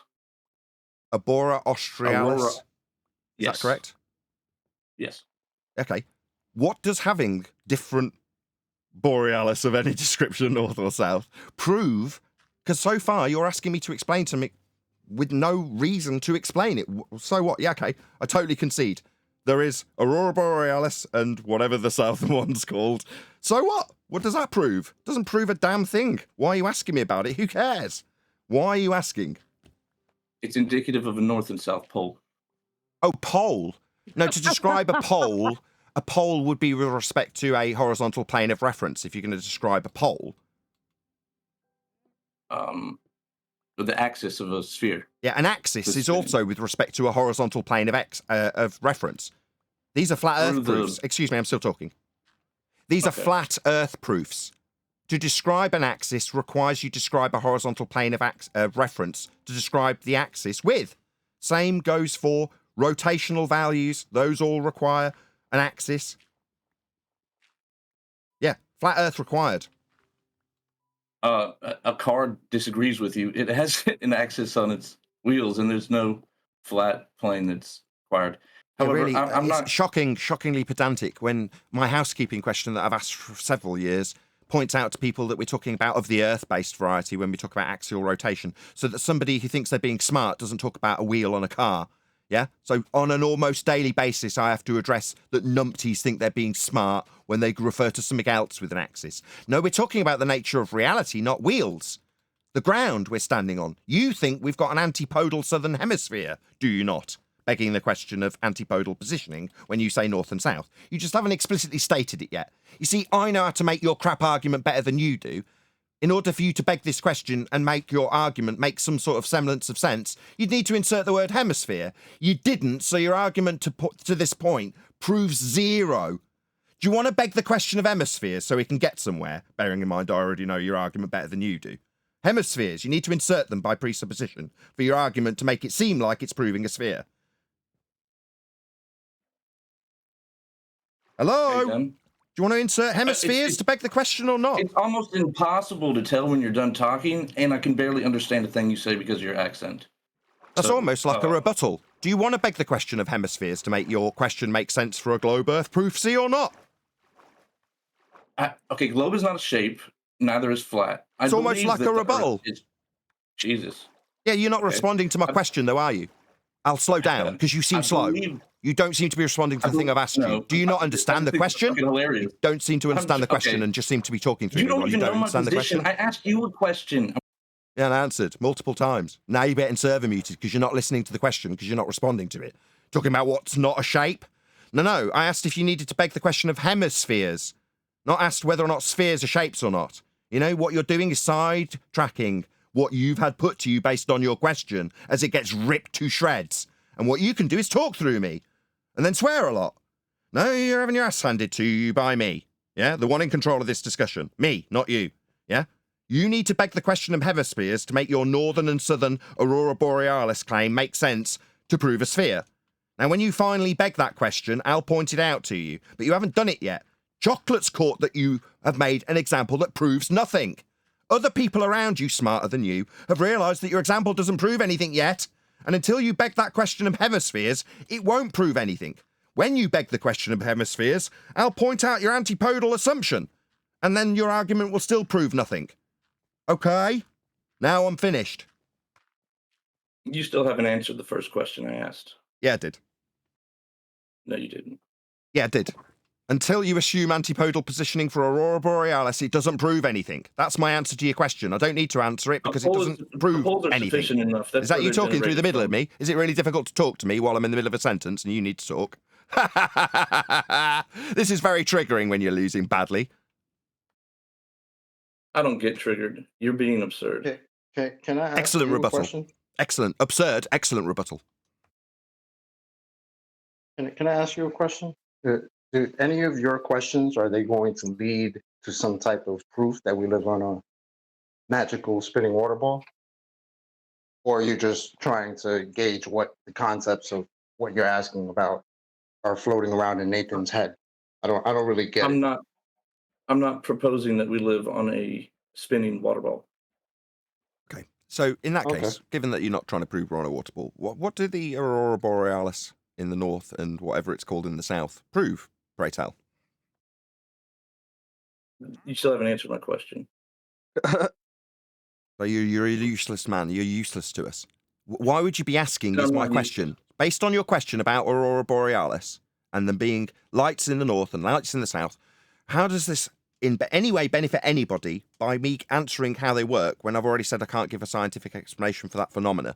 But you're specifically noting north and south. Now, we already know where your crap argument goes, but having north and south lights doesn't prove anything until you assume sphericity. Do you not understand it? I've explained it to you 3 times. You still haven't answered the question, though. He said poles. Just kick this idiot out. Every response to me pointing out how his antipodal assumption's not been done yet is him telling me I haven't answered the question. Okay, I'll answer your question explicitly for the second time. I have not validated Aurora Borealis in terms of a cause and effect relationship, why they happen. Now, if you say why they happen in the north and south, again, the same principle applies. It bears no relevance to the nature of reality that they do happen in the north and south. Unless you beg the question of sphericity. Did you want to do that? Are you not claiming sphericity? Therefore, the follow-up question to you based on your question you said I haven't answered 4 times because you've got nothing else, is to say, why would you be asking about this? It doesn't prove anything, and you haven't assumed sphericity. So, based on your question you say I haven't answered, maybe you could follow up by telling us why the hell you're asking this stupid nonsense. Comprende? Well, you don't have an explanation of what causes or why there is an Aurora Borealis and Aurora Australis. However, I do. Excellent. Okay. Tell us all about it. The electromagnetic field that's produced by the spinning liquid core of the planet creates a magnetic field around the planet. This magnetic field... Everyone shut up. I can't hear him. Go ahead. I'm sorry. Whatever your name is, can you start again? Everyone started talking through you. Start again, please. The electromagnetic field is produced by the spinning core of the liquid metal core of the planet, produces a magnetic field that blocks plasma from the sun. It's electromagnetic in nature. This is described in the Bible. That is what the firmament is. On the day side of the sky, it creates a dome. The plasma that is not like just deflected or absorbed or whatever is transported to the poles and is destroyed subsequently by God in the north and south poles. This was the promise that God made to Noah after the flood in the Bible. When he brings a cloud over the earth, he will put his bow in the cloud so that we know that he would never let it destroy all life on this planet ever again. So your evidence for a plasma transfer is the Bible? No. Well, what's your evidence for that? We have evidence. It's just also in the Bible, right? It's just it was just relating it to the firmament and why people believed that there was a dome, right? I don't care. I don't care what people believe. Where is this? If this is just your belief, fine. That's fine. You can have your beliefs in plasma transfers. There's just no other way to explain the electromagnetic field of the planet and the Aurora Borealis and Aurora Australis without it being a 3-dimensional shape, not flat, right? Which is just a description. Excellent. Well, let me offer you... Hold on, guys. Just 1 second, Chocolate. No. When it comes to phenomena, you're saying the phenomena in this instance is a magnetic field, correct? the lights from the plasma being destroyed in our atmosphere. But I mean, sure, the electromagnetic field's part of it. The one that we observe all around us, permeating the existence of our atmosphere and planet. Okay, we don't have an atmosphere. That's an oxymoron, gas-filled space. But in terms of the electromagnetic, if you're going to describe it that way, or just magnetic field, that's just a magnetic field, though, isn't it? Now, you're saying, the cause of that field, right? Well, that's something that's exclusively dealt with by science. That is to say that that is the methodology for establishing the cause of said effect, if you're going to call it that. A magnetic field, okay, fine. If you're going to call that a phenomena, fine. Well, establishing the cause would be to assume you know the cause and vary that suppositional cause to see if it actually induces the effect. So that's science. Well, if you've got that, obviously great. You can show me the science for this. But beyond that, it's just a belief that you hold. All magnetic fields propagate electrical fields. All electrical fields propagate magnetic fields. Electromagnetism is a fundamental force of the universe. It's easily observable. We have plenty of different technology. Matter of fact, we have mundane technologies that can detect the electromagnetic field of the planet.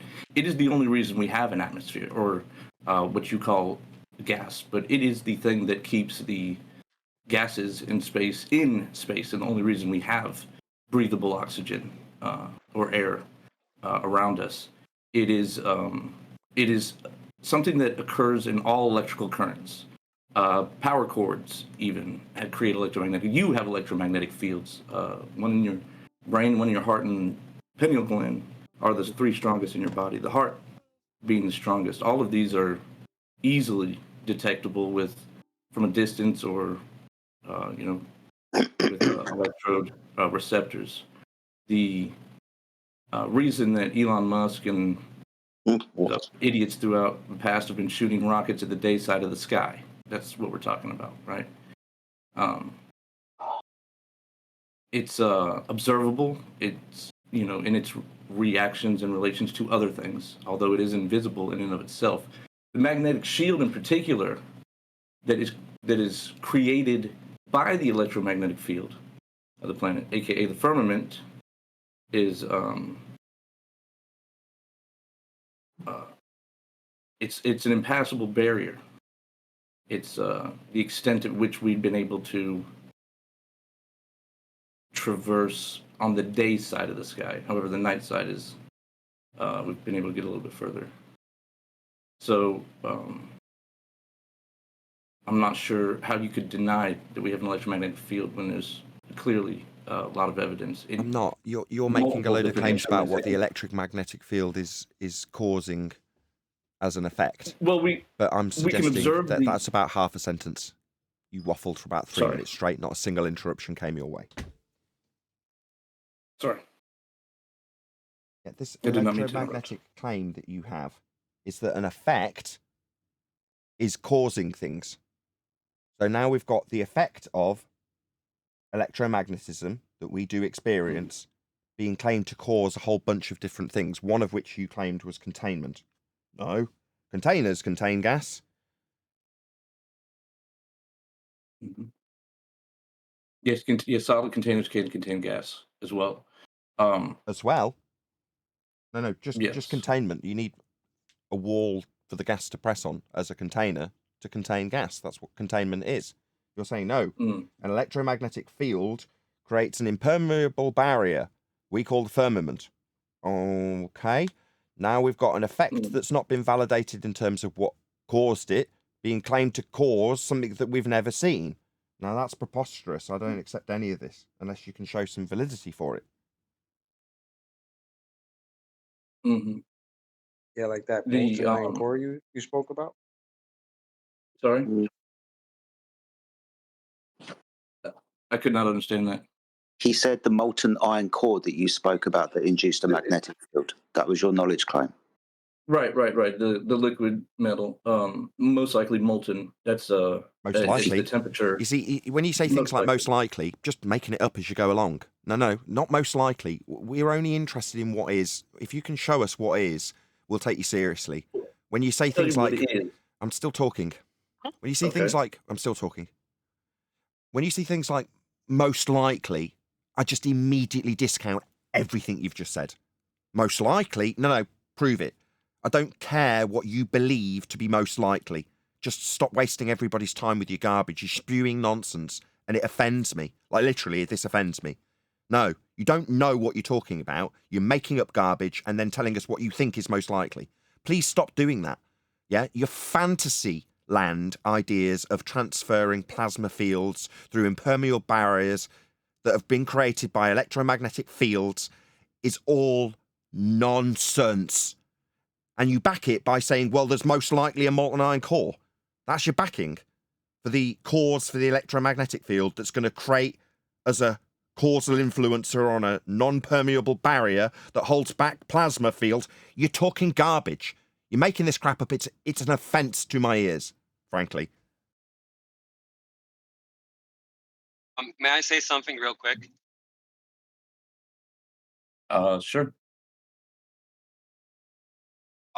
When it comes to what he said, most likely being a molten magma,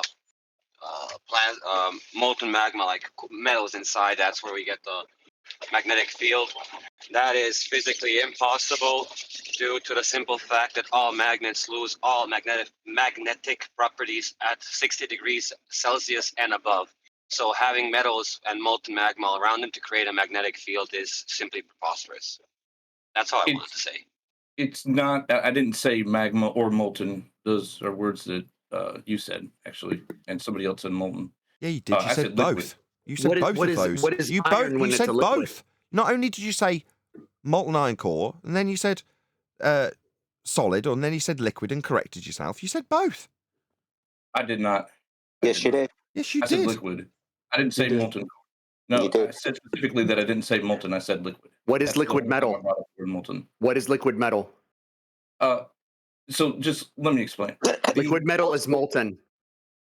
It can be, yes. No, Molten metal is liquid. Liquid metal is molten. Yes, period. and if you take molten metal, and you spin it around in a circle, it creates an electromagnetic field. We're not talking about a magnet inside the center of the Earth that creates a field. We're talking about the movement of the liquid metal. Do you have any proof of that? No, he doesn't. Yes, we can replicate this. It's easily replicated. No, not can you replicate it? Stop.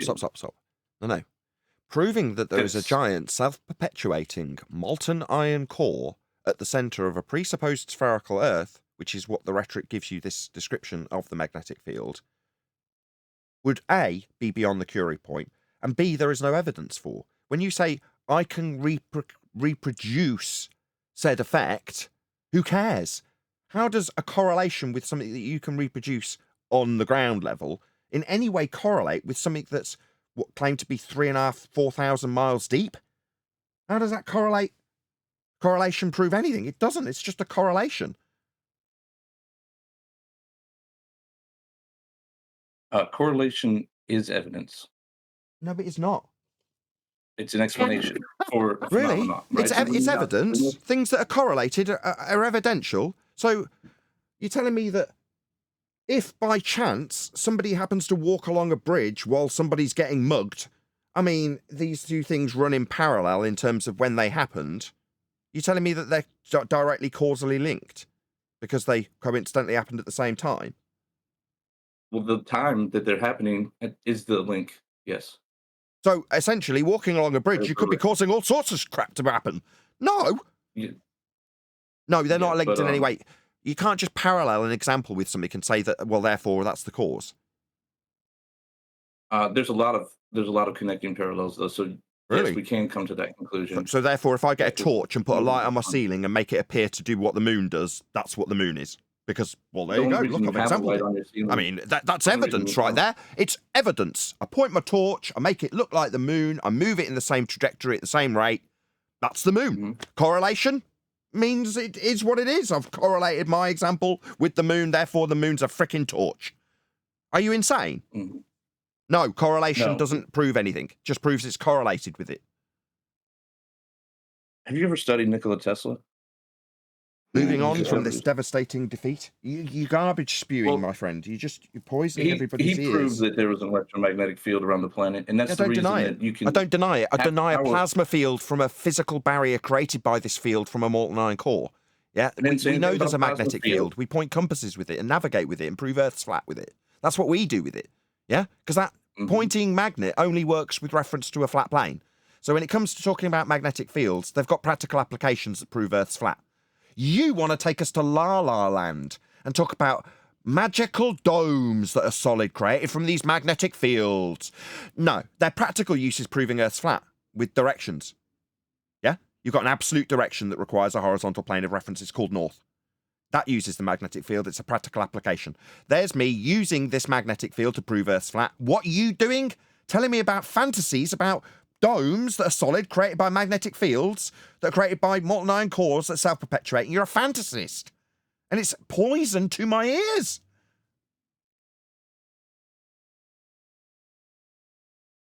You're offering no evidence to the argument at hand. You're just discounting it for You're offering no evidence. Let's just address that. Let's just address that. You're just saying Let's that just it's address just that. degraded to your ears. Okay, However I'm not you allowed to provided address it. no- You've leveled something on my door, and I'd like to address it without you constantly waffling Hold on, through the let reply. me finish speaking.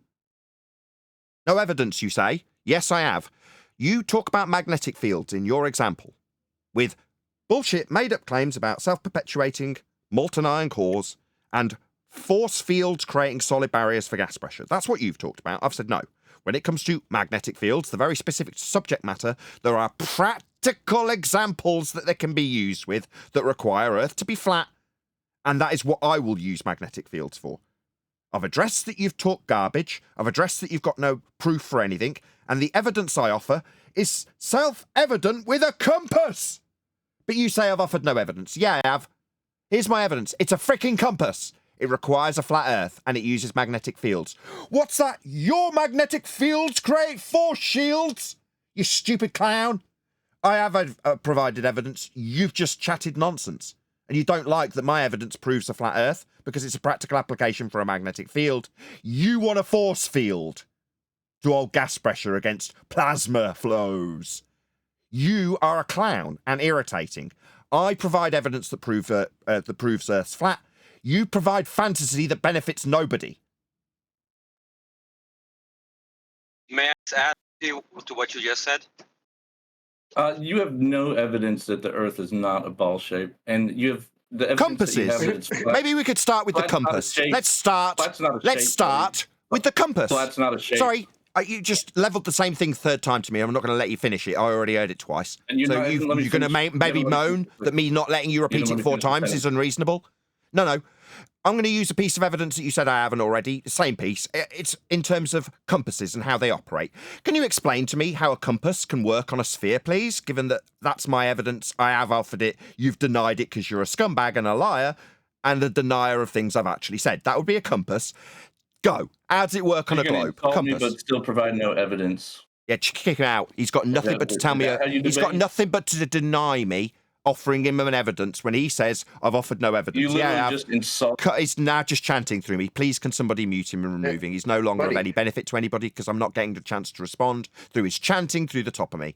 No, he said I didn't offer any evidence that couldn't describe the world not spherically. I say compass, the very thing you've said I haven't provided as evidence, and then he chants through me, you've not provided any evidence. No, we were having a debate that you were losing badly, and as soon as it comes to something that proves sphericity with a practical application, that's a compass.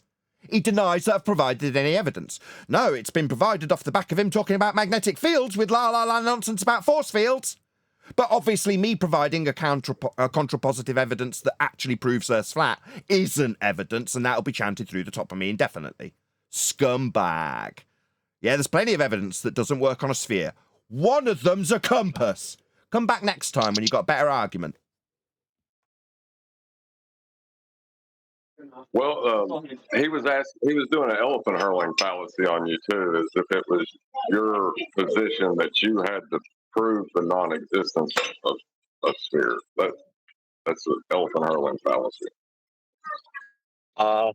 May I say something now, if that's okay? No, you can't. Not yet. It's not an elephant hurling fallacy. It's shifting the burden of proof fallacy and proving the non-existence fallacy. It's a double barrel, not an elf on Hurling.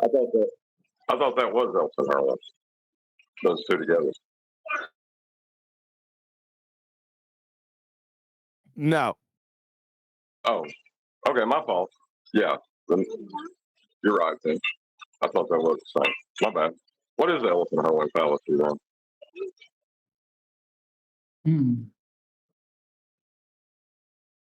don't think it is. I think it's one of those Ugandan sports that they take part in. They get really, really big trees and stretch out some really big bungee cords and stick these elephants in a sling. Then they let them go.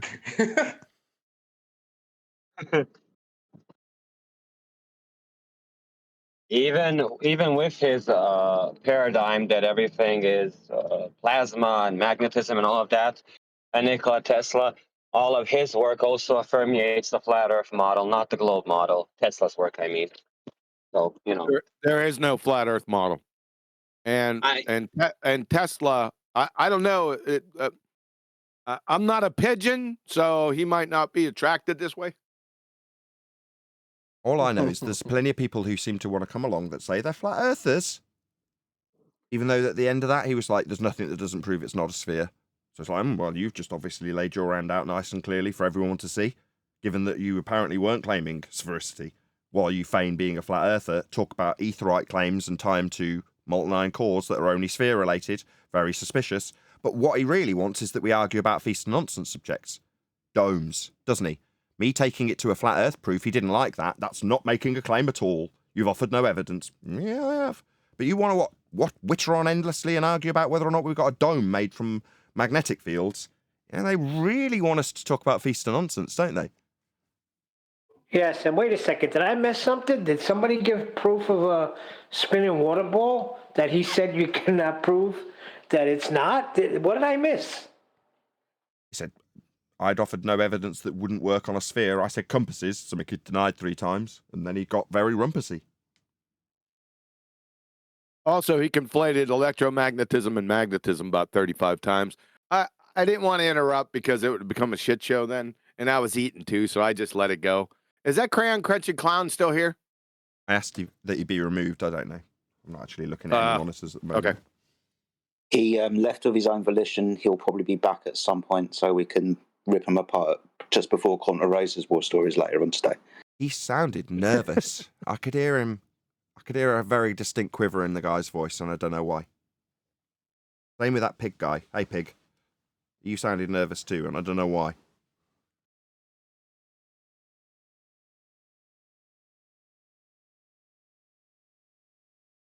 No one else pick up on that?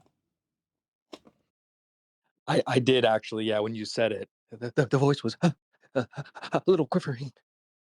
Yeah. I thought that public speaking is hard for some people. It might Yeah. Maybe I shouldn't read too much into that. Especially when he's in the midst of greatness. I didn't know Arwen was here. Where's Arwen?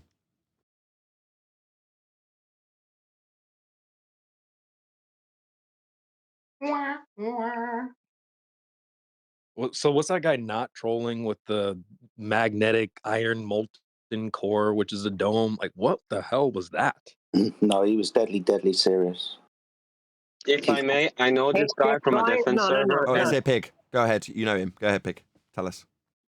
I know him from a different server, and he's not trolling with these statements. He actually believes that.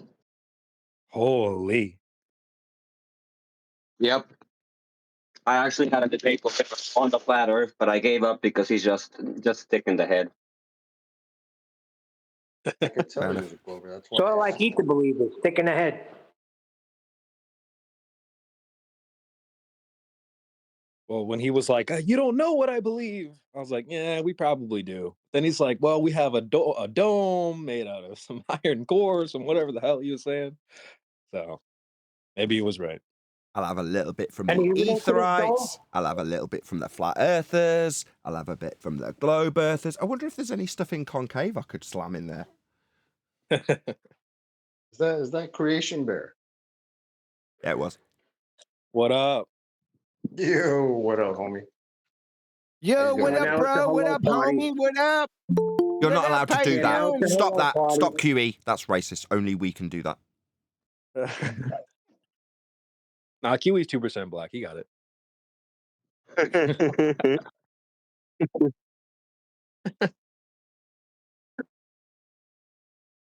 When So you do who's it, next? Today we Kilo. brought up Kiwi's blackness. when you cis white privileged male do it, just like you're mocking Nathan, us. your debate with him, then the last time with me. Say Is that again. Kilo? Say again, pig. Yeah, that was me. No, I'm here. What's up? Did Nathan hear what I said or no? I didn't hear. Sorry. I said thank you for quote unquote putting the guy in his place because fortunately in this conversation with you he was way more polite. Yes, he interrupted, but he was more polite. But last time with me, that was just pardon for my French, but a shit show. And I also wanted to say to you, Nathan, that I'm really happy and Oh God. Oh God. like proud for you. Yeah, I agree. The way better than before. Oh, you think I've improved in terms of not swearing at people quite so much?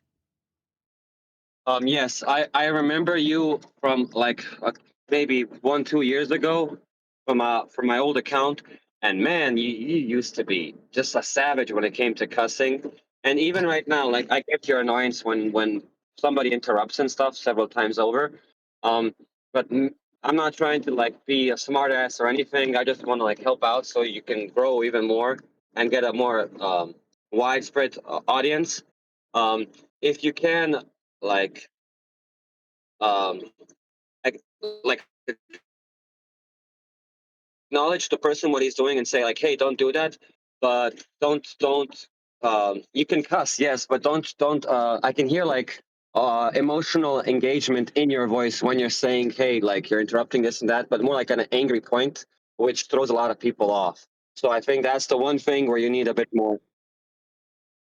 Amen to that. Yeah, I know, and it's only when you're actually in, because you've qualified this by saying, look, I've dealt with this guy too, right? So I have to kind of respond in a very measured way because you've experienced it too, and normally my response would be no.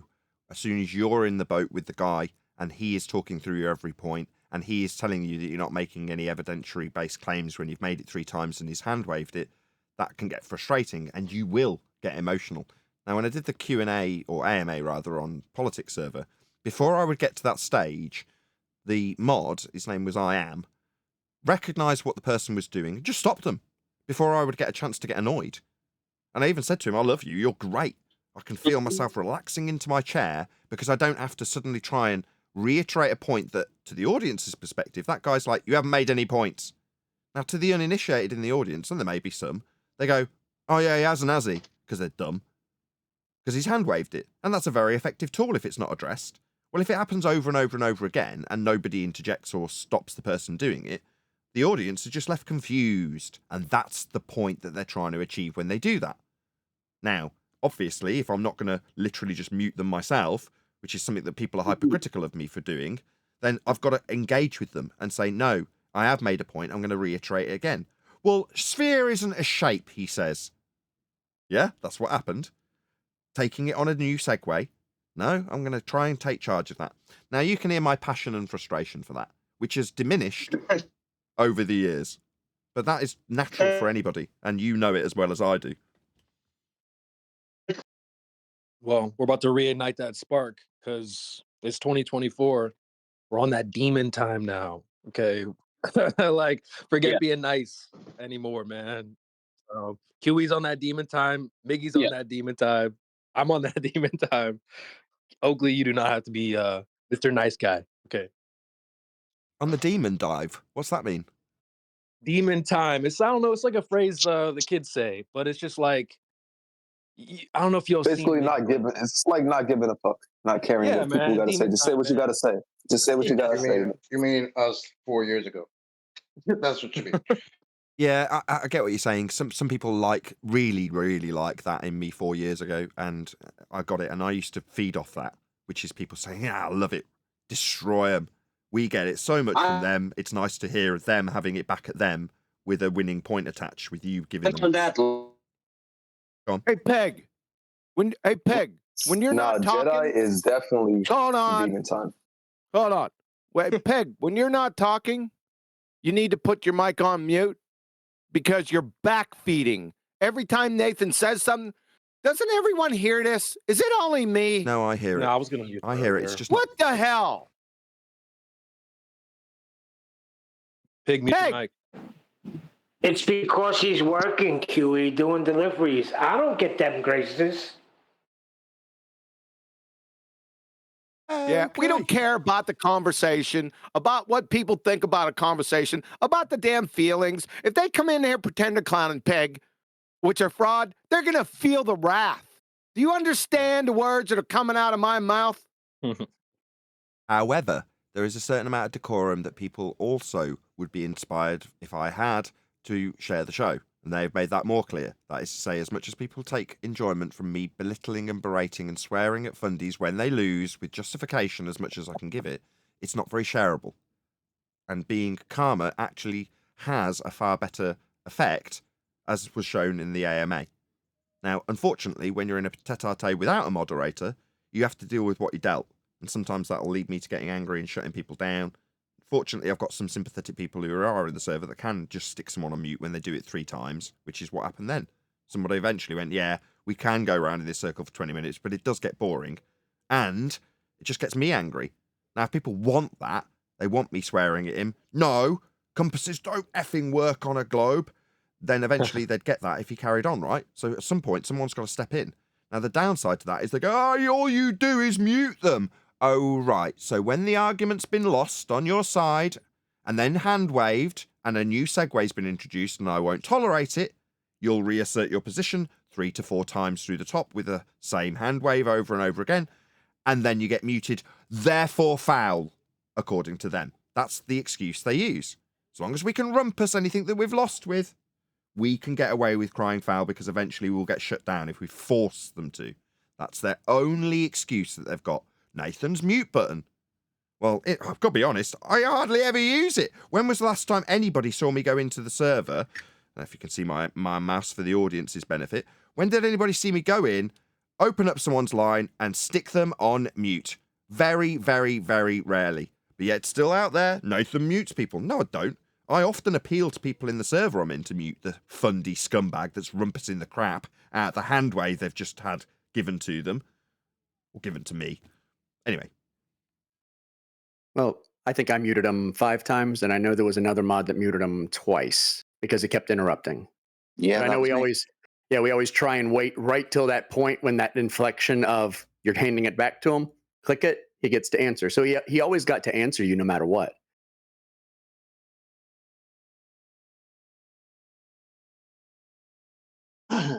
To Pig, like I heard you a couple of times bring up how you'll be arguing with someone and they start attacking you, they get emotional. Unfortunately, that's where they are at this point, right? Because they don't have any actual arguments. Because if they did, they could just make them, and then we would just have to concede to them, and then that would be that. We wouldn't be talking about it anymore, right? So all they got really are their emotions, and those emotions lead them to use tactics, right? So tactics. What type of tactics do we got here? Retard tactics, chocolate.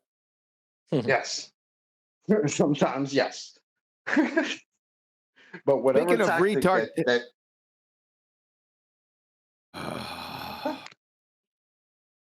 go ahead, chocolate. Finish your thought. Oh, thanks for your permission there, buddy. You're welcome. Thanks. I'm sorry about muting. I'm sorry about that. When I'm at work delivering in villages, my internet snaps sometimes and I can't do anything, so I stay unmuted even though I press mute. Pardon. Don't worry about that. That happens to me too. You got to be a little more vigilant. Same shit happens to me. Don't enable them. Oh God, don't enable them. To justify your cracks. All right.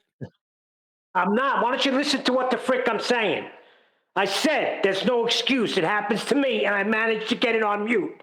Keep up, Chewy. You're pissing me off lately. Oh, shit. All right. So we have another one in that vein. You know, the emotions. We have Nathan Coakley. He's right above you, Nathan, in the stream. Nathan Coakley, 1980. Come off mute.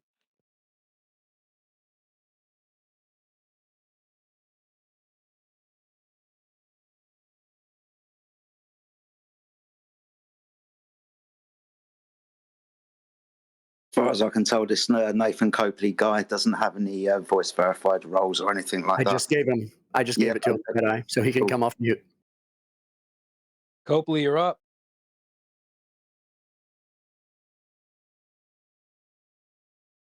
You have to change that name here in a second. Your time to shine, buddy.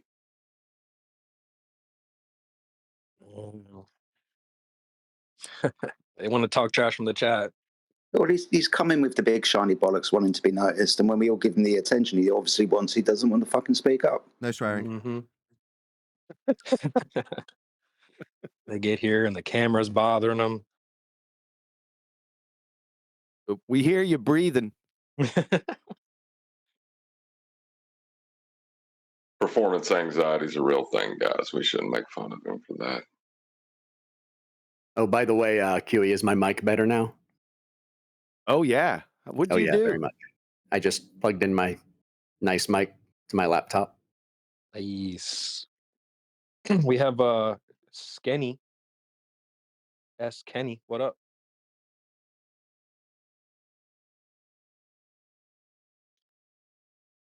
How are you, sir? Welcome to the panel. Skenny.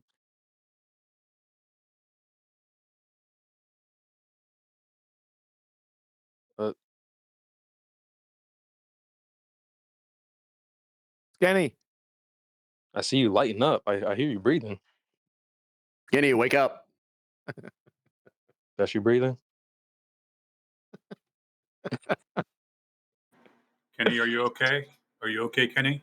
I like that one. Ha ha ha. I think he left. Scanny, Maybe are he'll you drop out. okay? Are you okay? Are you okay, Scanny? We also have Mike OS. Mike, welcome to the panel. You got a mic?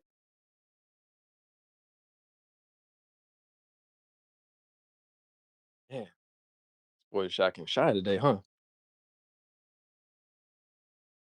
Let's see. Mike, I Hopefully- gave you control of your mic, Mike. Roger. What's your vector, Victor? Come Surely on, you can't be Mike. serious. I'm always serious. I am serious. Don't and call stop me calling me Shirley. Shirley. Nice. Are you sure? I was over under and he was underdone. Oh my. Hell of a We can't just sit here quoting airplane. We can't just sit here quoting airplane. Somebody's got to speak up. Come on, Mike. Mike. Have you ever been inside a Turkish Persian? Hey, I was just gonna say that. That's freaking copyrighted.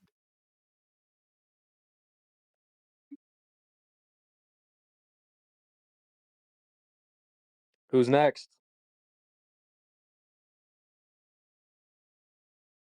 Mike, we hear you breathing. That Jay Ladil, whatever the guy we were spoken to, with the watermelon profile picture, he's in the chat in the lobby. Y'all want him to rejoin or no? Okay. Do we want to give him a reprieve and let him come back in? Yeah. All I did was mute him. Yeah, he left of his own volition. We didn't get a chance to ban him. He's welcome to join the server at any time, 24/7, so he can come back if he wants. Yeah.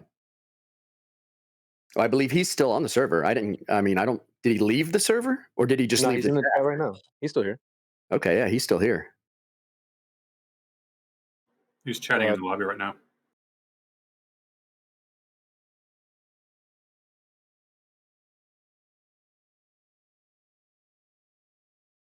But yeah. Eden. Have we spoke to Eden or Mighty Mush? I am the Lex. Yo, what's up, guys? Mighty Mush in the house. What up? What's up, Yo, creation? bruh. What's up? Great show today, yeah. Oh, okay. So you're with us, man. We need some Of smoke, bro. course. You don't know Mighty Mush? For goodness I saw sake, that creation, name. bro. I seen that name over the years. I figured it was one of us. You know But what's up, man. we're trying to get that smoke, Mush, man. Where the Globers at? Yo, give me like, you know my DMs, bro. Just reach out, man. All right. I'm serious. All right. I'm serious, brother. We'll Oh, do. isn't this nice?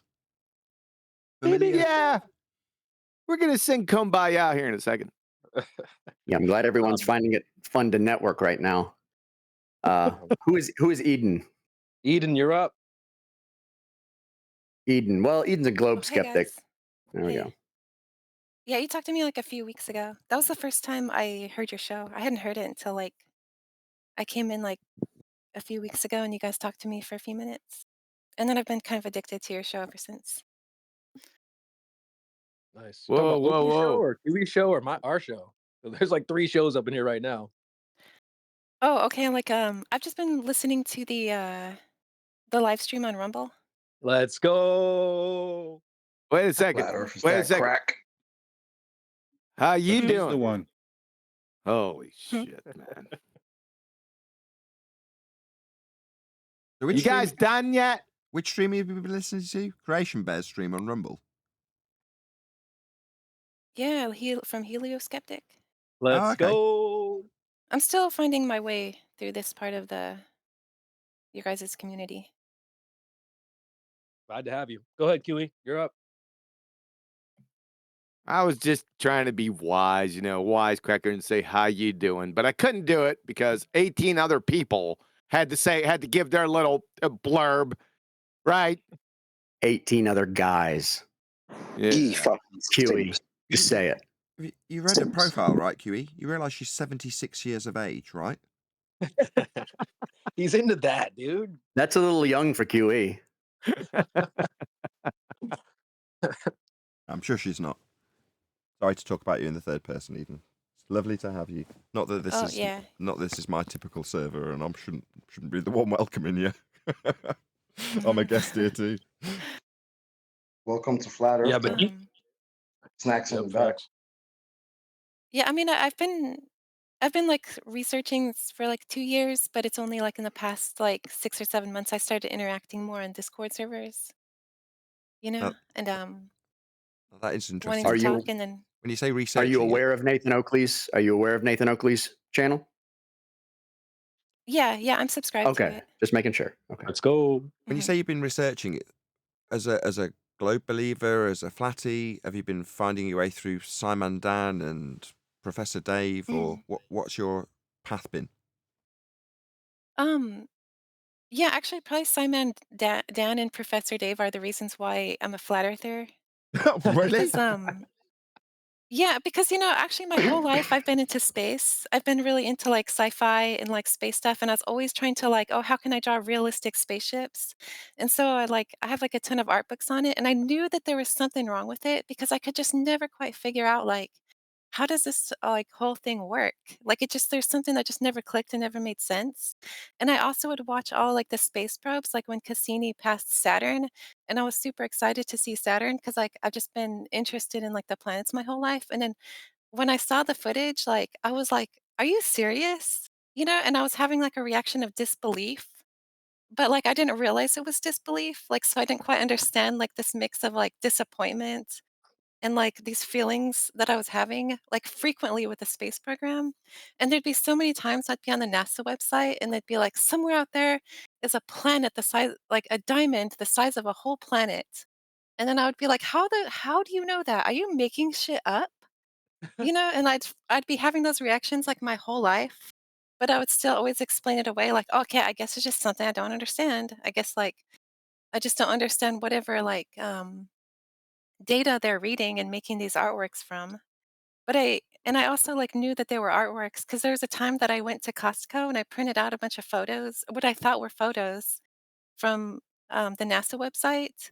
and I took them home and started like studying them, and then like I had this like strong like cognitive dissonance where I realized every single thing I had printed out wasn't there were no photos, they were all art. It was all paintings. And so like I knew something was wrong. And I also was studying art-wise like perspective, and understanding how that works. And so when I saw like the first like but when I was first exposed to flat earth was like when that Netflix documentary came out. And then like I dismissed it for a long time because of that, because it seemed nauseatingly stupid. And that's also why like I appreciate your guys' channel and the conversations that you have here, because like I've been really impressed with like there was a time when like a few of your guys who had been here for a long time were like acting as globe earths, globe earthers, and I could kind of tell from the tone that like it felt like they were like reading from a script, so I could like kind of hear it. And then you guys like stopped and like gave like a whole like explanation of the tactics that globe earthers use. How because that's something that when trying to find like more information on flat earth and trying to prove like globe earth, people would post links and act like, "Oh yeah, if you just go down this link, if you just watch this debunking video, like everything's going to be cleared up and you're going to see that like you were foolish to be taken in by these flat earth grifters." And every time I'd be like, "Oh man, this is it, this is the link or this is the video that's going to prove that I have been foolish." And every time I'll watch it, I'll click on the link, I'll pursue it, you know and then every single time, and like the time that really sticks out in my head though was the time when I think it was like Professor Dave pointed to a painting and said, "There is no evidence that this is just a painting." But it was like a painting of all of the planets lined up. Like there's no way that could not be a painting. But he pointed at it and said, "There's no evidence that this is a painting." And then when I heard like another guy say, like another flat earther say something like, "People are watching cartoons." And I realized like it's true, like we're watching cartoons and we're hypnotized. And I feel like that time when I printed out all those pictures from Costco and like realized that every single thing that I had printed out was just a painting. It's like that moment, like the the like hypnosis was falling off a little bit, but I still had no idea of like why, or like until like flat earth. And now like I feel kind of like in a better place in life because like I'm not constantly having, or I'm not confused about like the reactions of disbelief that I would have when watching like um space stuff. So Yeah, like it's kind of like you've got almost the perfect terminology for it as well. It's called what they've duped us with is the suspension of disbelief. For example, you watch mhm. Superman going around the globe, and you know when you're at the cinema that Superman's not real, so you understand to enjoy the film, you've got to suspend disbelief that Superman's real. What you don't appreciate is you're also suspending disbelief that there's a planet in a sky vacuum that you can fly around. You're just not aware that you're suspending disbelief about that. And when you described seeing those Mhm. images, that's exactly the experience I had because I was very into space and stars and had a telescope and was subscribed to science at NASA. And I used to get daily, they weren't daily, but every other day or thereabouts, Science at NASA would send me their email with their latest update.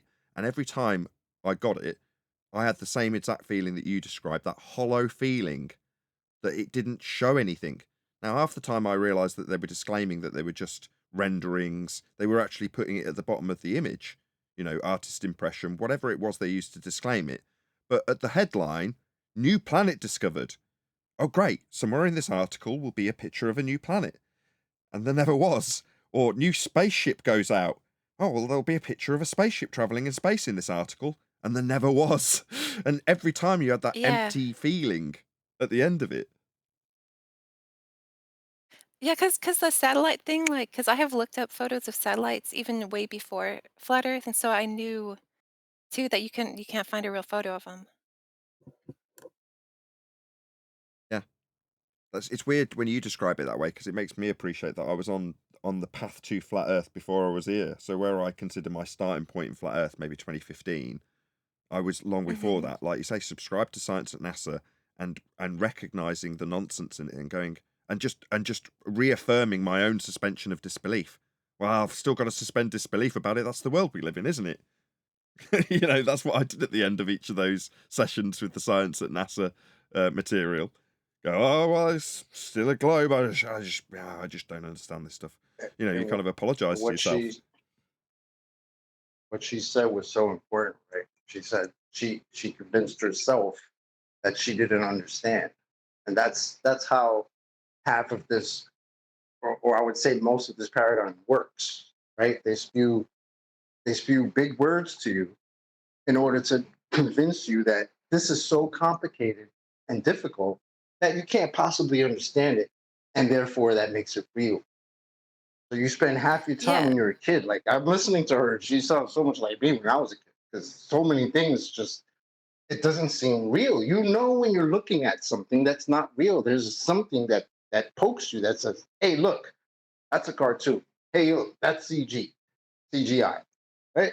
You know it, but you convince yourself. You spend most of your time convincing yourself that what you're seeing is real, and you just don't understand it. So I completely agree with her. For you. Yeah, indeed. There's a few of us in Flat Earth debate server, Eden, that have a similar story. Chocolate, myself, and you at the moment are the three in this server that have got that similar story where we're describing our path to uncomfortable reality. That is to say that while you're accepting it, you still don't really feel that you've got a right to be accepting it because something ain't quite right. Yeah. Well, yeah, and to like realize like the truth, or at least realize the extent of the things that like humans like we actually don't know. Um, cause like looking at when I watch, cause I went back and started like watching space stuff again just to see like the difference, and it's like it reads every like things read differently when you have like different information. So like when like you're watching something like Neil deGrasse Tyson telling you about the Big Bang Theory and just insisting like how tiny you are, how insignificant and stuff like that, and when you realize that they don't have any evidence for that, and then you just get like the emotional thing that they're telling you of how like you're just so insignificant, you just like humans are just an accident, like, and there's no stability in the world, like we're just a blip, and like, you know what I mean? You just realize, like, what they're actually saying, I feel like. Like, this isn't science. This is just emotional manipulation. Yeah. Fear mongering. You're an insignificant speck of dust on a tiny little dot in an ever expanding soup of nothingness. You know what's funny is how she mentioned that watching their videos, the way they argued, is there are several people that I know who came over to Flat Earth side solely based almost entirely on how bad the argumentation was on the other side. Yeah, Yeah, it's shockingly bad. Because Yeah, I before I got into flat earth, I was like, okay, before I like go down this socially unacceptable path, let me like watch this 15-minute debunking video because surely Bill Nye the Science Guy and the chick from NASA, well, like their 15-minute video, surely this will help like clear everything up so that I don't look like a fool. And then you watch the video and the arguments are just so like childish and asinine. And then and then you're like, okay, well, I guess like Bill Nye's not going to help me. And then it's like searching and searching, and it's like finding nothing but nonsense. And then like When you say chick from NASA, do you mean the wonderful, the extravagant Dr. Michelle Thaler? yeah, yeah, I think she's the one. Oh man, that's my homie right there. She's you're an Cousins advanced and rock. rocks. Chocolate. Advanced rocks. complicated rocks, bro. Yeah, Oh yeah, that's it. these rocks are your cousins. Hold on. I have a couple of cousins named Rocco. She wasn't wrong. Yeah, we're not talking about mafia enforcers though. No, but I'm just intrigued And to hear that because I obviously Mhm. don't necessarily watch a great deal of anti-flat Earth videos unless I'm reviewing them on the show. So to hear that you've come across them on a path that's very much trying to affirm your sphere belief and gone, my God, Simon Dan and Professor Dave Explains and Bill Nye the Science Guy and all of these other anti-flat Earthers are woeful. and pushing you further away from heliocentrism. That's a really interesting spin to hear.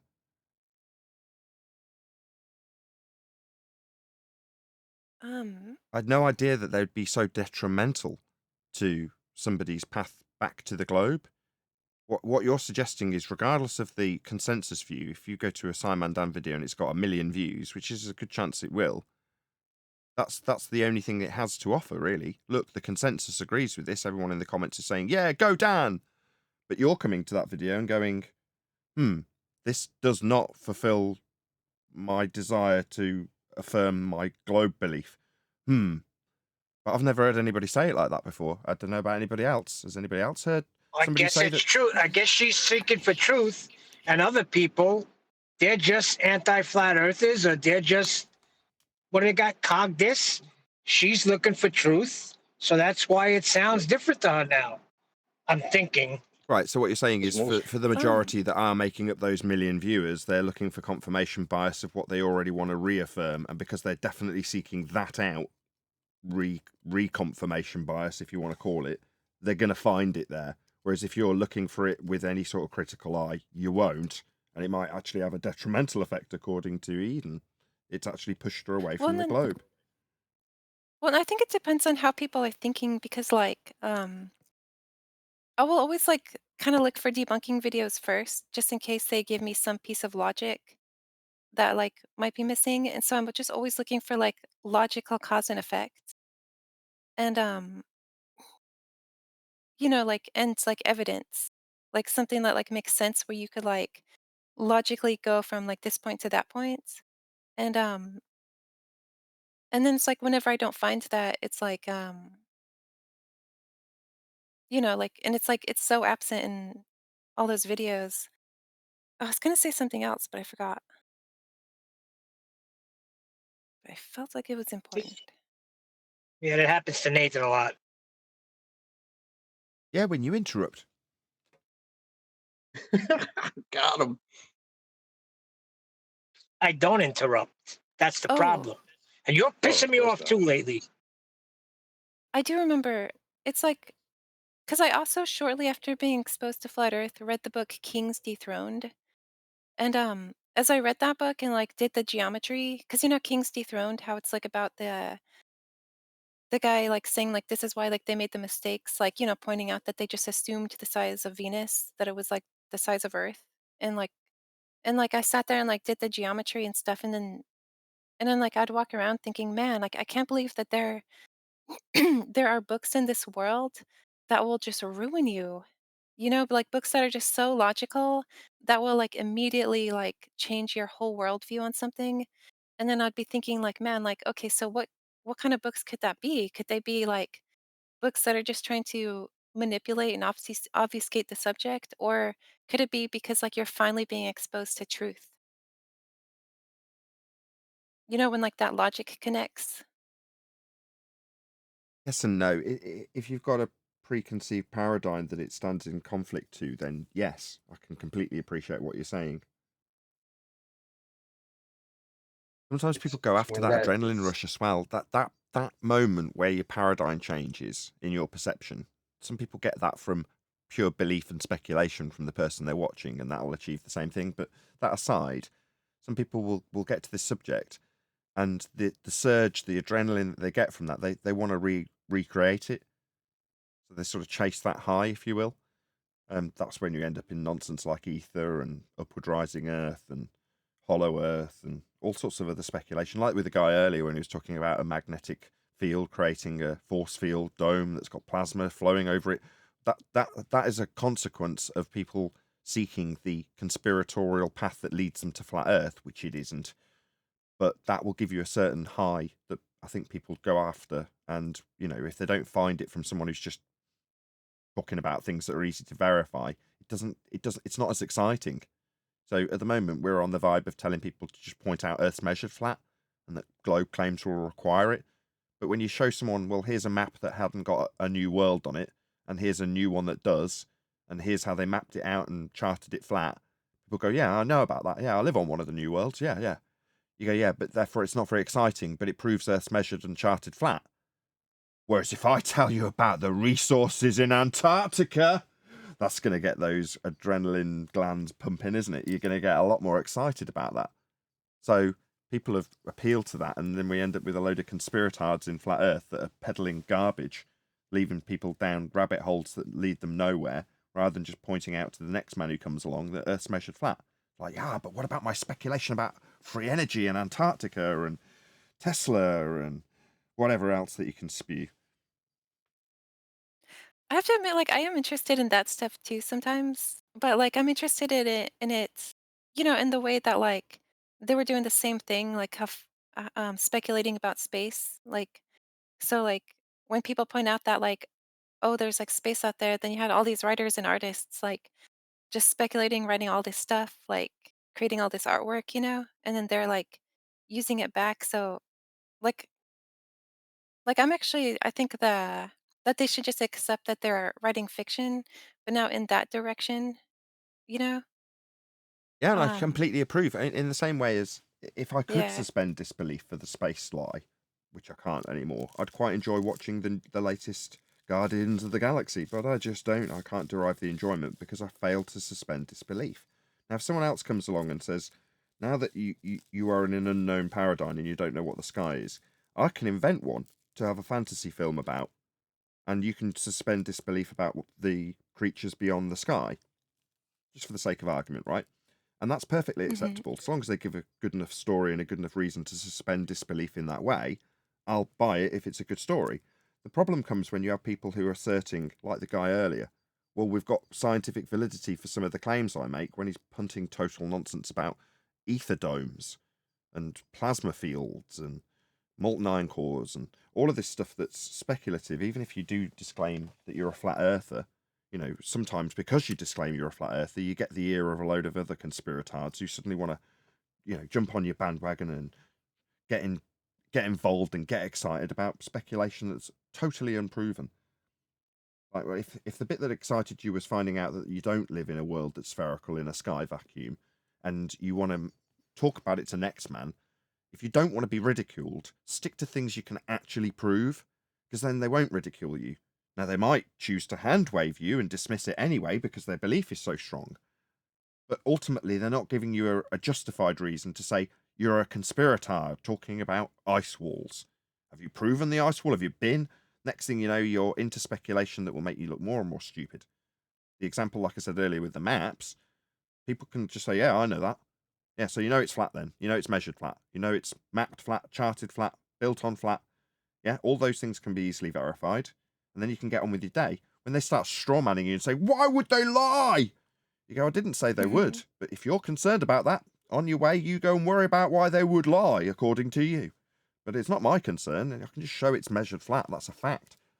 Your concerns about who's lied and why they've lied, and yeah, go on that path if you choose to, but I'm not going to give you any answers to that because I'm not obliged to. And you'll only think I'm a stupid idiot if I speculate about the Illuminati or the Freemasons or whatever it is I bullshit about to give you some answer to that question that suddenly I've got a responsibility to answer. No, I don't have any Mhm. responsibility to answer these questions. However, I That's don't where begrudge you if you're like, oh, I really like these subjects that are speculative in nature. And so long as they're disclaimed to be speculative, I don't have a problem with them either. I like mud flugs as much as the next man. Fascinating stuff.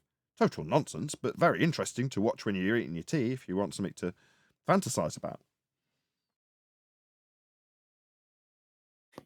well That's why that's at where first the when I uh, sorry, go ahead. Don't worry about oh, so I was gonna say when I first came here, like and started listening in was like when you guys put out the I don't know, it was a few weeks ago when you had like everybody post like links in other servers. And then I just like randomly popped in here and I didn't quite understand what you guys were all about. But it's like interesting that you keep the conversations here, like especially when like Globers come in and you're not trying to like prove any of these like concepts to them, even though like they keep bringing them up, demanding that you prove them, and you just like try to like get them to look back at themselves and just figure out like, okay, where actually are you? Like, where are you at like mentally? Like, what actually is your knowledge base, and getting people to like realize that, like realizing in school that they never proved to the globe and you only ever just saw it on TV. You know what I mean? Just realizing like, okay, what are the actual like facts, you know? Yeah. Yeah. Yep. But I do think that some people also have trouble believing it because it makes the world a lot smaller. It makes like what we know only within a realm of like the thousands of miles, you know? When they were under the misconception that we knew everything going on in the universe for like millions and trillions of miles, when in reality, like, um, you know what I mean? It's like thousands, like, and I we don't actually know think what's it's outside. I think Yeah, it's there's a opposite. massive scale change. Yeah. Yeah, I know what you mean by the opposite, because like I feel like it's expanded my world and improved my world, you know, because it's like a whole lot Yeah. not knowing what's above the sky is better than than thinking you're just in a empty void. Right. Kind The of globe plants to your me. feet into reality a little bit, right? Instead of thinking you're on Mhm. this ball that's moving at 66,600 miles per hour around another ball that's moving 500,000 miles per hour. Don't know how that works, but okay. Instead of all that, and then at the same time, simultaneously telling you, there's always this chance this giant rock, half the size of the rock we're supposed to be on, could always come out of this vacuum and destroy us, right? They keep you in this perpetual fear all the time, this uncertainty. It's ridiculous. Once you realize all that's fake, you're just like, wait, I'm on the ground. Here's the ground, sky's up there. Okay, great. That's how it works. That works for me. Now I'm supposed to replace the story that somebody else gave you? Nah. We don't need to do that. We have come to the place where we realize this story is fake. It's not real. Why should now I give you another story? It's like giving you another teddy bear after I've taken one away from you. No, that's not my responsibility. Our people despise us that we don't, though.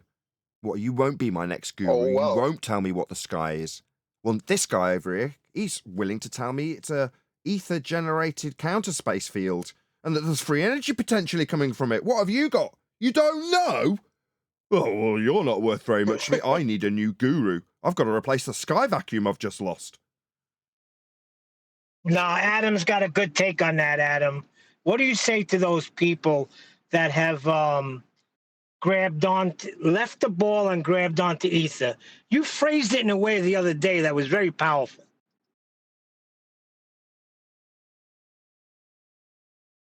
And of course, he's working. Powerful. The poo. Said something about why would you lower your standards?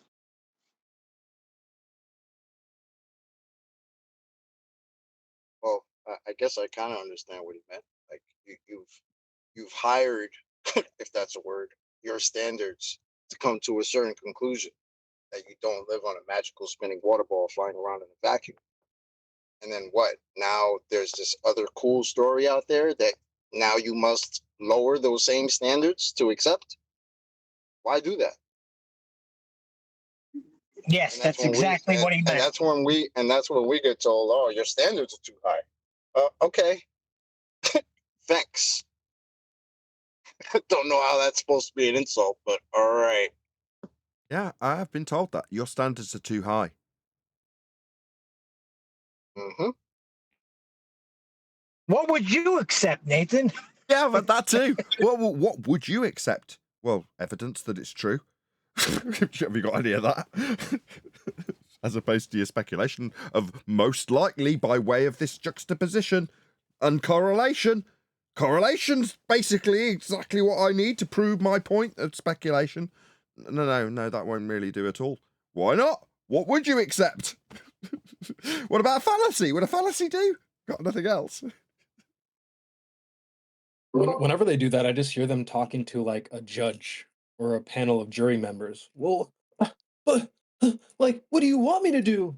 Well, the thing that you came here to do is prove your case, back your shit up. So it's annoying when they're like, well, what do you want from me? Any type of evidence would be nice. Well, Nah, they won't give you evidence. They'll give you the mitigation of said evidence. Tell you there's this nice claim, and then tell you all about how you would be ridiculous to expect that claim to actually exist and be validated. What's wrong with right. you? Oh, Exactly, Chuck. Like, oh, Your Honor, I would roll it in here, but it's too big to fit in the courtroom. Yeah, okay. Wouldn't expect I've to shown see my Earth evidence. curves. My absolute favorite, I published, I shouldn't have done this. I should have put them in a proper order for the AMA trimmed out videos. But Chocolate, your video, your music SoundCloud link made it into that video. Why would they lie about the globe? And in the middle of the discussion, you pipe up going, why would they lie? I don't know if you know, if you've seen that clip. It's the most recent clip I released. But that's my favourite Nah, I when you didn't see compare it. it to a courtroom scenario. So the picture the scene, man standing over corpse with a really angry look in his eye, holding the knife that fits the holes in the corpse, and a photographer takes 25 pictures. Yeah? Make sense? That's the scenario. This gets presented to judge and jury, and the defense says, why would he want to kill him? He's got no reason to even want to do this. You've got to show us why he'd even want to do it. No, he's photographed holding the blade over the corpse with the holes matching the size, with an angry look on his face. But why would he want to do it? It makes no difference. He did it. He's definitely guilty of doing it. He did it. There it is. There's the pictures. No, we need motivation. He says he didn't. Why would he lie? He says he didn't do it. Why would he lie? So did everybody in Shawshank Redemption. And then they take it to that next level, right? Every once in a while, you'll get that Glober. It'll take it to the next level. Well, if you can't prove why they lied, then they're not lying. So if you can't prove why this guy got killed, then he's not actually dead. This corpse is alive. Well, no, There you go. the guy didn't kill him. If you can't prove why he would go to the effort of sticking 17 holes in another person, relinquishes them of their life, then if you can't show why he would want to do that, then he did not do it. But then who did? Well, that's on you to tell us, Neil. Now you tell us who did do it. That's the Glober's mentality. Yeah. Well, as a jury member, I've known John for 50 years. He would never commit such a crime. He's never killed anybody. He's never killed anyone. He worked for some high-end corporations. Why would he do this? There's no reason for him to do it. And yet, when you go and listen to jury trials with an obvious killer in this case, terrible example, really, that is what their defense counsel will put to the jury. That is exactly what they do. Yeah, they'll suck it up with as many fallacies Neil as they like. Armstrong lie? Yeah, That's right. The I was astronauts have bringing no that up. reason to lie. I was bringing that up. That's a good point, Neil. According to Bob, the pseudoscience fallacy guy, because they have so much documented evidence for the moon landings, the only way that we can disprove the moon landings is to disprove that Neil Armstrong wasn't in Hoboken, New Jersey in July 1969. Also, I've got all of the fuel receipts from the Esso garage that they filled up at.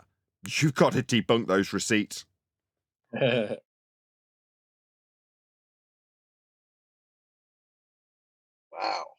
That's a hell of a stretch.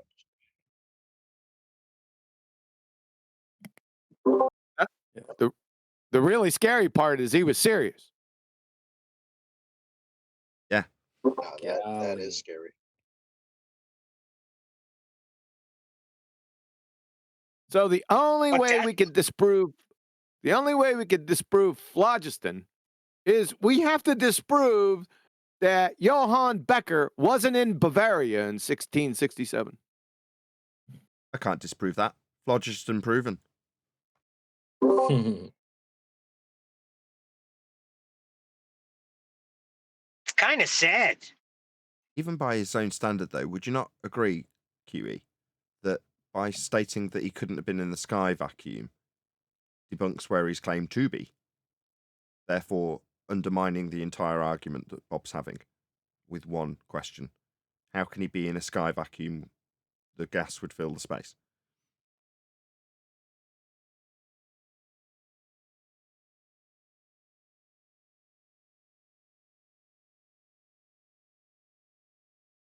Yeah, Nathan.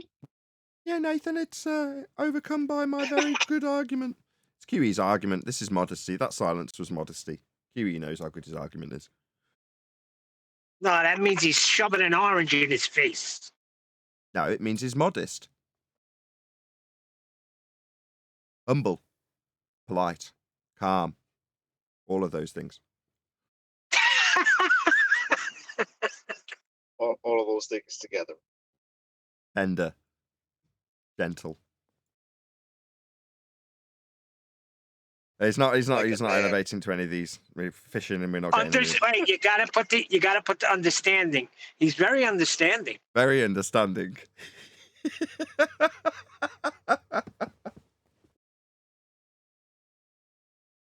Reasonable. I hear he's quite sympathetic too. Very sympathetic. Almost like a counsellor. Too high a degree of empathy. That's QE's problem. Yep, there it is. You ever known someone like that that's got too much empathy? Yeah, I've never known somebody like Quantum Razor to care so much. He Yeah, really they get does care. taken advantage of, don't they? When they've got too much empathy. They fall prey to narcissists. See, narcissist. Narcissists. Empathetic people, or empaths, always get taken advantage of by narcissistic arseholes. That's just how the world works. Because they feel sorry and want to please them. That's an empathic behaviour. And the narcissist has no empathy. Oh, you want to help me? Well, then you help me, you will. Help me more. Why aren't you helping me more? You used to help me more. I mean, that's why he will always come in with share your pain, because he wanted to feel their pain with them, go through it. Exactly. Share your pain is like counselling.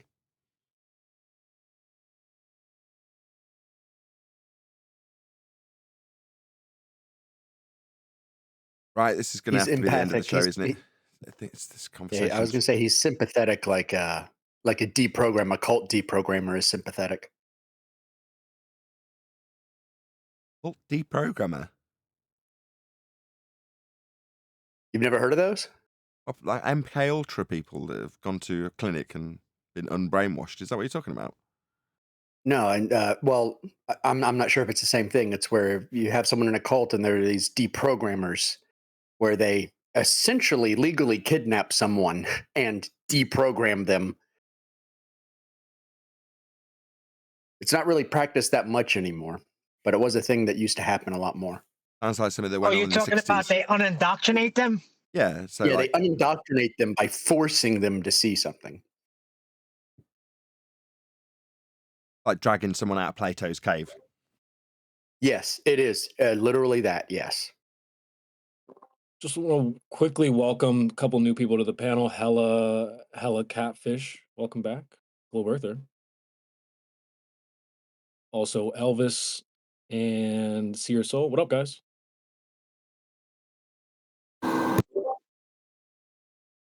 Hey, Catfish, your mic. Yeah, sorry, I had it muted. My bad. But have you spoke to Nathan Oakley before? Have you guys met or no? No, we've not. Oh, okay. Ladies and gentlemen, we are approximately 5,000 miles away from the airport. We will be coming into land shortly. Now, No, he's in the Red October. No, he's in the Red October. Go ahead, try it again, Helicap Clownfish. Go ahead. I just trying to see what y'all were saying. I didn't have anything to bring up. Guys, Nathan's trying to close out the show. No. How many fathoms? How many fathoms to close out the show? Enough, I guess. You're cavitating. Okay. Wait, I'm not a propeller on the back of a ship.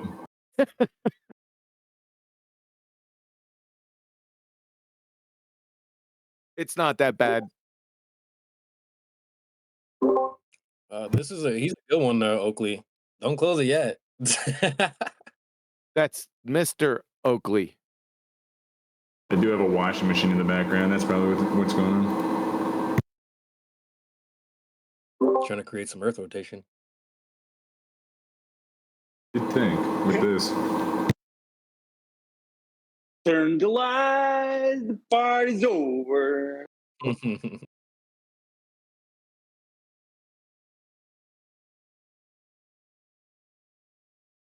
All right. Anyone else? Logic Cool, Seer Soul, Breon. I mean, we got Dr. Derailer, Flatloid Wright, a bunch of globe heads in here, honestly. Yeah, here we go. Not that again. All right. Especially when you say Dr. DLA or whatever. They don't want the smoke today, man. Change my name, my God. I was staying quiet so the Globers could get in. Yeah, Globers, you're up. Like Diego 76. Here, glubby, glubby, glubby. Here.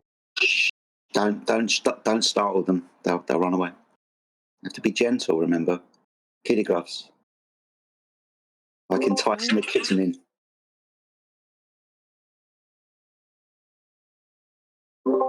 Can I have some globe proof, please?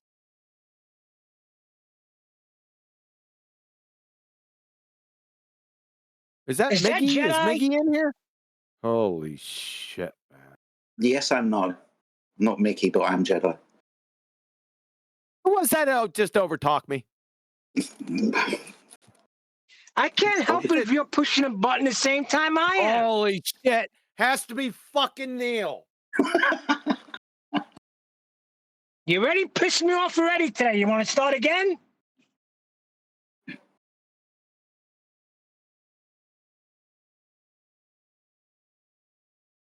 Yes, Neil, it is. It is. To answer your question, mate. Well, hello. I didn't realize it was you. So, QE, if you want to hold anybody responsible, hold him responsible. He got me in. You're still blaming me for that, are you?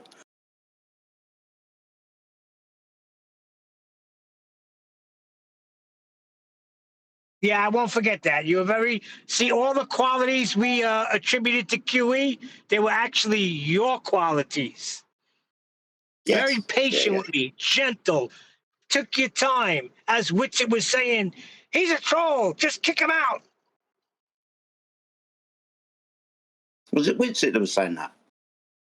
Was it really? Absolutely. My word. About who? You? About who? Neil. Oh, I'm sorry, I didn't give you the story. When the whole pandemic happened and I had nothing to do and I was trying to get on, I didn't know how to do anything. And Jedi walked me through it. But as he was walking me through it, people like Witsit was saying, he's a troll, just kick him out. Because I couldn't figure out how to talk. That's all.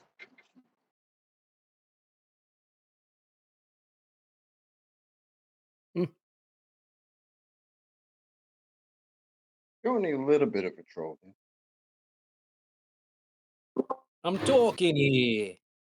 All right, well, if y'all want a little some to close out the show, I can talk about the Lapland expedition if y'all heard of that one. Who the what? So there was in the lap dance expedition. I He said, wish. who the what? Bro, 'cause So I thought I heard.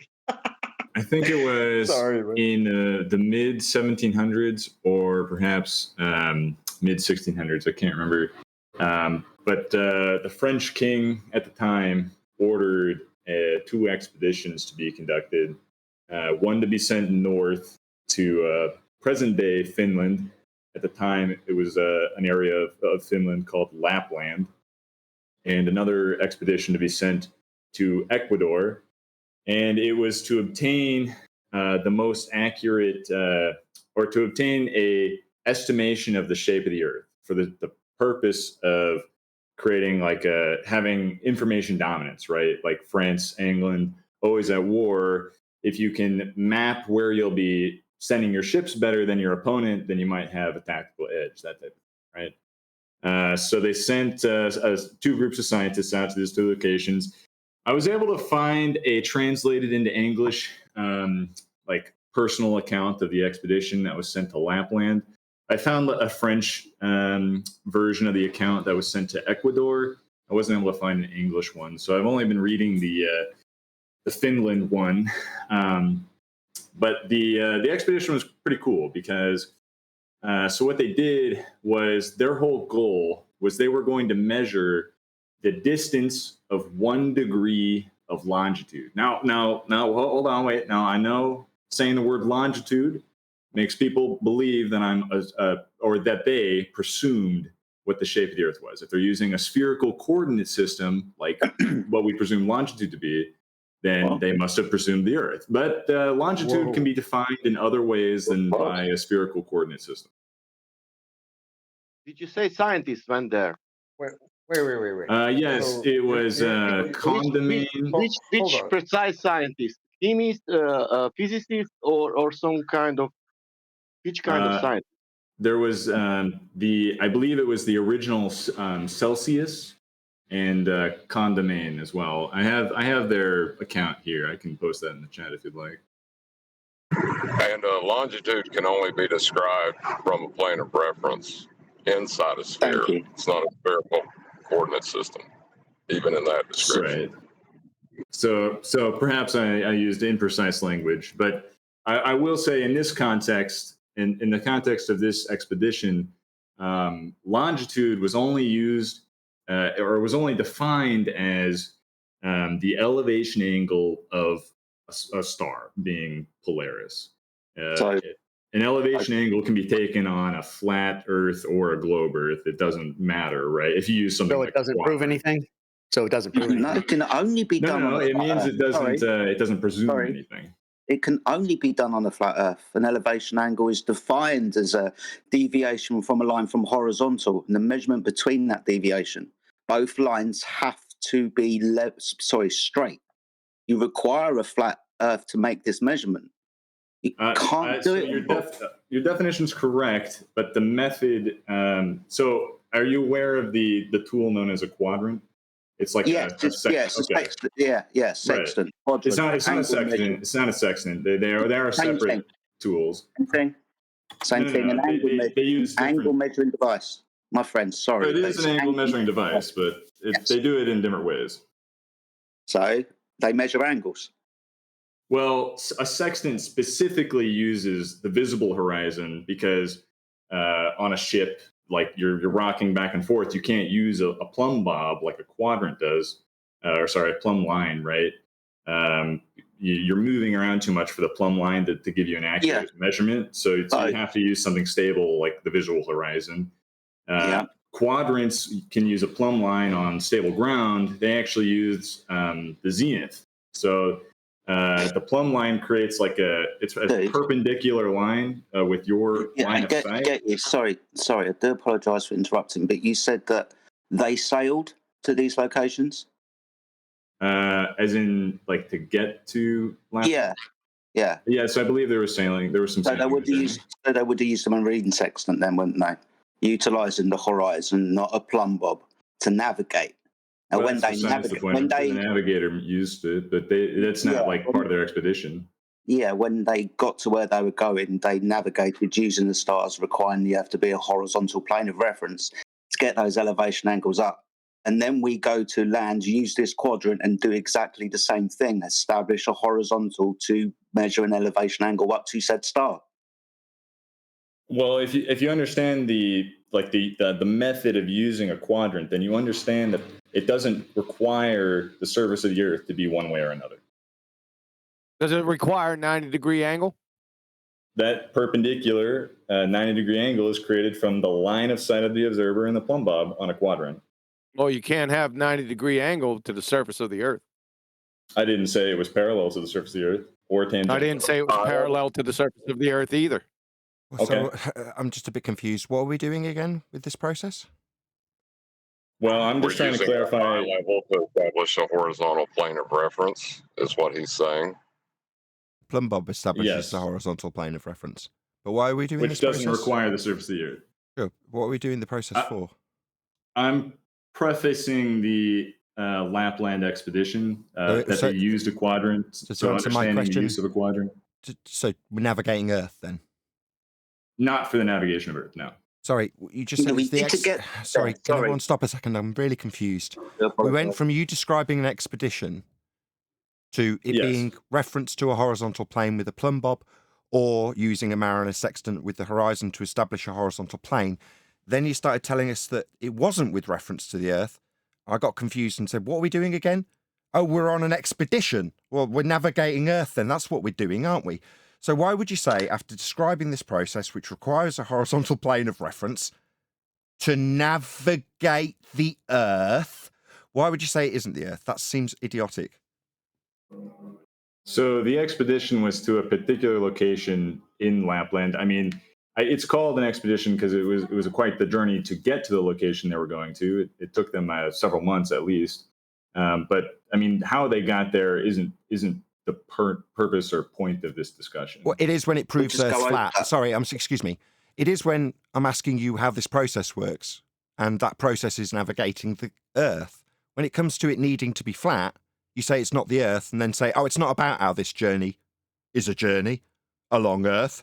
Because when we reference a horizontal plane to navigate the Earth, it's not the Earth. That's your position currently, and I want to know why you're making a stupid assertion. I've had to come in from the kitchen and go, what's going on? I'm trying to do the dishwasher.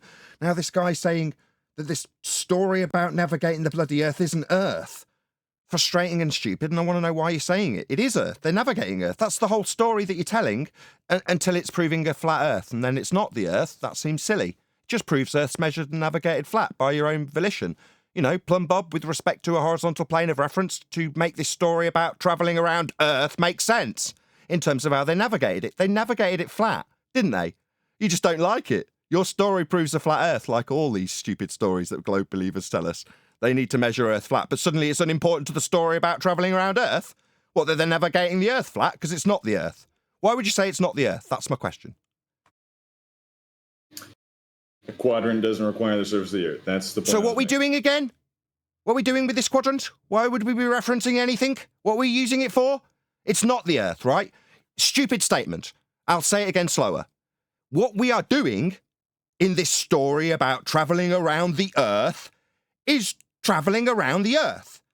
Now we're doing it flat with a reference plane, and suddenly it isn't about the Earth. Why? Is it because we're proving it's measured flat? Is that why it's not about the Earth suddenly? What they're doing is travelling on the Earth according to your story, and this is the third time, like Judas, that you're going to deny the very premise of your story making sense, because suddenly the tools that they're using and the functions that they're performing have nothing to do with Earth according to you. Well, that's absurd, and I want to know why you've taken your story about traversing Earth to an absurd point where the processes that they're traversing Earth with have got nothing to do with Earth. Third time I've asked. I want an answer. I don't think, I mean, I gave you the answer I had, and you weren't satisfied with it. Can you repeat it? Why your story about travelling Earth has got nothing to do with Earth? Can you repeat the answer? Rather than chanting through me, if you've already said it, you don't need to chant through the top. Could you repeat the answer? Why your story of traversing Earth has nothing to do with Earth when we talk about the tools we use to traverse Earth? What was your answer again? Can you repeat it? My story has nothing to do with sailing. That's nothing to do with what? Sailing. Maritime navigation. That's not the point that I was trying to get to. No, but you kindly overlook it when we're talking about how these people got there, utilising celestial navigation, elevation angles from the plane of reference, and then you're going to go use a different device when you get there to what? Establish a horizontal to measure angles again with. Both of these things are going to demonstrate you need a horizontal plane of reference. Welcome to Flat Earth. He's saying it's not part of his story, though. That's not the point he's trying to make with this story. Is that your point? Well, yeah, my point being, if I had just started my story with the expedition already complete, the researchers already in Lapland, not having to talk about how they traveled there, then this side discussion would have never happened. I guess I shouldn't have brought up that they had to get there. Otherwise, all stories would stop the second people stepped on a boat. I see. So, in other words, if we're going to tell these stories in the presence of flat earthers, it's best not to describe how we get anywhere ever, because it's going to be proving a flat earth, and that might trigger globe believers to disagree with their journey being revolving around a flat earth and the measurements and the process of a plane with respect to a plumb bob that you did discuss quite explicitly, until it was the ground and then it wasn't the ground, right? But according to you, we've got to start all stories at our destinations, even if a journey's involved, because then we don't have to describe how we measure Earth flat. Is that correct? Yeah, I think that's about the long and short of it. Why? Why would we have to exclude how we get to a place in a story because we're proving Earth's flat? Why would we have to do that? So in the scenario that the world is flat. No, it is. In your story, it was. No, it's not in this scenario. No, stop. You don't need to put... No, stop. Stop. No, you don't need to take... No, stop. You've immediately taken something that is a proven and measured fact into if, hypothetically, this... No, I won't allow that. Fact to slip along this story you're about to start as being an if statement, like it isn't an absolute fact that we have in your story measured and navigated Earth flat. It's not an if. There's no if about it. You just didn't like that fact when we got to it. You said it wasn't about Earth anymore. And I pointed out 3 times how absurd that was, and you didn't concede. So now it's going to be taken to a place that's hypothetical by you with an if statement, and I'm not going to allow it. Earth is measured flat. It's not a hypothetical. Do you want to continue without putting something that's factual into a hypothetical? It isn't hypothetical. All right, I will amend my statement. Sailing occurs on the Earth, whether it is flat or whether it is a sphere. No, stop. Stop. There is no... That's a true statement. Stop. What's the problem? No, the problem is now you've got it in false dichotomy. I will explain it to you. Stop. It's a true Stop. statement. You've been stopped because you've made a mistake. Suddenly you're putting this whether or not it could be flat. Without question, your story measured Earth flat. That's how it was dealt with. Now you're suddenly putting it into a false dichotomy where it could be anything other than how it was measured. Because again, you failed to concede that what you told in your story referenced Earth as flat. At the point that it referenced Earth flat, suddenly it wasn't about the Earth, and suddenly we need to start at our destinations and not put stories that have got journeys in them. Because why? Well, because now it's false dichotomy, it could be a globe. No, it wasn't functionally a globe in your story. We've already taken you to that. You haven't in 4 now attempts to get you to concede that it factually was dealt with flat. Your response was to say, I wish I hadn't mentioned it. Well, how flat it was? Well, you have. And now you're putting it in hypothetical, and now after I've stopped that, you've taken it to false dichotomy. It is flat, and you're going to carry on by stating that as a fact, because it is. It was a fact in your story. You've not got around it. There's no reason to have a false dichotomy, and it certainly isn't hypothetical. That is how they got to Lapland. That's a fact. You don't have to like it, but I'm not going to tolerate your story starting with it being hypothetical when it's a stone cold fact. We deal with Earth flat. You know it, you just don't want to accept it. That would be to say it's not about the land. Yeah, it is.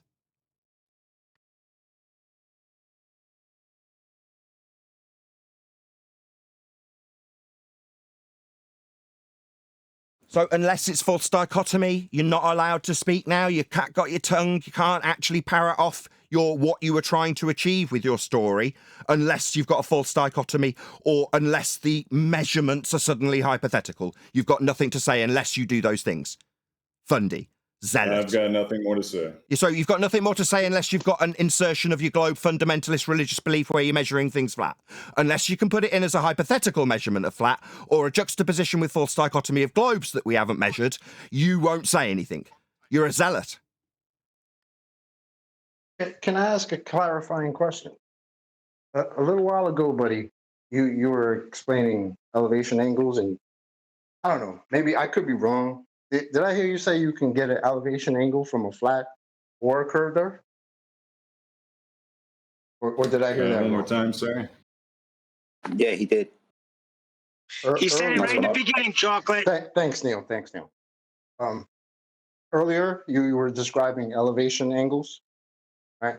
And I could be wrong, but I thought I heard you say you can get an elevation angle from a flat or a curved Earth. Is that true? I guess a more accurate way of like paraphrasing what I was saying was that when taking an elevation with a particular tool, like a quadrant, the surface of the Earth is not relevant to the measurement. Sextants do rely on the surface of the Earth. Of course, that's obviously true. But quadrants can also take elevation angles, and they don't require the use of the surface of the Earth. So elevation angles, but not from the surface of the Earth. Where the fuck are the elevation angles coming from then? Elevating from what? It is the opposite angle. It's the complementary angle of the zenith. No, but it requires that the baseline be flat, doesn't it, and commensurate with the Earth, either parallel or the Earth itself. So whilst you may be able to generate a perpendicular to that by using a plumb bob, the purpose of using the plumb bob is to generate a perpendicular to the surface you're going to navigate to obtain the elevation angle. That elevation angle's definition is from a flat Earth. So the benefit of a quadrant is that you can use it on land, like say in a valley. Did you understand what I just said? Do you understand? When you cite elevation angle, you are implicitly making the statement that the angle is taken from a flat Earth. Irrespective of whether or not you set up your point of reference from a plumb bob. Adam, you say no. Okay. Have you got a citation? I can't remember the exact number. It's either 12 or 20 citations that say it comes from a flat Earth. You say no. Citation, please. That's the operation of a quadrant. That's not a citation. Do you know what a citation is? Do you understand the word citation? I could find a manual on the operation. You could find one. I suppose. You don't have one to hand. I certainly could. You sound pretty certain you haven't got one to hand. I think I've got 20 to hand that prove an elevation angle requires Earth to be flat. You're saying you've got I haven't finished talking. You don't have to chant through me because I'm annihilating your stupid garbage that you can't back. No, elevation angles, if you've just been put to by Adam and then chanted through him, require a flat Earth. I'm not interested in debating you. I'm sorry. So you've lost. Fine. Run away then, you abject coward. You fundamentalist religious zealot who's lost. You can cower and run from what we have asked you to define. That would be an elevation angle that requires a flat Earth. We can define it with citation. You can run away. You're not my You speed, can bro. run. Run, little boy. Run. You said you'd run away. Either define what an elevation angle is with citation or run like a coward. Those are your two choices. Looks like he ran. Yeah, abject coward. The moment it comes to backing something, no, it's not requiring a flat Earth. No, my story that required a flat Earth to be measured with angles off a flat Earth isn't the Earth. What about elevation angles? They're not with respect to the Earth. Yeah, I've got 20 citations that say they are. Where's yours? I'm not going to debate anymore. Yeah, you're a loser. Yeah, we spoke to him before. He's hard-headed. But it's kind of funny he ran from you. Oh, man. Anyway.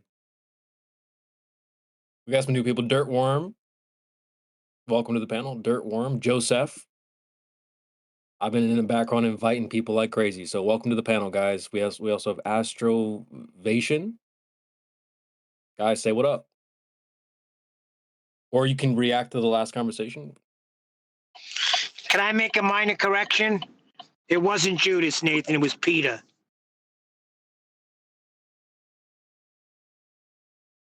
Actually, you're actually right there, Neil. Yeah. Yeah, I was kind of hoping I could ask my second housekeeping question that I got to ask before. Is there any evidence of a molten iron core?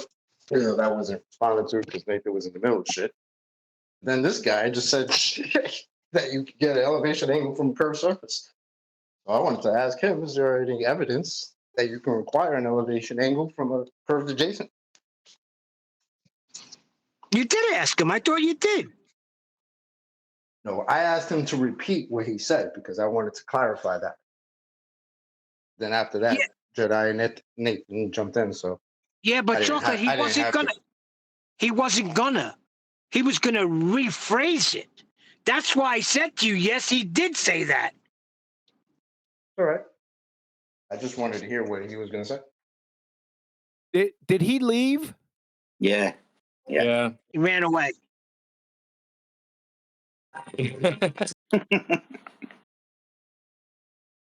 That was lame. He said, "You're not on my speed, Oakley." Wait, what? We don't do those types of drugs here.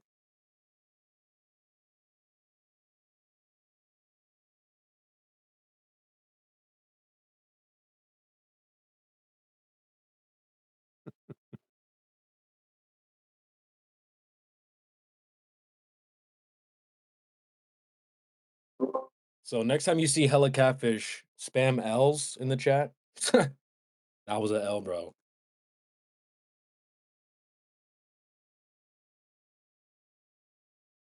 So anyway, who's next? We got Joseph. We got Chartron. We got Astrovation. James Mays. Joseph. Go ahead, James, guys. What up? James Mays, he's spoken for. All right, the other James, you're up. Well, he's deafened. Dirtworm, what up? Let me make sure you can speak. Yo, what's good? What's good, everybody? Hey, there he is. What's going on, man? Just give us a quick reaction to Flat Earth. What do you Quick think? reaction. I think it's the truth, right? That's what I think. Okay. So, like, you haven't been in an airplane or something? No, actually, I've never rode in an airplane. I want to, but I haven't. As far as I can see, and as far as what I can feel, it's flat to me. Does it feel like we're moving? So. Well, we wouldn't expect to feel it moving. So. Right. And that's okay being a default position, right? Like that those are your senses, that's what the world represents itself to you as, right? So if somebody's got an opposite claim or a positive claim, wouldn't that be their burden to prove, right? Right. As far as I see it, water always seeks its own level. It's always level, so just what I think. Yeah, but the Earth is too big to see.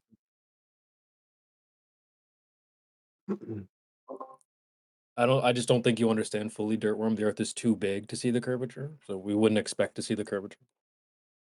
Of course, the water looks flat. Yeah. Okay. I just hear, so it's measured flat then. Oh yeah, but that's mitigation for how flat we measure it. We measure it flat because it's not flat. And it's not flat because it's so big. But we measure it flat and that's all cool. It would be absurd to expect to take into account curving Earth when we build on it and measure it. That would be, what was the word, chocolate, that Peterson used? Oh, he's not around. Oh, he is. It would currently be inappropriate to measure the curve of the Earth. Inappropriate to measure its sphericity when dealing with it and measuring it and stuff. How absurd. Inappropriate. We measure it flat. But that's only because it's so big. Yeah, you measure it flat. That's why the strength of this argument going forth into 2024 is to lead with that. Go on, whoever that was.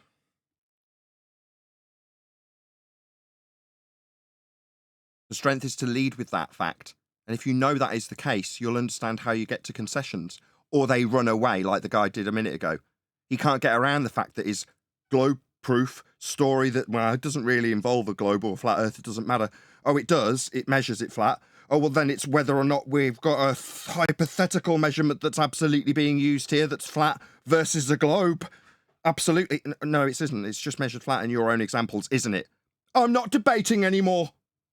Yeah, because otherwise you're going to have to concede that it's measured flat because you've basically already done so, haven't you? And that's exactly how the world's dealt with. So get these fundies over a barrel and use their claims against them and get them telling you how flat it's going to be measured. Don't worry about the mitigation, so biggie it's flatty. So it's measured flat then? Yeah, we know. That's because it's flat. Yeah, but then to turn around and say it'll work on a globe or a flat Earth, that's an outright lie. No, it won't.